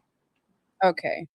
So he wows you and they kind of make you feel welcome. Was there any resources did you bring at that time that probably like made them want to wow you even more? Like, did you bring in income at that time? Because I know the other times you brought in checks and things like that. But the third time when you came, was there like an incentive that did you bring that may have made them like, oh, let's really pamper her? Or was it just you just came yourself and they just wanted to wind you back in? Yeah, it was winding back in, definitely. I didn't come with anything when I went back the third time. I didn't come with anything at all. And then when I decided to stay, basically I went and got all my things from where I was, and got all my clothes, got all my drawings, my paintings, everything, my candle making kits, my makeup, everything, all my clothes. I brought it to the home, and I was appointed to be the beautier, if that makes sense. I was appointed to be the one that brings beauty into the culture. And basically, I was supposed to help the women. He was basically turning the women into me a bit, I would say, because he would want them to get dressed up more. And I remember he told me to be Malia's servant. So I had to dress her up, but she didn't like when I dressed her up. She wanted to dress up on her own. So he saw a value in me, of course. He saw a value in me because every time I came, I would say that I turned up the wardrobe, and I also brought this natural change into the community. So yeah. Okay. All right. So from the time that you are there, you decide to stay, you go get your stuff. How long before Solar and the rest of the men come back and enter into the home? I don't know. Time didn't exist in carbonation. So I kind of just don't know when the men came in. I would say probably a few weeks after. Mm-hmm. When I mean time didn't exist, meaning we didn't look at the days or, what was going on in the world or anything. We just existed in our own little world. So I'm not really sure when, but I think it was a few weeks after the men came. And a day after the men came, Eligio's thought the women were acting different. So he got jealous and held this whole meeting and said, like, try to degrade the women for getting dressed up. And I kind of found it weird because it's like, I got dressed up like every other day or every day damn near. Like I like to shower, I like to dress up, do what I do. That's what I did in Carbonation. But he tried to make it seem like all the women were trying to like appeal to the boys or the men.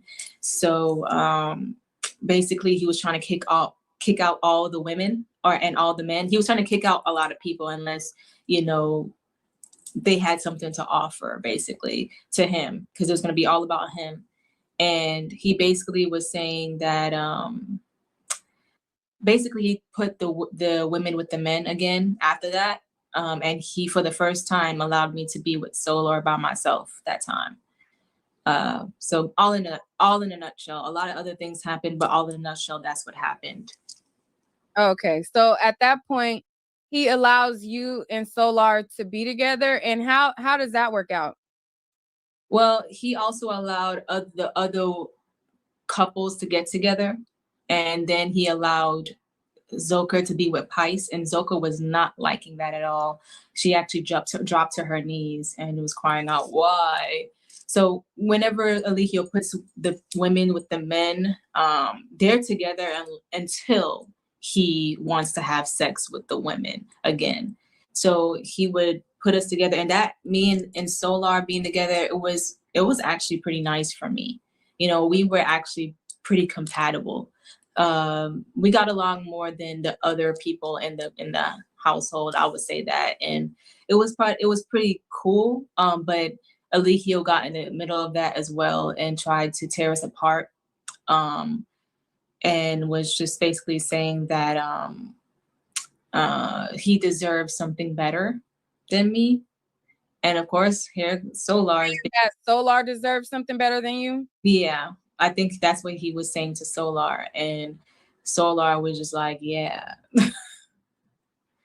Mm-hmm. So he tried to split us up, and I wasn't trying to let go at that time. I was not being manipulated, because that's who I wanted to be with in the first place.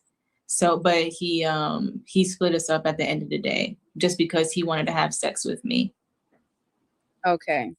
Yeah. So after he splits you guys up, he separates you and Solar again, somewhere between then and there was a video where he kind of like had predicted, he said like, oh, Nateri is gonna betray Nateri and Solar, they're gonna be trolling me, they're gonna betray me. He had that video where he kind of like would kind of separate you guys and put you guys as the villain. And then there was a video where he basically rebranded himself as 3 God. And so when he rebranded himself as 3 God, this was not too long after you left. So I'm gonna play a little bit of this video and then we'll go from there. Okay.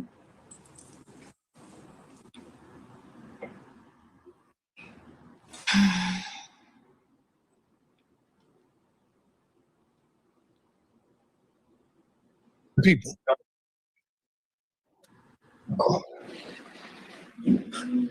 They want me to introduce myself again, my call. You ready? All right, so I'm gonna pause it right there.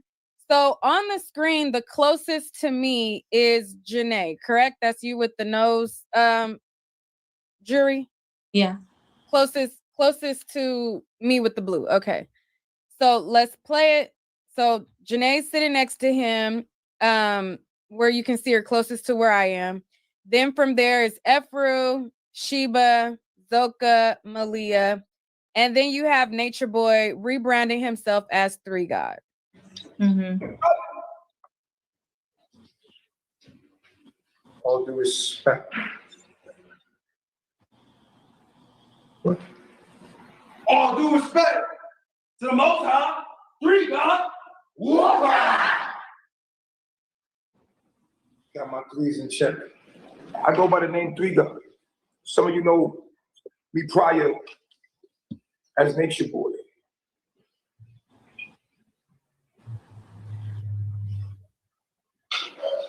Okay, brother. Let's start this interview, man. Let's start this interview. First of all, I would like to ask you, where did you get the name, the title 3 God? Where did that come from? And why are you calling yourself God now? Where did that come from? Three. Three. Three. I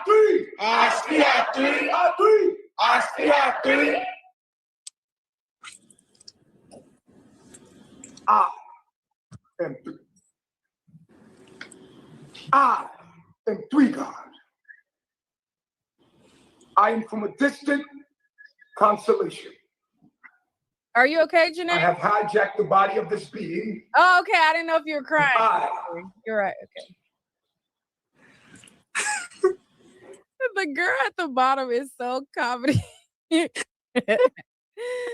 she is like, what? Girl, same. But I just know that it's a performance, but same. I'm at 60% downloaded before I am your God. All of the African American people. Oh my God. Are my people. Are we? I am your God. I am the 3 God. I come in 3.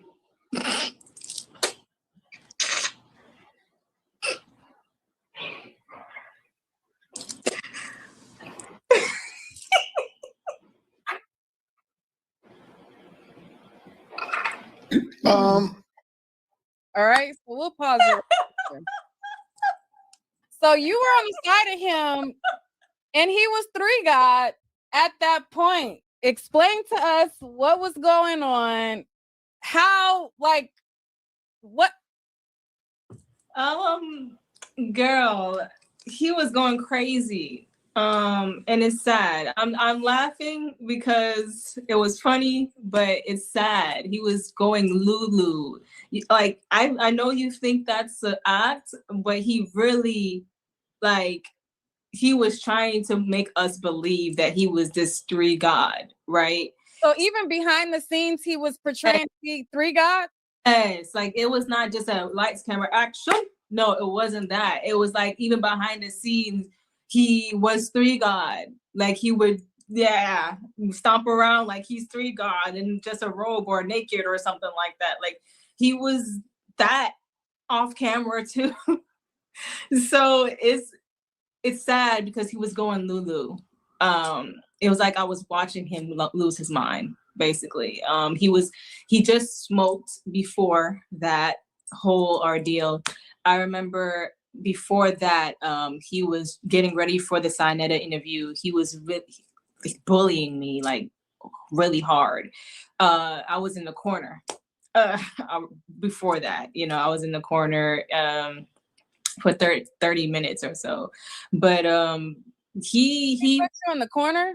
He put me in the corner. He never puts me in the corner.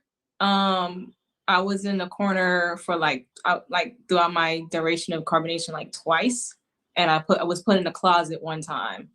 But yeah, around that time he was bullying me really bad, and I had to get ready really quick. And all the women was wearing my clothes, so I didn't have really anything to wear, so I had to come up with something. But yeah, that time he was literally 3 God, and he believed that, and he was exposed to the conscious community of the fraud that he is.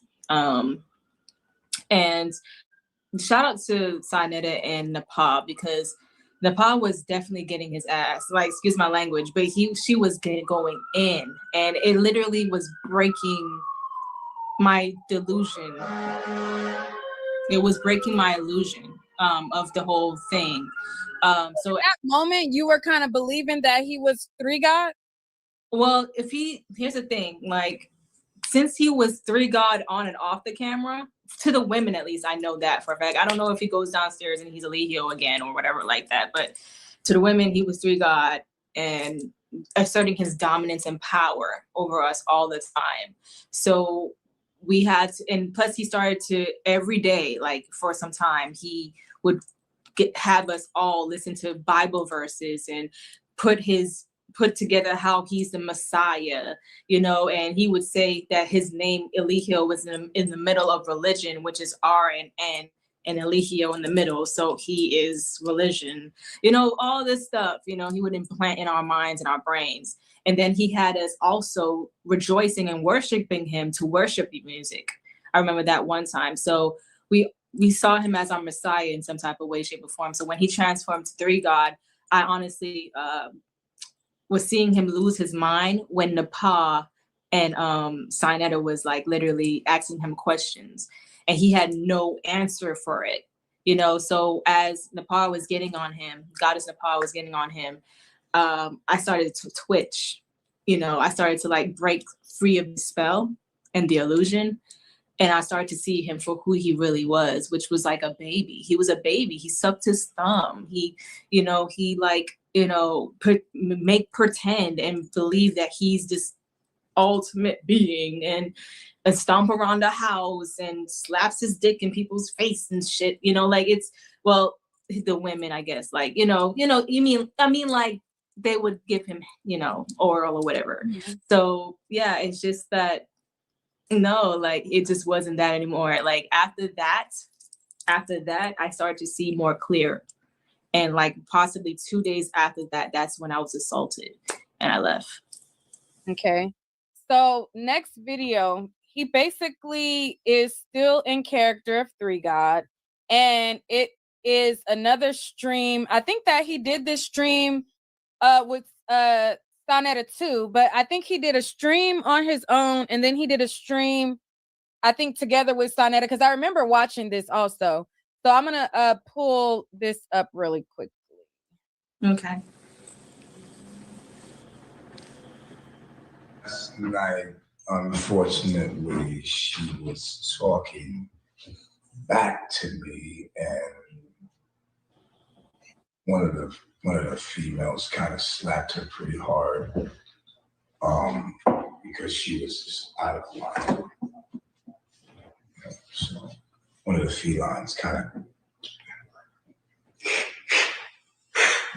smacked her pretty hard in her face, like, you know, and she kind of like, I don't know who did it. I forgot.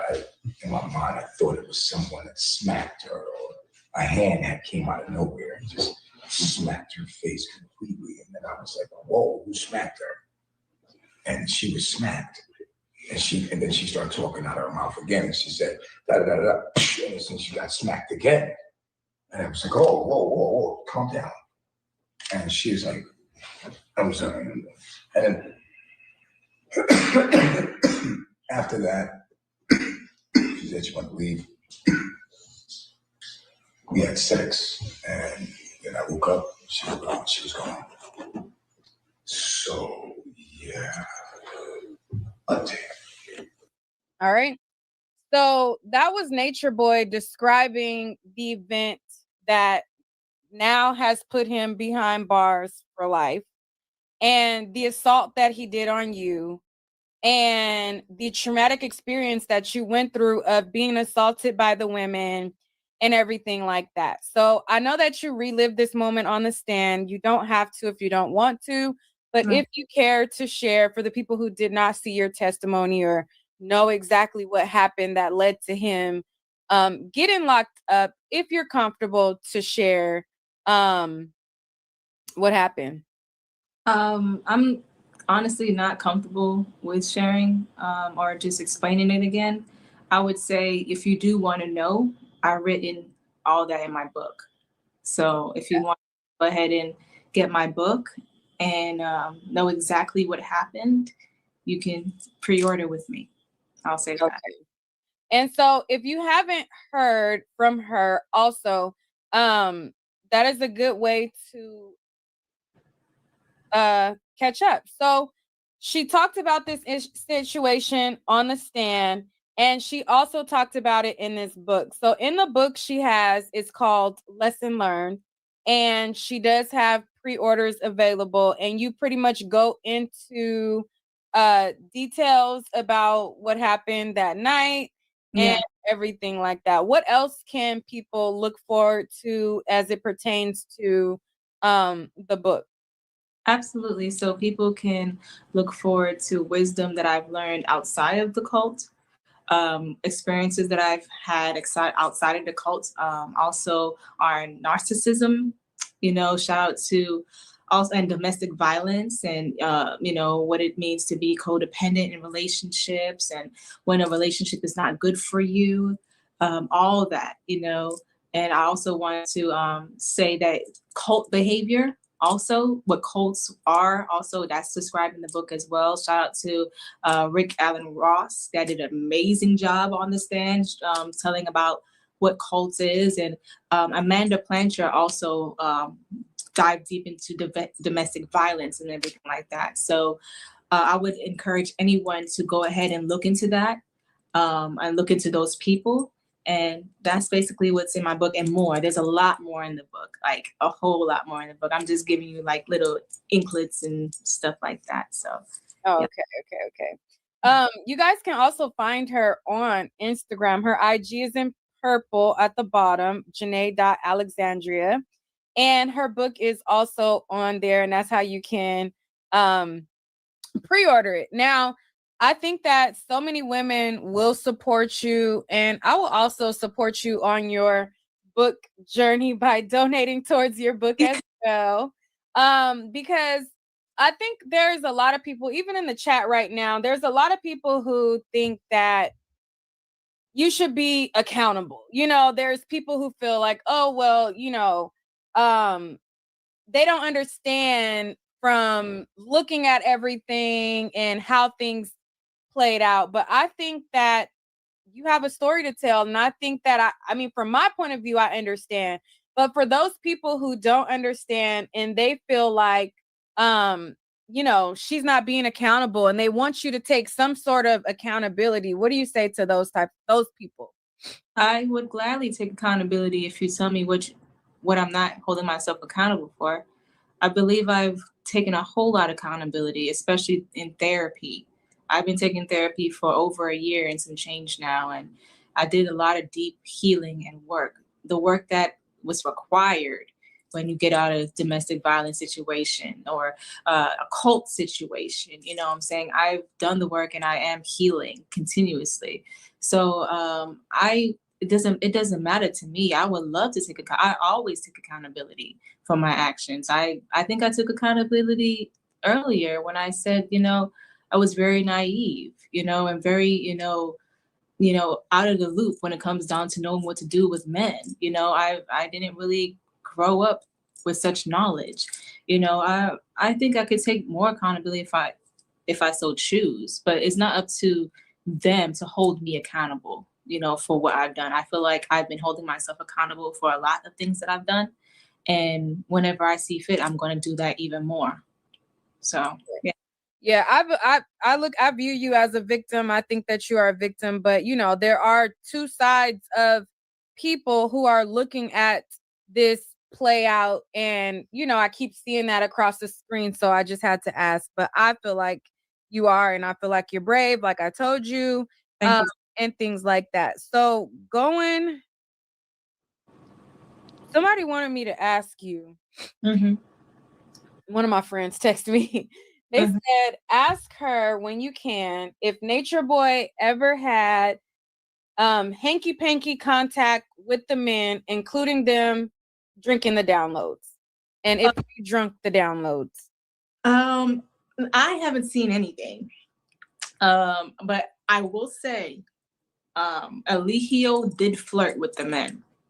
Absolutely, positively. I seen that firsthand. He would say that he would look in Jack's eyes and caress Jax and be like, Jax is in love with me. And I'm just like, yeah, okay, man, if that's what you say, that's what you say. He would throw these subliminals at the men all the time. I know one time that Eligio wanted the men to sleep in his room, and just the men. point, but I don't think that ever happened. And what else? Yeah, I was seeing a lot of subliminal behavior, and I would catch it because I was able to see it spiritually. But anything else, I don't know. I know that after I left, there was a tranny that came through that did all the men up, and including Natureboy. And there was a tranny there when I was there as well that came through, and he had sex with that tranny. Lalihio looked at tranny porn every night, getting sucked up by Efru. Like it was just known that he loves transsexuals, meaning he likes the booty hole, meaning he likes men. So, I mean, we didn't see it that way for some odd reason. We did not see him like, looking at non-biological women as like a thing. Yes, absolutely. Every night he would go on his, what is those things, the binocular things called?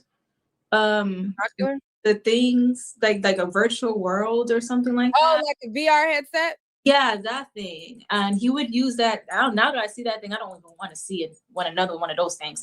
But he would use that thing and look up the transsexual porn, and he would get, oral to him viewing that. And that's how he got off his rocks, looking at transsexuals have sex. So it was a thing for him. And he would say to the public all the time, yeah, I like tranny porn, but he didn't get into depths of what he did with that. So, yeah, that's what happened. Okay, I'm gonna show this video since I brought it up, but this was the interview that I did with Solar, but within the interview, there was a part of the interaction with the men. So I'm gonna just share this real quick, and then we'll get back to you. Say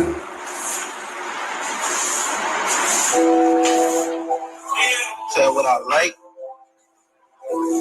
I mean, they gotta be a feminine man. They don't gotta be no like. I don't want no hippie. It gotta be how much you like, baby. Straight. I'm similar. Like there's a moment in time where I tried to be Bob, but I couldn't do it. I tried it, and I figured out. Trying to make Chief happy was outshining his wives at the time. I was getting it to the point where Chief was addressing his wives in a way like, look at him and see how he takes care of them. They said that y'all bottoms or tops? I'm definitely a top. Top. It means the match. Do you give it up? Oh, top. You take it top. Booty or you? Nah, top. I ain't know. Top, nigga. That's what I was saying earlier. I was like, I don't see myself now. I am not getting I ain't getting my cheeks drilled like a drill, nigga. I ain't getting my cheeks drilled, nigga. Nigga said it was straight. It was straight. You know what I mean? It was straight. But like during that shit, like a woman can have two husbands. Here, we never said that. As long as the guy bisexual, and he with that, they could be together. Right. Support that. That's where y'all headed. Maybe. How you thought about it? Yeah, I thought about that shit. All right, so I'm gonna pause that. That's inside one of the interviews that I did with Solar. But what it appears is that is that your first time seeing that? Yeah, honestly, I didn't watch the interview with you and Solar. I didn't. So I didn't see that before. Oh, okay. Thank you for the donation to Hood Horrors. He donated a couple times. Okay, so from that, it would appear that he was grooming not only the women, but also grooming the men as well. So yeah. What part of that has your face kind of like dropped? The gayness that he was saying to them at the young age that they were at, I haven't seen that before. And yeah, I feel like he was grooming the men. He would have the men be together all by themselves in another state. And when they came here, they still couldn't get any hanky-panky or from women or be with their wives, their actual legal wives, So they were always together. The men was always together. So I think that, and also he would preach to the men to be celibate and do semen retention, you know, all this stuff, you know. So, I mean, I think that's prone for the men to develop relationships, honestly. Yeah, I think that he was grooming them, honestly. Okay, so we'll move on from there. But one of my friends wanted me to ask you that, being that we're on topic of the men, because I'll jump off of Nature Boy just a little bit because I know it's kind of like heavy to kind of like pile on in that. So we'll kind of segue off of there. And another question that he wanted me to ask you was, what is your relationship like now with Solar? And for the audience who doesn't know, Solar is her child's father, who she had a baby with, and who he was the main reason why she went to the group, and the guy who she got with after. So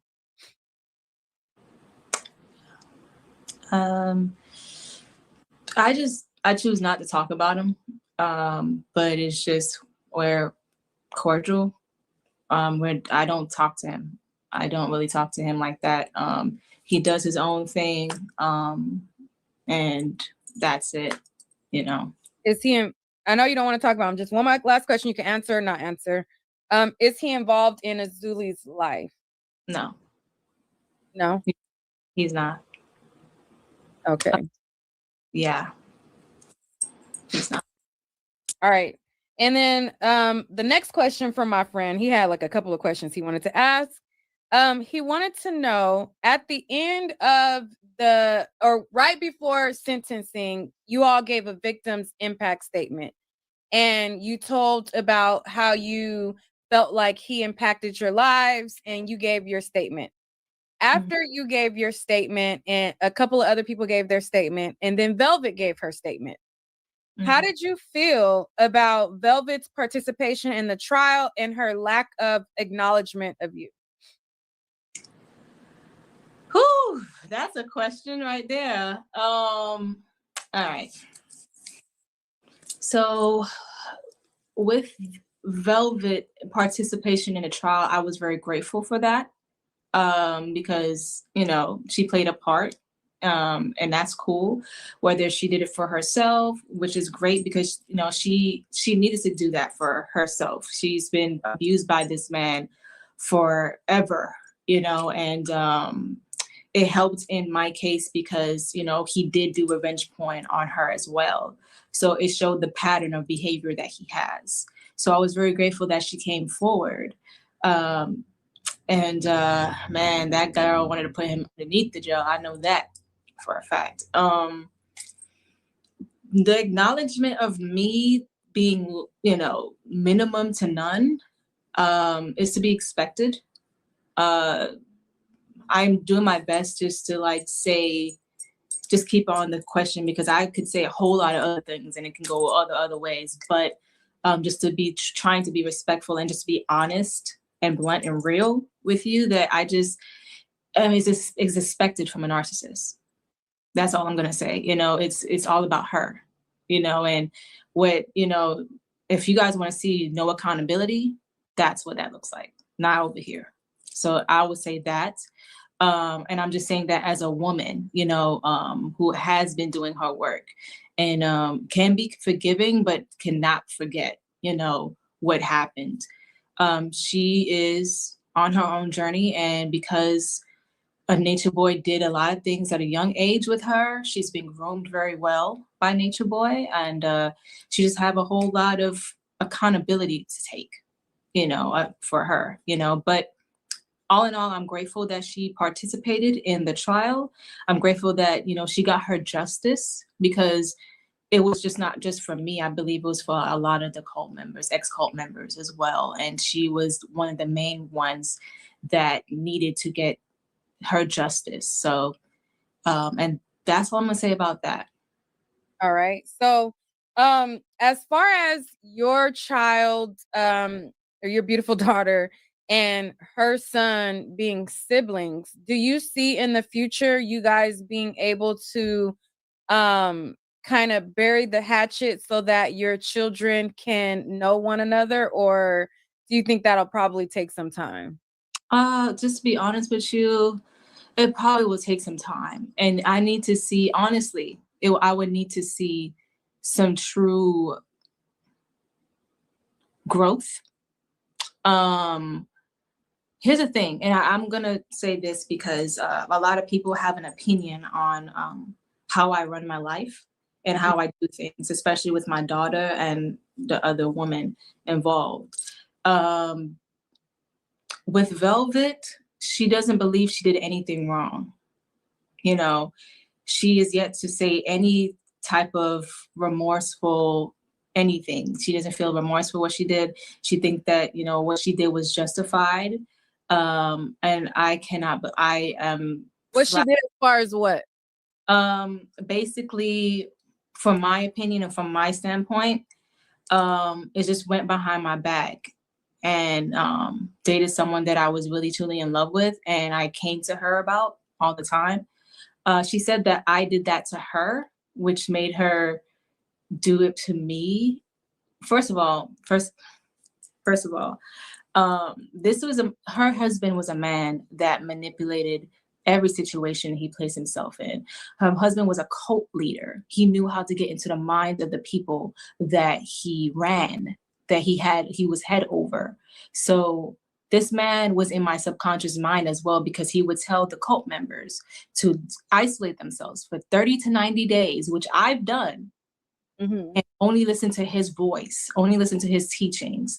So when it comes down to being controlled, I was definitely being controlled by him.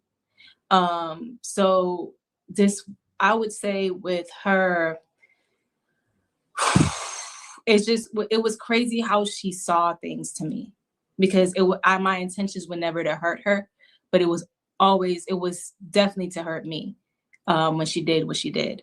And also to hurt Natureboy, of course. But I just feel as if, you know, and also not even just that, but to lie and say that I was coerced into talking to the people or the police about Natureboy. Where did that even come from?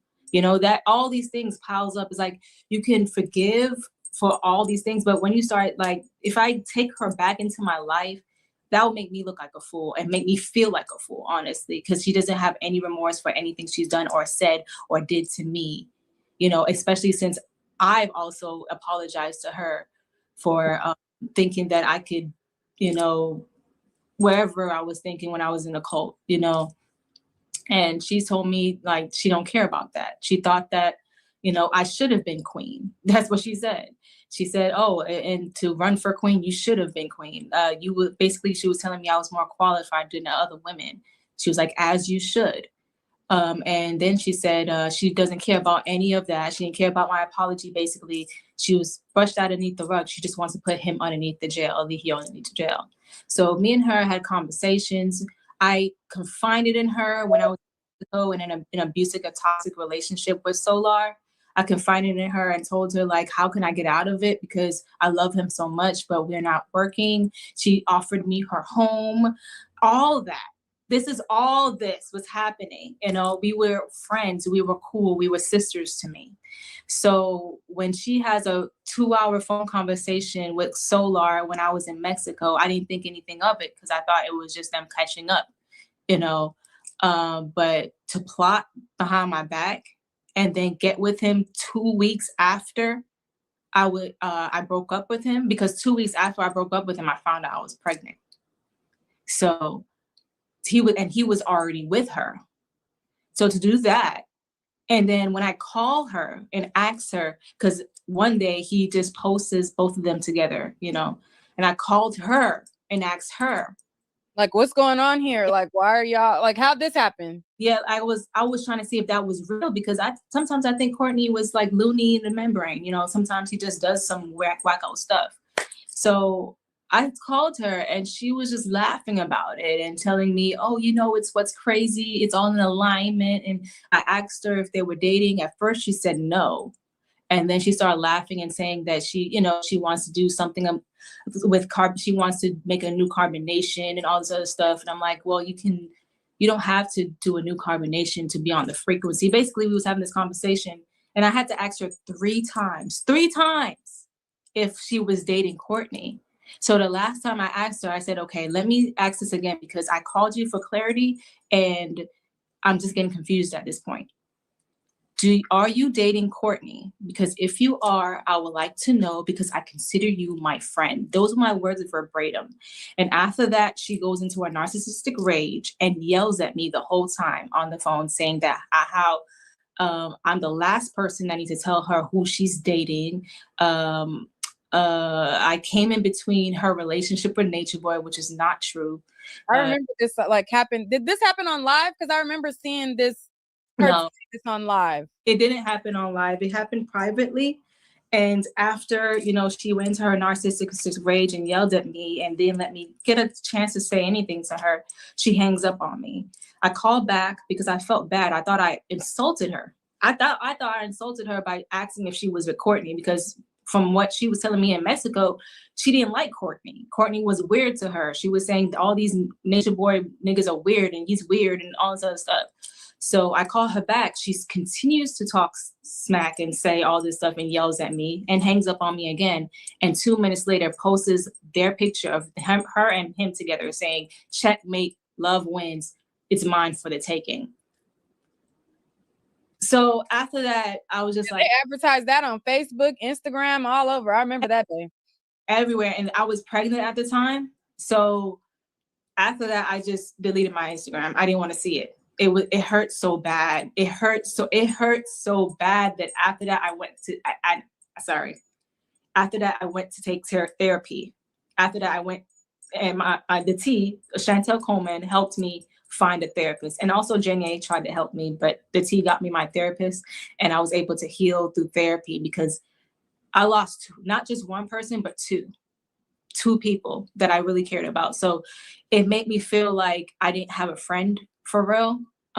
She plotted to get with him and then did this whole thing online on how they're a thing and happy together and all this other stuff. And I literally just disconnected from the social media world for 2 months because I wanted to keep my baby.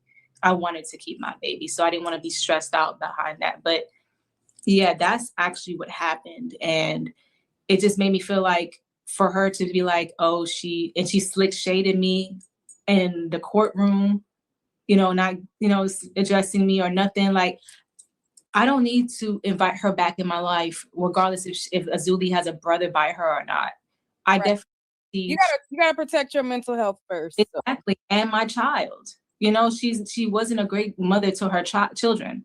The children was calling men daddy and stuff like that. I apologize. I'm not going to say much about her, but what I'm going to do is take accountability for my actions and say that I'm not going, if I allow a woman like that back into my life, first of all, I'm going to have to see change regardless, but I can't expect change because narcissists do not change. So that's all I got to say about that. I'm going to leave it alone. But I am grateful for her for standing up for herself in the courtroom. That's it. Right. Yeah, because it helped both of you guys get justice. So I do agree with that. But it's so sad because, both of you went through the same thing, but it's like there's a real dislike, like she feels strongly about oh, you slept with my man. And then you feel like I confided in you and it's different, so I understand how you feel about feeling like you were betrayed because you felt like she understood what you went through with Natureboy and felt like she should know what it is with you and Solar. So do you think her getting, and I'm not going to stay on her for too long, but do you think it was revenge to get back at you to get with Solar, or was it revenge to get back with Natureboy, or they actually had a connection? I think it's all three, honestly, or two. I would say the first two, but because the third one is a bit iffy. But I would say that it was revenge on me. It was honestly, sis, I'm gonna just be real with you. It was weird to me. You know what I'm saying? After they got together, she started dressing like me. She started doing the 3 dots like I have tattooed on my forehead. Like, it was weird to me. you know, it made me feel like, you know, she was trying to take my life or be me or something, you know, and I didn't see that until people started telling me that. And I'm just like, why would she want to be me? She's so beautiful. I always thought she was beautiful, like in out at one point, you know, I thought she was just gorgeous. So why would she want to like take what I have and become someone like me or something like that? I didn't see that, but other people were just saying that. I think it was revenge on me. I think it was definitely revenge on her baby daddy. But I think that also they probably had an attraction to each other. They trauma bonded very well. And they possibly had some kind of thing, like no one can basically, you know, account for someone else's connection. They only can then can tell it. But from what I saw, it was definitely manipulation and control on both ends and just using each other. You know, he needed a place to stay, she needed money and a person to use, you know, all this stuff, a person to sex on, all this stuff. And it just, their karma just came full circle with each other, her and Solar. So that's what I see. And, you know, I just wish her the healing, yo. I wish her the best and wish her healing because, you know, I can understand that we had similarities when it comes down to not having our fathers so much in our lives. We had naivety issues. So I want her to, you know, be happy and I want her to be well and I want her to grow and actually heal and do the work of healing. However, I don't necessarily need her in my life for that to happen. Okay. All right, we can move on from there, but I will ask one last question from the chat. Now they are blowing up the chat saying, you explained the dynamic of how you felt betrayed. She felt betrayed. And then people keep bringing up Zoka. Do you think that when you entered into the relationship with Solar and Zoka, do you feel like you did the same thing that you feel like Velvet did to you? It's a possibility. And that's something I can take accountability for. When me and Solar were communicating and stuff like that, he would tell me that Zoka was fine with it or Zoka's okay with polygamy, but she wasn't. And I should have seen that. So yeah, I think that was my karma. Karma comes around full circle to everybody, right? So I can take accountability and be like, you know what? Karma has smacked my ass with Velvet. And that's it. That's why I'm never going to do that ever again. But when it came down to Zoka as well, I saw and also in the cult that she was very confused on what to do. They would hold meetings with Solar and Zoka with Eligio, and Zoka would be the one complaining about how immature he was and she didn't like him and all this other things. So that's the back end people didn't see. You know, they was actually going through a lot of torture in their own relationship. So I thought that I could be the one to, you know, do it right, you know, and, you know, have her take a break, be free from the relationship. Let me take it at it. You know what I'm saying? That's what I thought. But at the end of the day, it's me taking accountability as the woman, the other woman, I guess, or the second wife, because I was definitely with them and me wanting to just, you know, be with Solar. So yeah. Yeah, I got accountability for that. Absolutely. Okay. So going back to I think Natureboy. Hold on. Well, there was a question.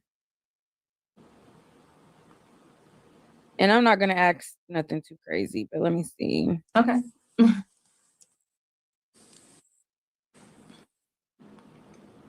How did you feel about the sentence? I don't feel like,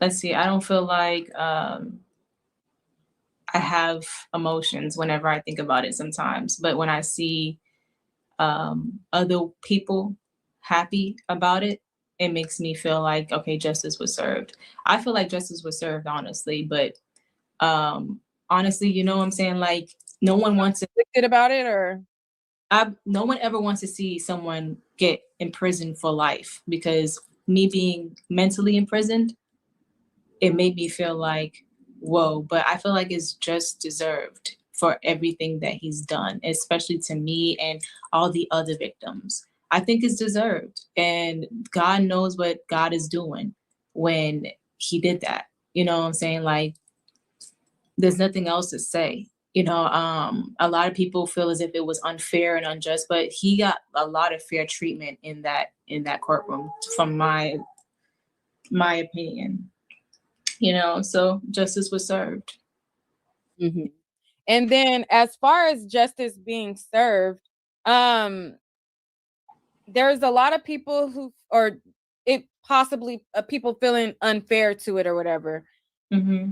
There's a lot of people, and I think you posted on your story. There was a woman who wrote you, and she was mad at you for the sentence and was like calling you evil. Have you been getting like a lot of hate mail? Oh yeah, I mean, but it's expected, you know. He had a lot of supporters and followers that. Can you give me 1 second? Yeah, go ahead.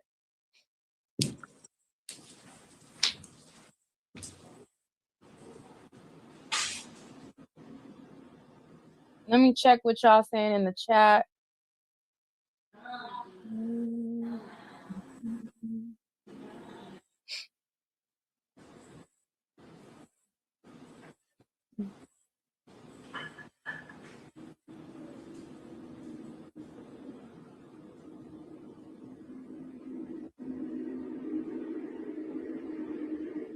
They asking where the mods at in the chat. I've seen a couple of my mods. Are they not? I see S Shark in the chat. They not handling the trolls or what? I mean, everybody's not gonna agree. So I don't want, I just want people that are disrespectful, Like if people just have a difference of opinion, that's fine. Just people who are disrespectful, people who are trolling. Other than that, people can have a difference of opinion as long as they are respectful. But if there's a question that you want me to ask her, put Q in the front and then put your question, but I'm not going to ask anything invasive like that. I feel like, that's a little too, too invasive. I'm not going to ask anything disrespectful. So within reason, put Q first and then write your question, but be very respectful within that, because I want her to know that this is a safe place and I want her to feel like it's a safe place as well. So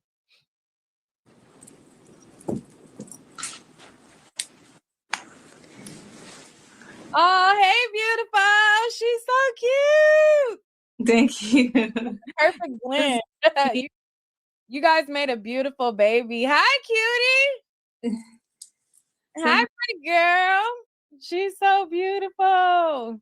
Yeah, this is Azuli Rose, everyone. It's my daughter. Yes, she is so beautiful. Okay, somebody said. This is her twin. I mean, his twin. Her dad's twin. All right, so I'm going to allow them to ask questions. I'm not going to put anything on the screen that's disrespectful, though. So I'm going to try to filter them while asking, because I want you to feel like this is a safe place, And I don't want you to feel uncomfortable. I know I probably did ask you some uncomfortable things, but Yeah, I did though. All right, so somebody said, ask how she feels about them teaching the breaking of generational curses, but somehow couldn't avoid them. It's disappointing. It's disappointing, man.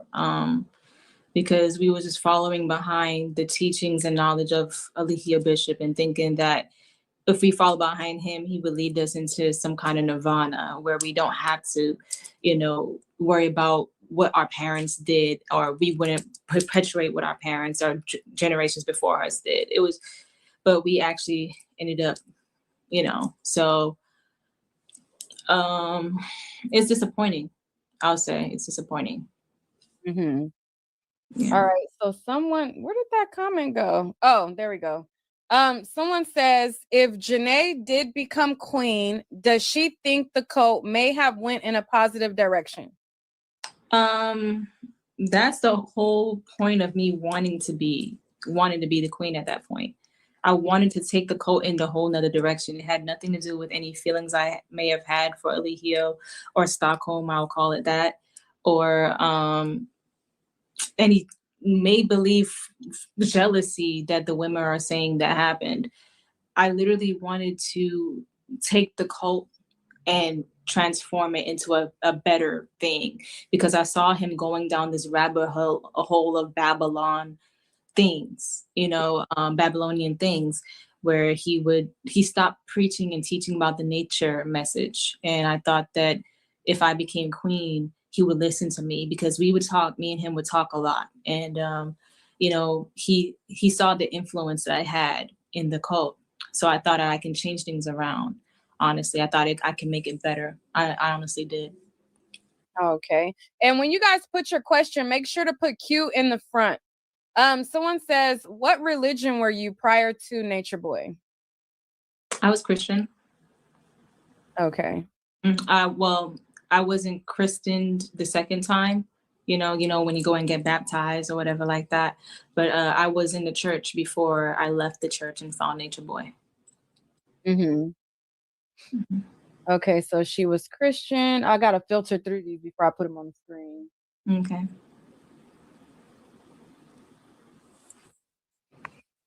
I don't know about this question, but somebody said, why did you say he was faking it? I was assaulted as a child and I never said anything like that. Excuse me? They said, why did you say he was faking it? You didn't say he was faking our word. You say he was faking it, but they put, why did you say he was faking our word? And then they said, I was assaulted as a child. I never said anything like that. When I said that, it was like basically saying that I felt like the emotion wasn't there, it wasn't real. Like what he was like saying to me before prior, like sweet talking me and trying to woo me and all this other stuff while I'm continuously saying no. I honestly don't have to address it because that's just a weird question. Yeah, you don't have to answer anything that it doesn't make sense to address it, but somebody said, what made you believe he had knowledge? Where was the tangible proof? Well, his charismatic energy, like the way he spoke and preached. Also, she's like, I want to play. Okay, go ahead. Yeah, she definitely want to play.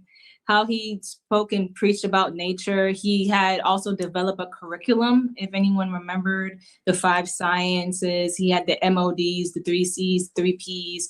It was like school, so it was very believable that he had knowledge and wisdom, and when you practice and the integrity and you practice being honest and pure and of love, you just feel light, so that's what I was on, and that's what he was just preaching. So that's what made it believable to me, I don't know how else to say it. Okay. Someone says, how are you continuing to protect your mental and continue healing? Well, stop reading the comments is one of them because literally a lot of people really just don't know me, and they think that they do, and they want to judge my actions and hold myself accountable for all these things while they have their own lives to look at. And I definitely am looking at mine. I am doing better now. So it's just to keep my mental sanity. I just stop thinking or trying to, impress or whatever, people please, whatever. I just, figured that people are just going to have to get to know me on their own accord instead of having these judgments about me that they know nothing of. So that's one of them, I would say. Okay. Someone says, my question is, she really ready to walk in her full potential by walking with Christ? Are you saying, am I going back Christian? I think so. Oh, I choose not to answer that. I don't feel like I'm getting into religion right now. Okay. Another person says, do you see yourself getting married again and having more kids? Absolutely. You were married before?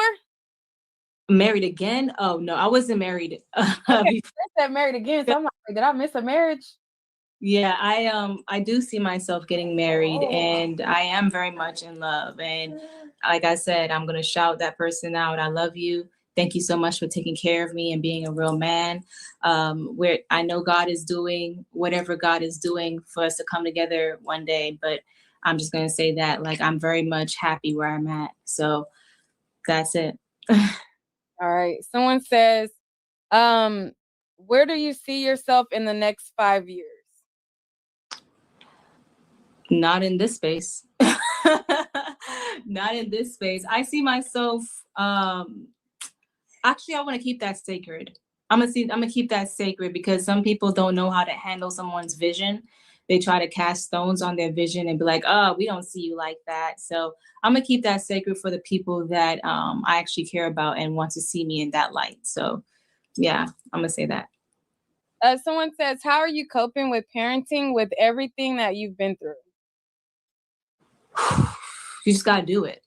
You just gotta do it. Like, there's no ifs, ands, or buts with having baby Azuli. Like, you're gonna have to just get up, and it doesn't matter if you're feeling like you're sad or depressed today. She needs milk. She needs Pampers. She needs her diaper changed. Like, that, I just get up and do it. Like, I know how to work.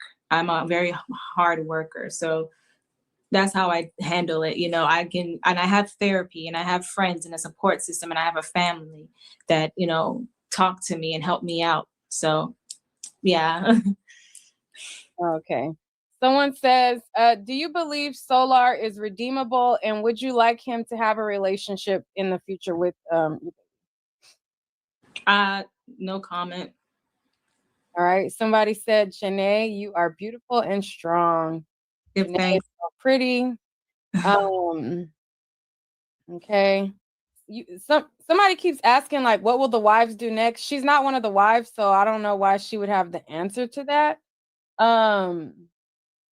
So yeah, that person who's putting that in the chat, she's not one of them. Someone says, have you ever tried celibacy? I'm actually celibate right now. I haven't had intercourse in a year and 5 months now. I believe a year and 5 months. Yeah. So I'm still continuing until I get married. Someone says, what was the hardest thing you had to admit to yourself? That I was wrong. That's going to be the hardest for anyone, that you were wrong. And wrongs that you led yourself down a path that you necessarily didn't have to go, and to tarnish yourself in so many ways. I had to say, I can't point the finger at anyone. I just had to point it back on myself and be like, well, I did this to myself. Even though I am a victim in certain types of ways, I don't feel like victimizing myself would help my situation get better. So I just take accountability, you know? So I had to admit that I was wrong and just do my best to be right next time with God, you know, right with God. So yeah. Someone says, no question. Love you, Janae. Love you too. Thank you so much. I appreciate the love. Let me see, because I'm filtering through these, girls. Thank you, because it's okay. It's all right. People's gonna think whatever they want.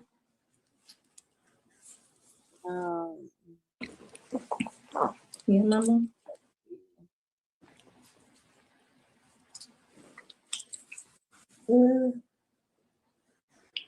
I think this is kind of similar to the last question, but they said, what do you think the future holds? I think that's kind of similar to the last one. I'm gonna pause this. I see a comment in the chat where somebody put up a question. Now, this is not a recent interview. This is a replay. So if you look at the title of this live, it says Natureboy Cult Marathon Replay. So basically, all is going on is me going over some of the coverage that I did on the cult. I did several different videos. I covered the trial. I covered everything like that. And I just did a video where we went over some of these things because there's a documentary that's coming out.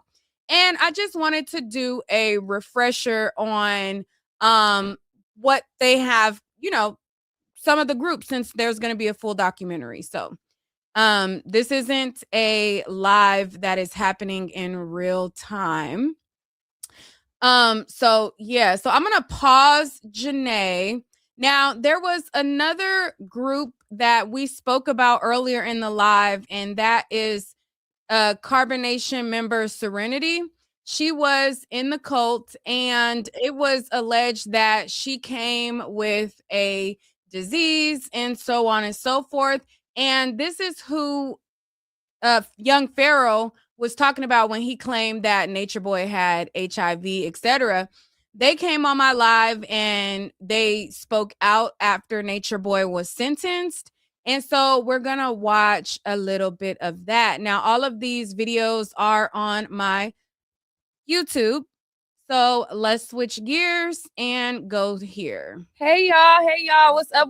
So we are live and I'm here with my special guest. You might remember them from being associated with Natureboy at some point in time. Now, those of you guys who have been tuning into my coverage of the trial, you guys know that I have been covering Natureboy and his cult, Carbonation, and a lot of his members, the actions within the group and actions without the group. Now, in the cult, they were called Serenity and Rambo. Now they go by Grace and Quetzal. Yes. Okay. We're gonna get into more of their background right after this intro. We're gonna do an intro just so that we can kind of filter some people on in, get some people to come on over. And then we're going to jump on into this video. We are out here in Beverly Hills with Raz B. I haven't seen you on the scene in a minute, so let the people know what. We're going to do a couple of flashbacks because I asked you guys to send me pictures of your time within the group. And so I'm going to flash some of the pictures and just kind of, the pictures are going to kind of cover you guys, so you'll just be talking in the background. But when the picture comes on the screen, just tell me your memory of where you were, how you felt at that time, and we'll go down the line and we'll get further on into the interview. So this is the first picture right here. Can you tell us a little bit of background of this photo that we're looking at? That was in Cancun, huh? I think so. Right, yeah, that was in Cancun. Yeah, that was. Yeah, we had You in the photo from left to right, and I think Rambo, you're closer to the right. So start with the left, and then yeah. So it was Tron, Sheba. What was that white girl's name? Chakra, yeah. Mama Dia, me, Grace, Osiris, Natureboy, Eliana. Mocha, Flo, Musa, me, and then the dude at the end he was just a guy that was kind of guiding us, that we met in Belize, that he was just kind of tagging along for some activities. All right. So was this one of the more peaceful times? You guys look all happy. You look vibrant. You look like you were enjoying your time there. Can you give us a little bit of backstory of like your state and how long had you been with the group at that point? Was that in 2017 or 2018? No, it was 2018 because it's 2018. Yeah, it was a decent time. It was good. Like you can see, we were happy. We were traveling, and we were going to the beach a lot. We was going to the beach a lot. We were going on vacations, and it was a good time. Yeah, it was a good time. Yeah, it was a good time too. Okay. So next one, is this the same location? No, that's in Palenque, Mexico, Chiapas. So that's the place where we were living at the longest. And yeah, that's where we're at. Okay. This photo. That was in Texas. So yeah, when we got deported from Costa Rica, we found our way. We were kind of just venturing through the United States. Yeah. And we ended up having access to a property in Texas. And so that's where we were staying. It was my cousin. Yeah. I reached out to my cousin because he lived in Texas and was just like, hey, we need somewhere to stay. And my cousin was like, okay, you can have one of my Airbnbs. And he let us stay there for maybe like 1 to 2 months. We didn't have to pay him anything, but I think Nature Boy, he did end up sending my cousin something just because, you know, that was a nice thing to do. But yeah, that's where we were at my cousin's house. Okay. This photo right here is where you guys made that. Is this where you guys made that video? I don't remember, Nature Boy, whatever. Is this that? Yeah, that's the same property in Palenque. That was around the same time. Okay. All right. And so this photo right here. That was right after we landed back in the States after getting deported, getting kicked off of Spirit Airlines. Yeah, from Costa Rica. From Costa Rica. We landed in Florida, and a follower let us stay in their apartment, and we took that picture outside. And so were you guys being grounded up with nature with your shoes off right here? Yeah, I think that was a time when it was still about the movement, and we were doing our best to live in the movement. That was around that time. As you see, we don't have no shoes on. Is this the one that people were talking about, like the airplane? Why'd y'all get kicked off the airplane? Is this that incident? Yeah, it was on World Star, but yeah, essentially they had spent a significant amount of time in jail. Me, her, Pocahontas, and a couple other people had stayed us outside because our visas were still not expired. So they went to immigration jail. But essentially what happened is once they tried to put them on the plane to get them out of the country, there were complaints that they smelled, and they basically. What you mean? Wasn't you a part of the group? Yeah, but we weren't with them in the jail, you know. So we were just kind of like tagging along, but they were literally getting pushed out by the government. We just were trying to arrange the same flight as them so we can stay together. But yeah, I mean. So you said it was smelling, but y'all wasn't smelling. That's the thing. Nah. Yeah. Well, I guess the whole group. Like, I mean, I took offense to that too. You know, like it was just kind of our lifestyle. We didn't really believe in like using a lot of like harsh shampoo. Like we weren't trying to. We believed that we had a natural smell, and that's the way humans smell, and that's not something negative that you want to try to kind of hide. But you know, obviously, the culture is like you got to have perfume, and you know, people aren't used to that. So that's why they made those statements, and they got us off the plane. Okay. Do you guys still have the same like similar beliefs, or have you like evolved? Yeah, I mean, I definitely, you know, evolved from that. I mean, you know, I'm just gonna ask the elephant in the room, like, you know, they go. Well, if you guys, we don't wear deodorant. But I make my own deodorant. Yeah, but I still use lemon, and I use like essential oils. Yeah, but we don't wear deodorant. Yeah. Okay. Yeah. Lemon works though, actually. Yeah. I'm not saying you should go around smelling like this because it's natural. Like we are realistic. Like when we're in that environment, it's okay to do certain things. But once we left that environment and came back into the world, it's like. You don't want to, I mean, at least I didn't want to like put myself out there to bring any negative attention. So I'm going to make sure I'm taking a shower and I don't smell like armpits. Okay. Yeah, it was kicked off the plane. I'm like, wait a minute. But yeah, so we can move on. See, so this photo right here. Yeah, that was in Belize. Yeah. Yeah, I was just thinking about that video of us dancing by the water. Yeah, that was still one of the good times.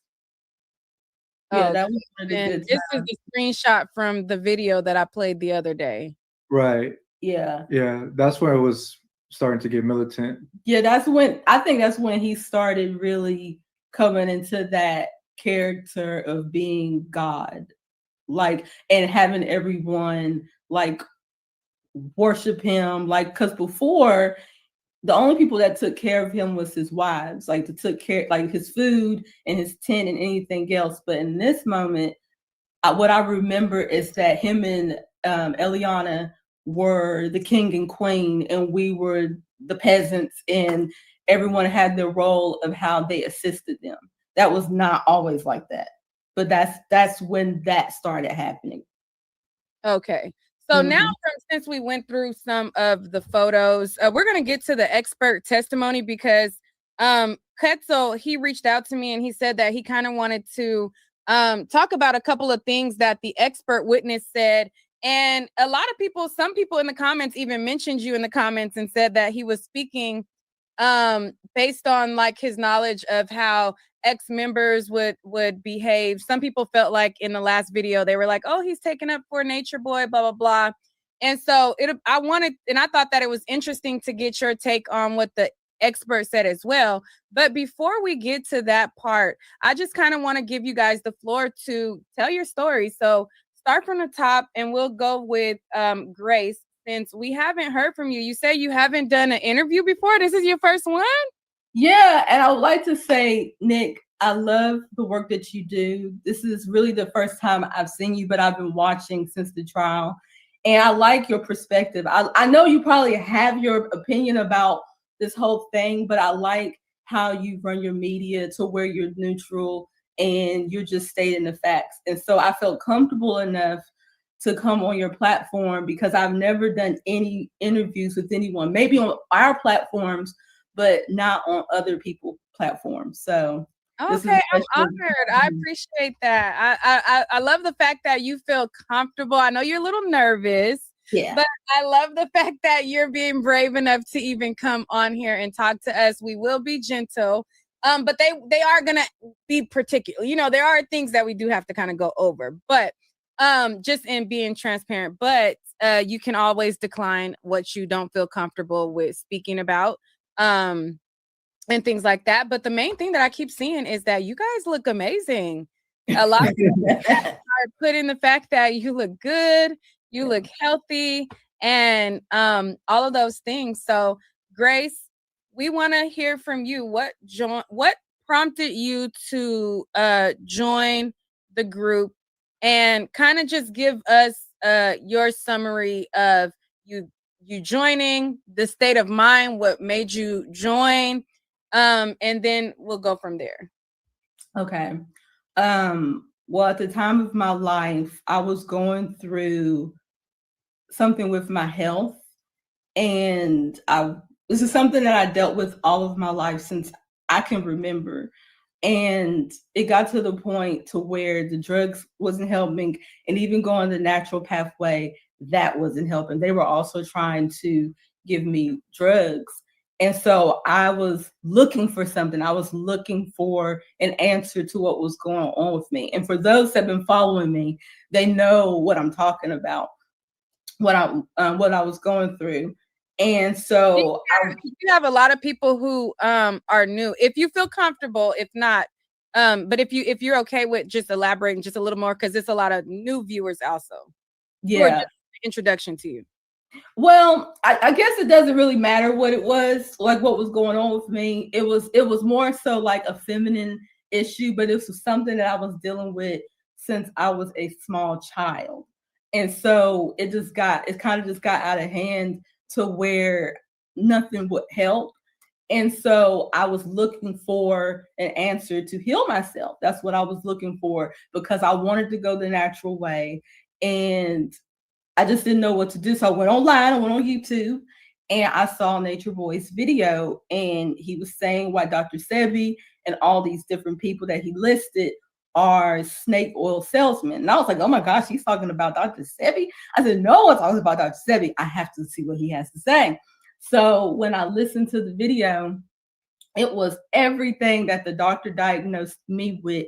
He was saying, if you have this, and if you have anemia, vitamin D deficiency, if you have hyperthyroidism, if you have like all this stuff, he was like, it is because you are in an environment that is killing you. He was like, you are Black, you belong in the tropics, and the food that you're eating is killing you. This is why you're going through what you're going through. You need to be closer to the sun. And I was like, oh my gosh. And then I saw 2 Black people like in the jungle, in nature, and that was something new. It was like looking into like a time machine, like seeing what my future could be, and remembering, like starting to remember, like I'm supposed to be in the jungle. Like it was just like a wake up. But then like after that, I was like, I have to know more, because the things that he was saying, it wasn't anything that you haven't heard before. It's just that he said it in a way that connected with you. Like, we all know about the environment and the food, but not enough to make us make any real change in our life, because I was vegan before that. And I was in my dad's cult church group before that. So it's like, it's not that I didn't know these things. It's just that I went through life and just thought I could get away with it and live a certain way, knowing that it was making me sick in what I was doing. And so I just kept watching some of the videos, and I was showing my friends and my boyfriend at the time the videos. I'm like, have you heard this? This is crazy. And everybody was saying that they agreed to what he was teaching. They just didn't like how he was doing it. So after that, I'm like, okay, well, I can't tell them nothing about this because they're not getting it. So I just continued to watch the videos, and something made me reach out to him. Like, I was like looking for his number. Like, I was like looking at someone, he had posted his number because someone else wanted to talk to him. So I texted him on WhatsApp, and it was like, hey, can you help me? And he was like, help you with what? And I told him like what was going on with me. And he was like, well, do you believe? Because I was hoping maybe he could give me a diet. I was still in that mindset. He could give me sorry to cut you off. Are those the messages that got released through Pharaoh, Young Pharaoh? I don't know any messages that were released from Young Pharaoh. Oh, okay. Just continue. Go ahead. Yeah. And you could cut me off at any time because it's like so much and I want to like stay. So if I say something, you have the permission to like intervene. Because it's been so long. Like it seems so near, but it's been a long time. So I reached out hoping that he could just give me a diet or give me the answer. And then he was like, natural remedy to remedy the problem. And he was like, well, do you believe that you have a disease? And I said, well, the way I'm smelling, I was like, I smell like I got a disease. And he laughed. Live videos, and you said you said it was like, what did you say? It was like I smell like death. Yeah, so for anybody about dead or death or it was like I had a fungus. I had fungus in my stomach, and it was coming out through my vagina. Like it was like fungus, like candida, but fungus. It was all like in my stomach. I just want to commend you for being transparent. It's not easy, so I just want to say, yeah, I'm very transparent. A lot of women who have issues and they're afraid to be open about it, and so I just want to commend you for your transparency because a lot of people would be afraid to be that open about it. But go ahead. Yeah, definitely, and I definitely got heat for being transparent, but it's okay because I know it's going to help somebody. And so I told him the way I smell, it feels like I got a disease. And he laughed and he was like, send me a picture. I don't know if he said this before or after. So, but he did ask for me he wanted my birth chart information. And I gave him that. And then he was like, that as BV. That's what it sounds like. It sounds like BV. It was a mix of things. It was BV. It could have been bacterial, but I took antibiotics. That didn't work. They gave me the diflucan. That didn't work. And then they did a sample in my stomach. And that's when they said that this is what's in your gut. And then the doctor was putting me on a meat diet. So before it became popular for everybody to be eating meat, I was put on a meat diet with no sugar, no carbs, no potatoes, no grains, no nuts, anything that might have fungus in it. The only thing I could eat was meat, some vegetables, couldn't eat all vegetables because I couldn't eat nightshade vegetables. I couldn't eat fruit except for berries. And I couldn't eat anything. So this is what I was going through to heal my stomach. So you could see why I'm like, I can't live like this. Who can live like this? So I have to look for something. So that's where I was at. And so he asked me to send my birth chart information and all my date of birth information. And then he was like, oh, you're this and you're that. He was just saying all these things that I didn't know. And then he was like, send me your picture. So then when I sent him my picture, he called me. And so then that's when he started asking me more questions. And what did he ask me? Like he was just asking questions about my health. And the more I talked, he was like, according to your birth chart, you're really smart, but listening to you, you're really stupid. And I was like, what? He was Wow. like, you're smarter than what you coming off to be. And I think it opened something up in me because I felt like he was saying something that I forgot, and that I was living a certain way, and I was pretending to be a certain way. But then when I started speaking to him, it was like he was telling the truth about me that I wasn't willing to accept. That's how it felt. Living to your fullest potential, basically. Yeah, living to my fullest potential.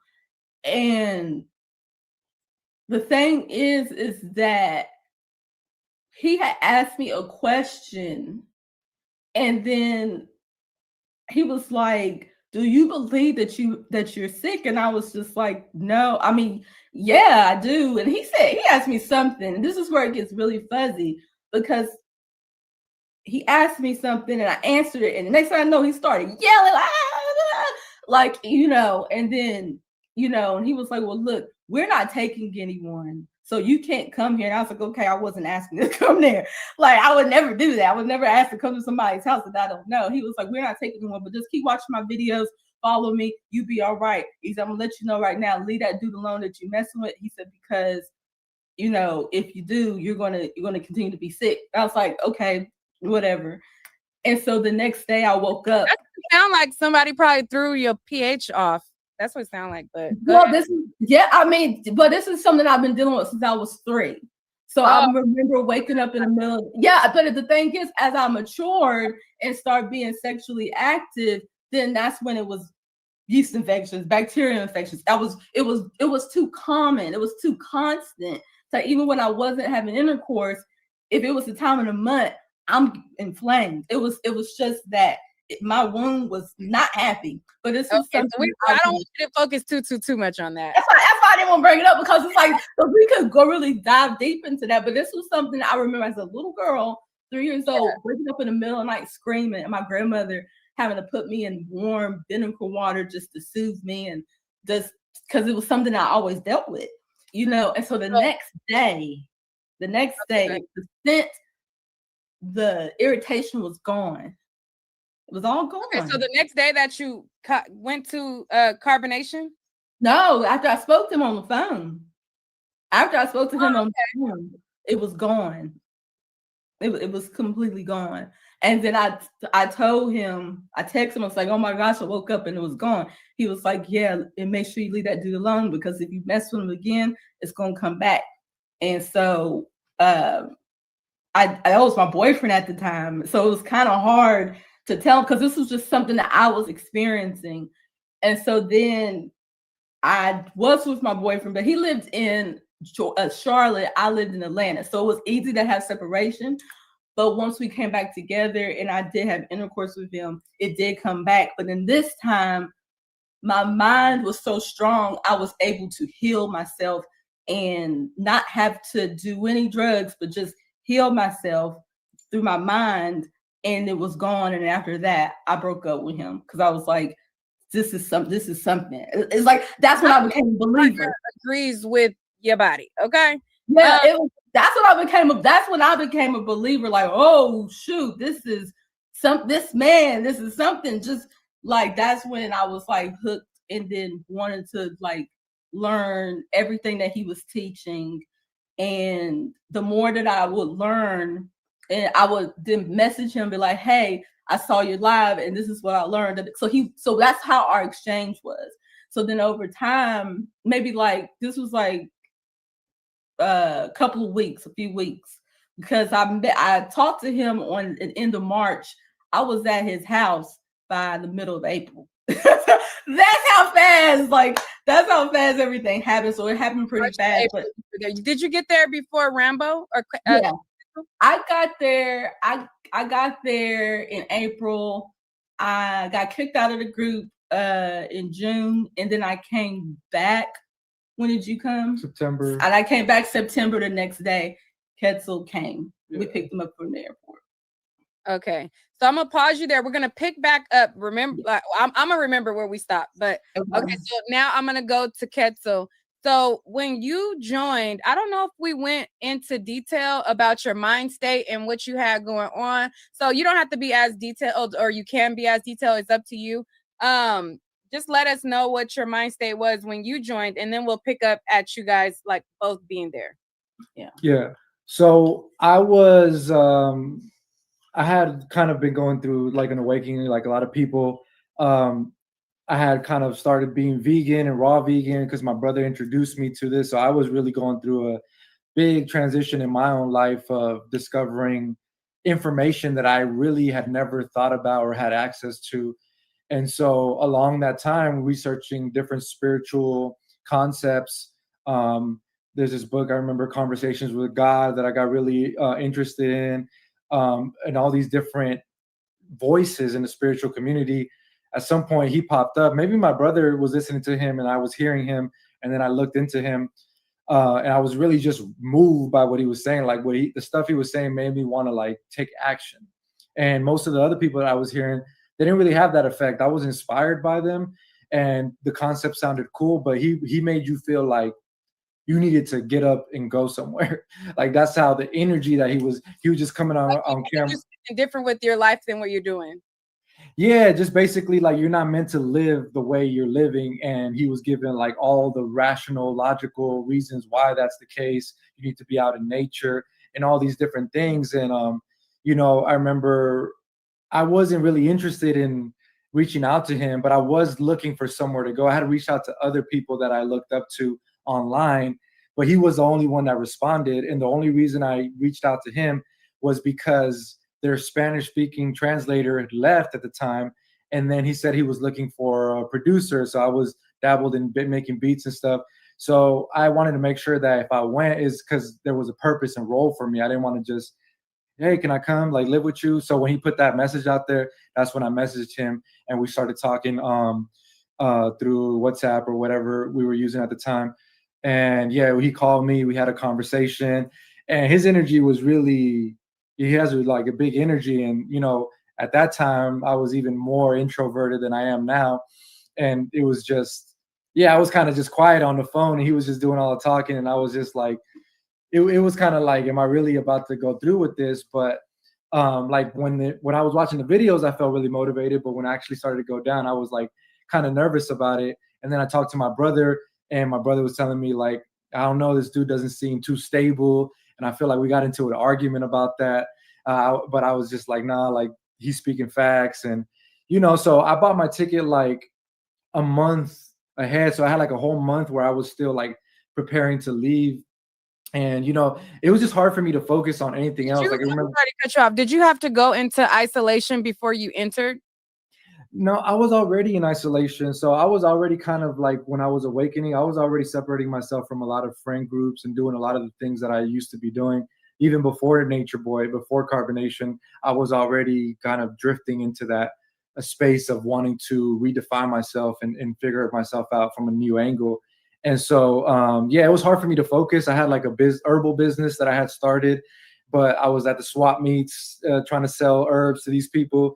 And it was just hard for me to focus because his messages kept ringing in my head. I just kept watching his lives. And I was like, I'm in Babylon, I'm making money. Like, I don't need to be doing this. I need to go to the tropics.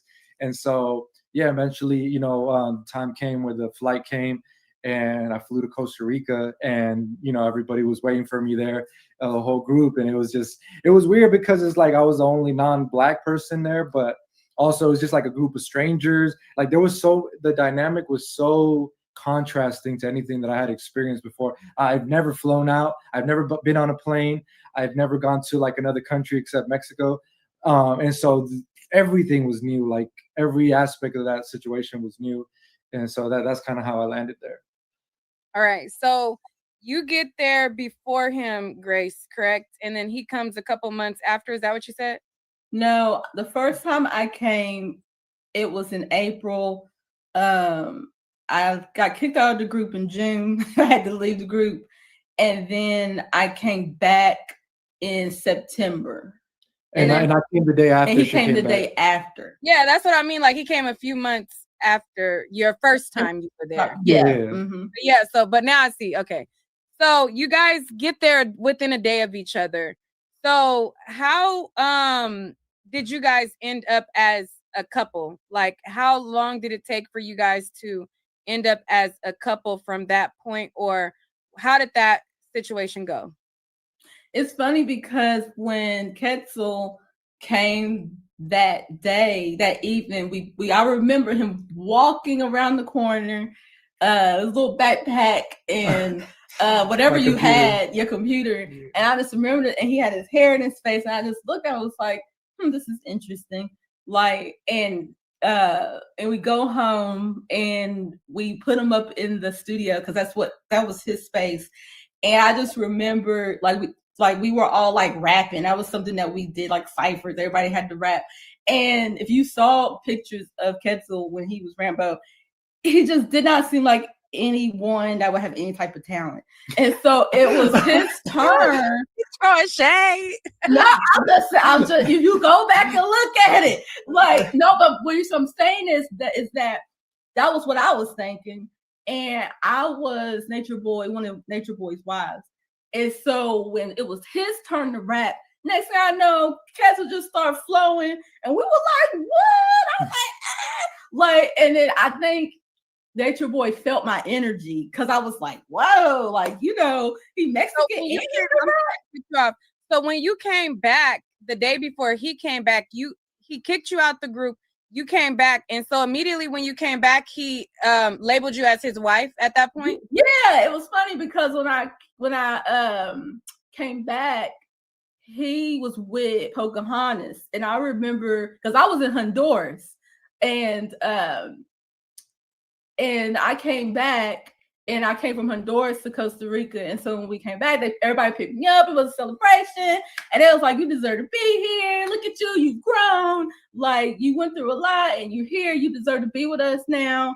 And I remember that night when they were all setting up my tent, it was me, him, and Pocahontas in the bedroom, and he was just talking to me, and he was just like, yeah, I think, that you should be my wife. He said, I think, you should be my wife. I got Pocahontas here, and and you can be my other wife. And he was like, I think it would be good because you've been my wife before, and she's still learning how to be my wife, but you already know, so you can help her in her role. And I was just like, at first I was just like, because I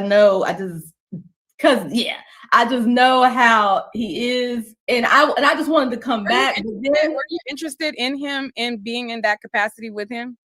No, not really. No, when I came back, I was just wanting to be a part of it. But then when he asked me that, it was like, it was almost like an honor to be like, okay, because like being his wife, you get certain perks and you get to be close to him. And yes, it was a role. Like, everybody played a role, and to be his wife was like the highest role. So I mean, that's how I was looking at it. Like, it was a role. It was a part of my character, and I was like, okay. Was part of your hesitation because of what was the other girl's name? Because part of my hesitation was that I just want to be there and just do what I want to do. What was the girl's name before the Pocahontas? No, the other one. Yaya?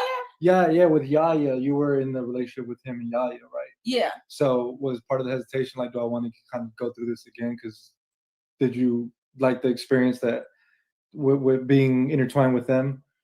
Yeah, it was just that the first time when I was there, it was different. It was like when you there and you don't know what is going on. It's new, and you kind of like in your shell, and you can't speak, and you're just like, oh my gosh, it's like a culture shock. But if you leave and you come back, it's like it's different. It's like you feel more comfortable, you feel more like yourself. It's like you get it. Like, I get it now. I got to go out into the world, and everything you told me, I saw, and I applied it. Mission now. Yeah.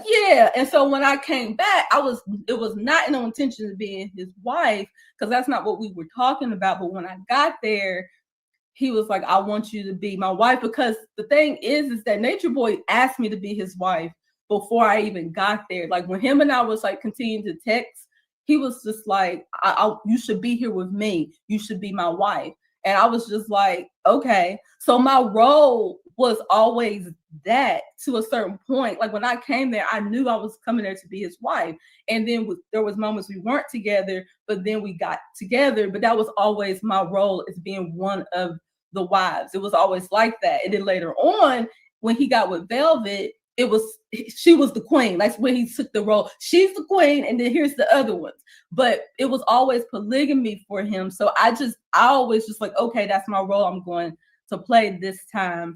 And so that's what happened when I came back. I was his wife, and then the next day, Quetzal came. But then when Quetzal rapped, it was like, oh, okay, because he was cute. Everybody thought Quetzal was cute. I was trying to kind of get at the fact that, so you came in, you had this role of being his wife, he approaches you, and then you see somebody that you get intrigued with. So that's what I was like trying to, Yeah, it wasn't no, oh, I want to get with him. It was just, he's an attractive man. And regardless, I thought he was attractive, and then two, he was talented. That was as far as it went. But that was enough for him to sense that there was something. Yeah. Like, he's really sensitive to that. Yeah, and then that night I was laying in the tent, and I turned over, and he was looking at me with them beady eyes, and I was like, "What?" And he was like, "You like him? You want him?" I was like, "What?" And I was like, "Nah." He was like, "Yeah, you do." I was like, "No, I don't." And so then the next day, he made me confront. No, there was something. Okay, something happened. Okay. One thing else that happened. At the time, the women were walking around topless, and that was a thing. And so she had walked into the kitchen, and I was sitting at the dining table, and that was, I guess, he peaked that interaction, because the next day, what you're about to say, like, he was using that, basically saying, like, you were pointing your energy at me. And I do not remember that at all. Like that, like, it annoys me that's what he said. But that's what y'all said. I was like, we're here together still as a couple, so it was something there. No, I know, right? But the thing is, it wasn't. It wasn't. But it was like you can be attracted to people but not want to be with them. Like, I thought he was attractive, but at the same time, it was like being like Nature Boy's wife for me, anyways. Because it's like I was trying to be polygamous, but at the end of the day, if you're not gonna give me no energy, I know what I look like. I could get it somewhere else. I'm not that. So that's why it never worked out with me and Nature Boy, because I wasn't sitting there waiting for you to love me. Okay, I know. So okay. Slow down. So people keep asking over and over and over again, because it seems like, and this is just what I'm gathering so far, you see Nature Boy, he's kind of like the ringleader, and with him, you get perks. You see Rambo at the time, or I forget what your name was at the very, what was your name at that time? Melanino. You see Melanino, and you're like, he's attractive, but I'm not gonna get the perks that I'm gonna get with Nature Boy. So what are No, it wasn't that far. It was just like, he's attractive. That's it. The end. Like, you said something about energy. If you're not gonna give me energy, you said something like no. It's like Nature Boy. When I say that, Nature Boy is the type of person. Oh, you were saying that in regards to Nature Boy. Yeah, that he's the type that he wants his woman to be all about him and be obsessed with him. And I was never like that. Quetzal didn't give you that energy. Okay. Yeah, it was just, I just thought before you go on, what are the perks? Because they keep posting that like over and over and over again, like the perks of being his wife. Yeah, the perks, that it was many perks.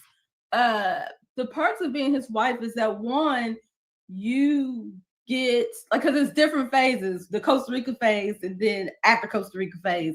But the perks of being his wife is that, one, you got to like become known, to become famous, because like now for some reason being his wife was a big deal. Like, it was, people really were enthralled with the women that were with him. And you got to get the extra peanuts, you got to get the extra food, because at that time in Costa Rica we were all cooking for ourselves. But minutes, like on we got extra minutes, we got extra minutes. We got to sit at certain places. Whatever he got, his wives got. Yeah, like if he would go into town and go get like some Chinese food or whatever, like you guys would go with him. Yeah. And it doesn't matter if the other people didn't get it. What else? And that people respected you more because you was his wife. People gave more respect to you. And then after Costa Rica, when it became like more of that tribal setting, what else? Oh, like we would be the go out crew. We'll be able to go out. We'll be able to get more things. And it was really just about status. Being his wife held a certain status, and people carried you a certain way if you was one of his wives. And if you wasn't one of his wives, then people treated you according to that, according to where you were at the ranking. Okay, so as you infiltrate inside and you're getting into this role as his wife, and you know you're getting acquainted with people who are just now coming in, like Melanino and all of the other members, what was happening as it pertains to your health? Were you feeling better? Were you feeling like healed at that point? Yeah. Yeah. Okay. And Ketzel, what about you at that point? Did you have an attraction to Grace, or you kind of were just getting your footing and being adjusted to this group where you said it's like all these Black people and I'm the only one that, you know, ain't here, and I'm in a new country and all of these things? Like, what was your outlook on your environment and getting adjusted to your environment? Yeah, I was kind of in shock too. Like, I wasn't thinking about no women or nothing like that at that time. You know, I was just like in complete shock. My mind was not on like, oh, she's cute or anything like that. Like, I was just like still trying to process what the hell I got myself into. Yeah. Because when I got there, it became very clear that I walked into a situation that I didn't really understand the full ramifications of, because like, you know, I wasn't used to it. Like, one example was when I first got there, we went to the mall and everybody, they were taking their sweet time getting out of the van, and I kind of walked ahead, and you know, I was like, come on, let's go. Like, are we about to get in the mall or what? And later on that day, he basically confronted and was like, oh, you think you're the leader? You think you're the leader? Like, why are you trying to walk ahead and lead everybody? Like, and I was like, no, I don't know what you're talking about. Like, I was just, it was just some innocent thing. But in his mind, he thought that I was trying to basically show some level of dominance. So he kind of checked me in front of the group. And that was just a significant thing. And then from there, I challenged him on, at that time, I was still raw vegan, and they were eating cooked food. So at that point, that was something significant for me. I wasn't really ready to let go of that. And so we had a debate of sorts where we were pulling up information online.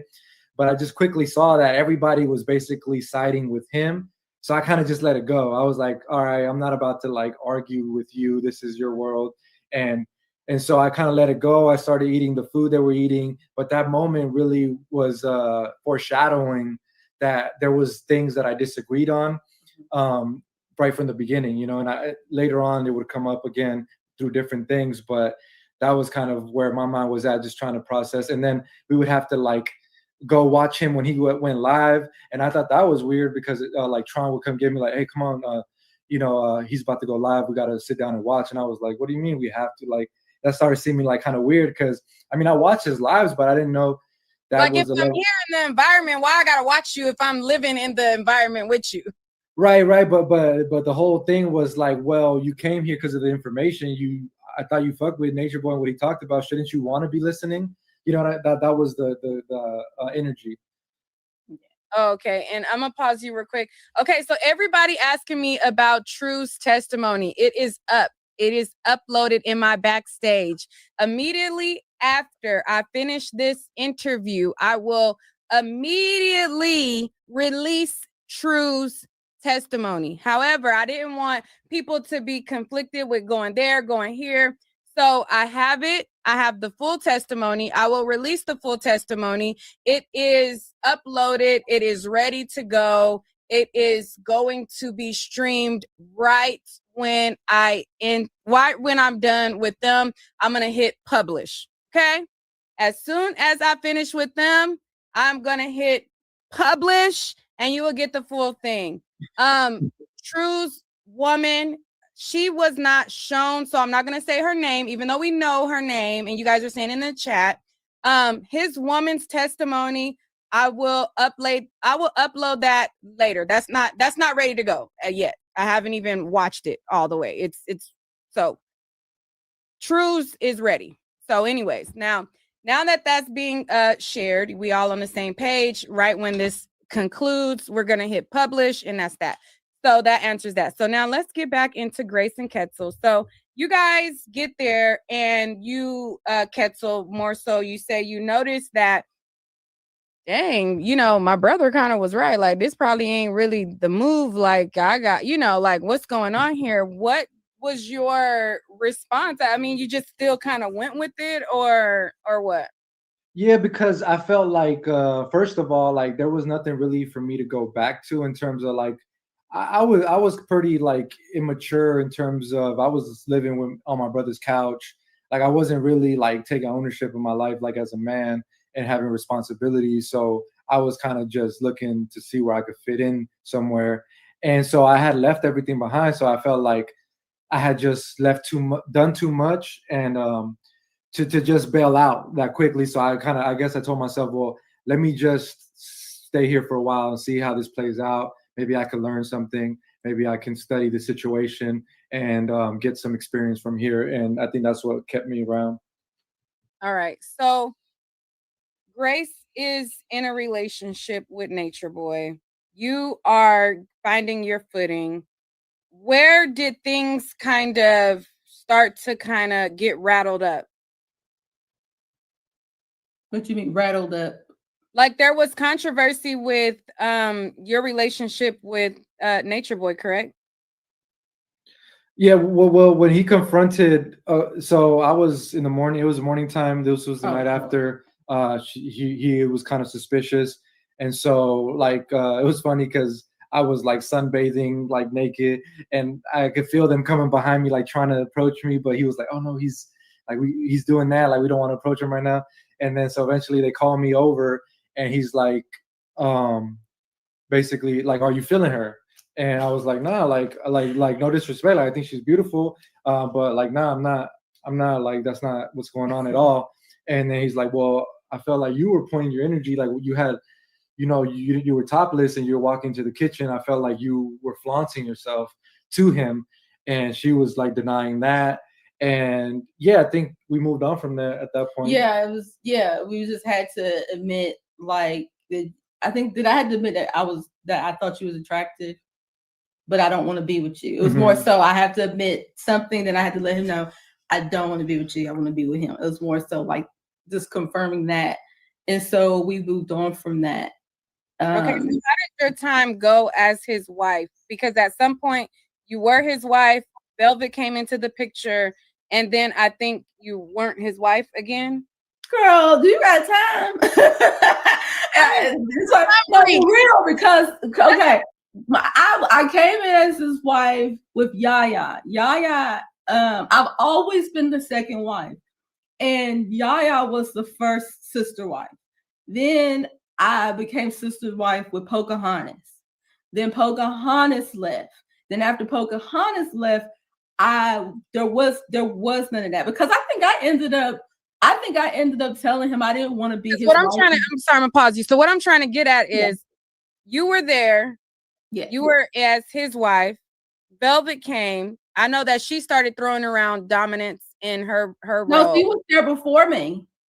I know, but at some point she kind of started like really like, feeling herself a little bit. No? That's not true. Oh, okay, because I thought she wanted him more for herself type of thing. Well, I guess I wouldn't tell the story like that. I think there became a moment to where when she got pregnant by him, I remember her doing videos, and she was kind of like wanting him to herself type of thing. No, you're missing a whole part of that, how that even started. Yeah, so that's why. Yeah, I'm gonna do my best to summarize, like, because I play a big part on why she's his wife.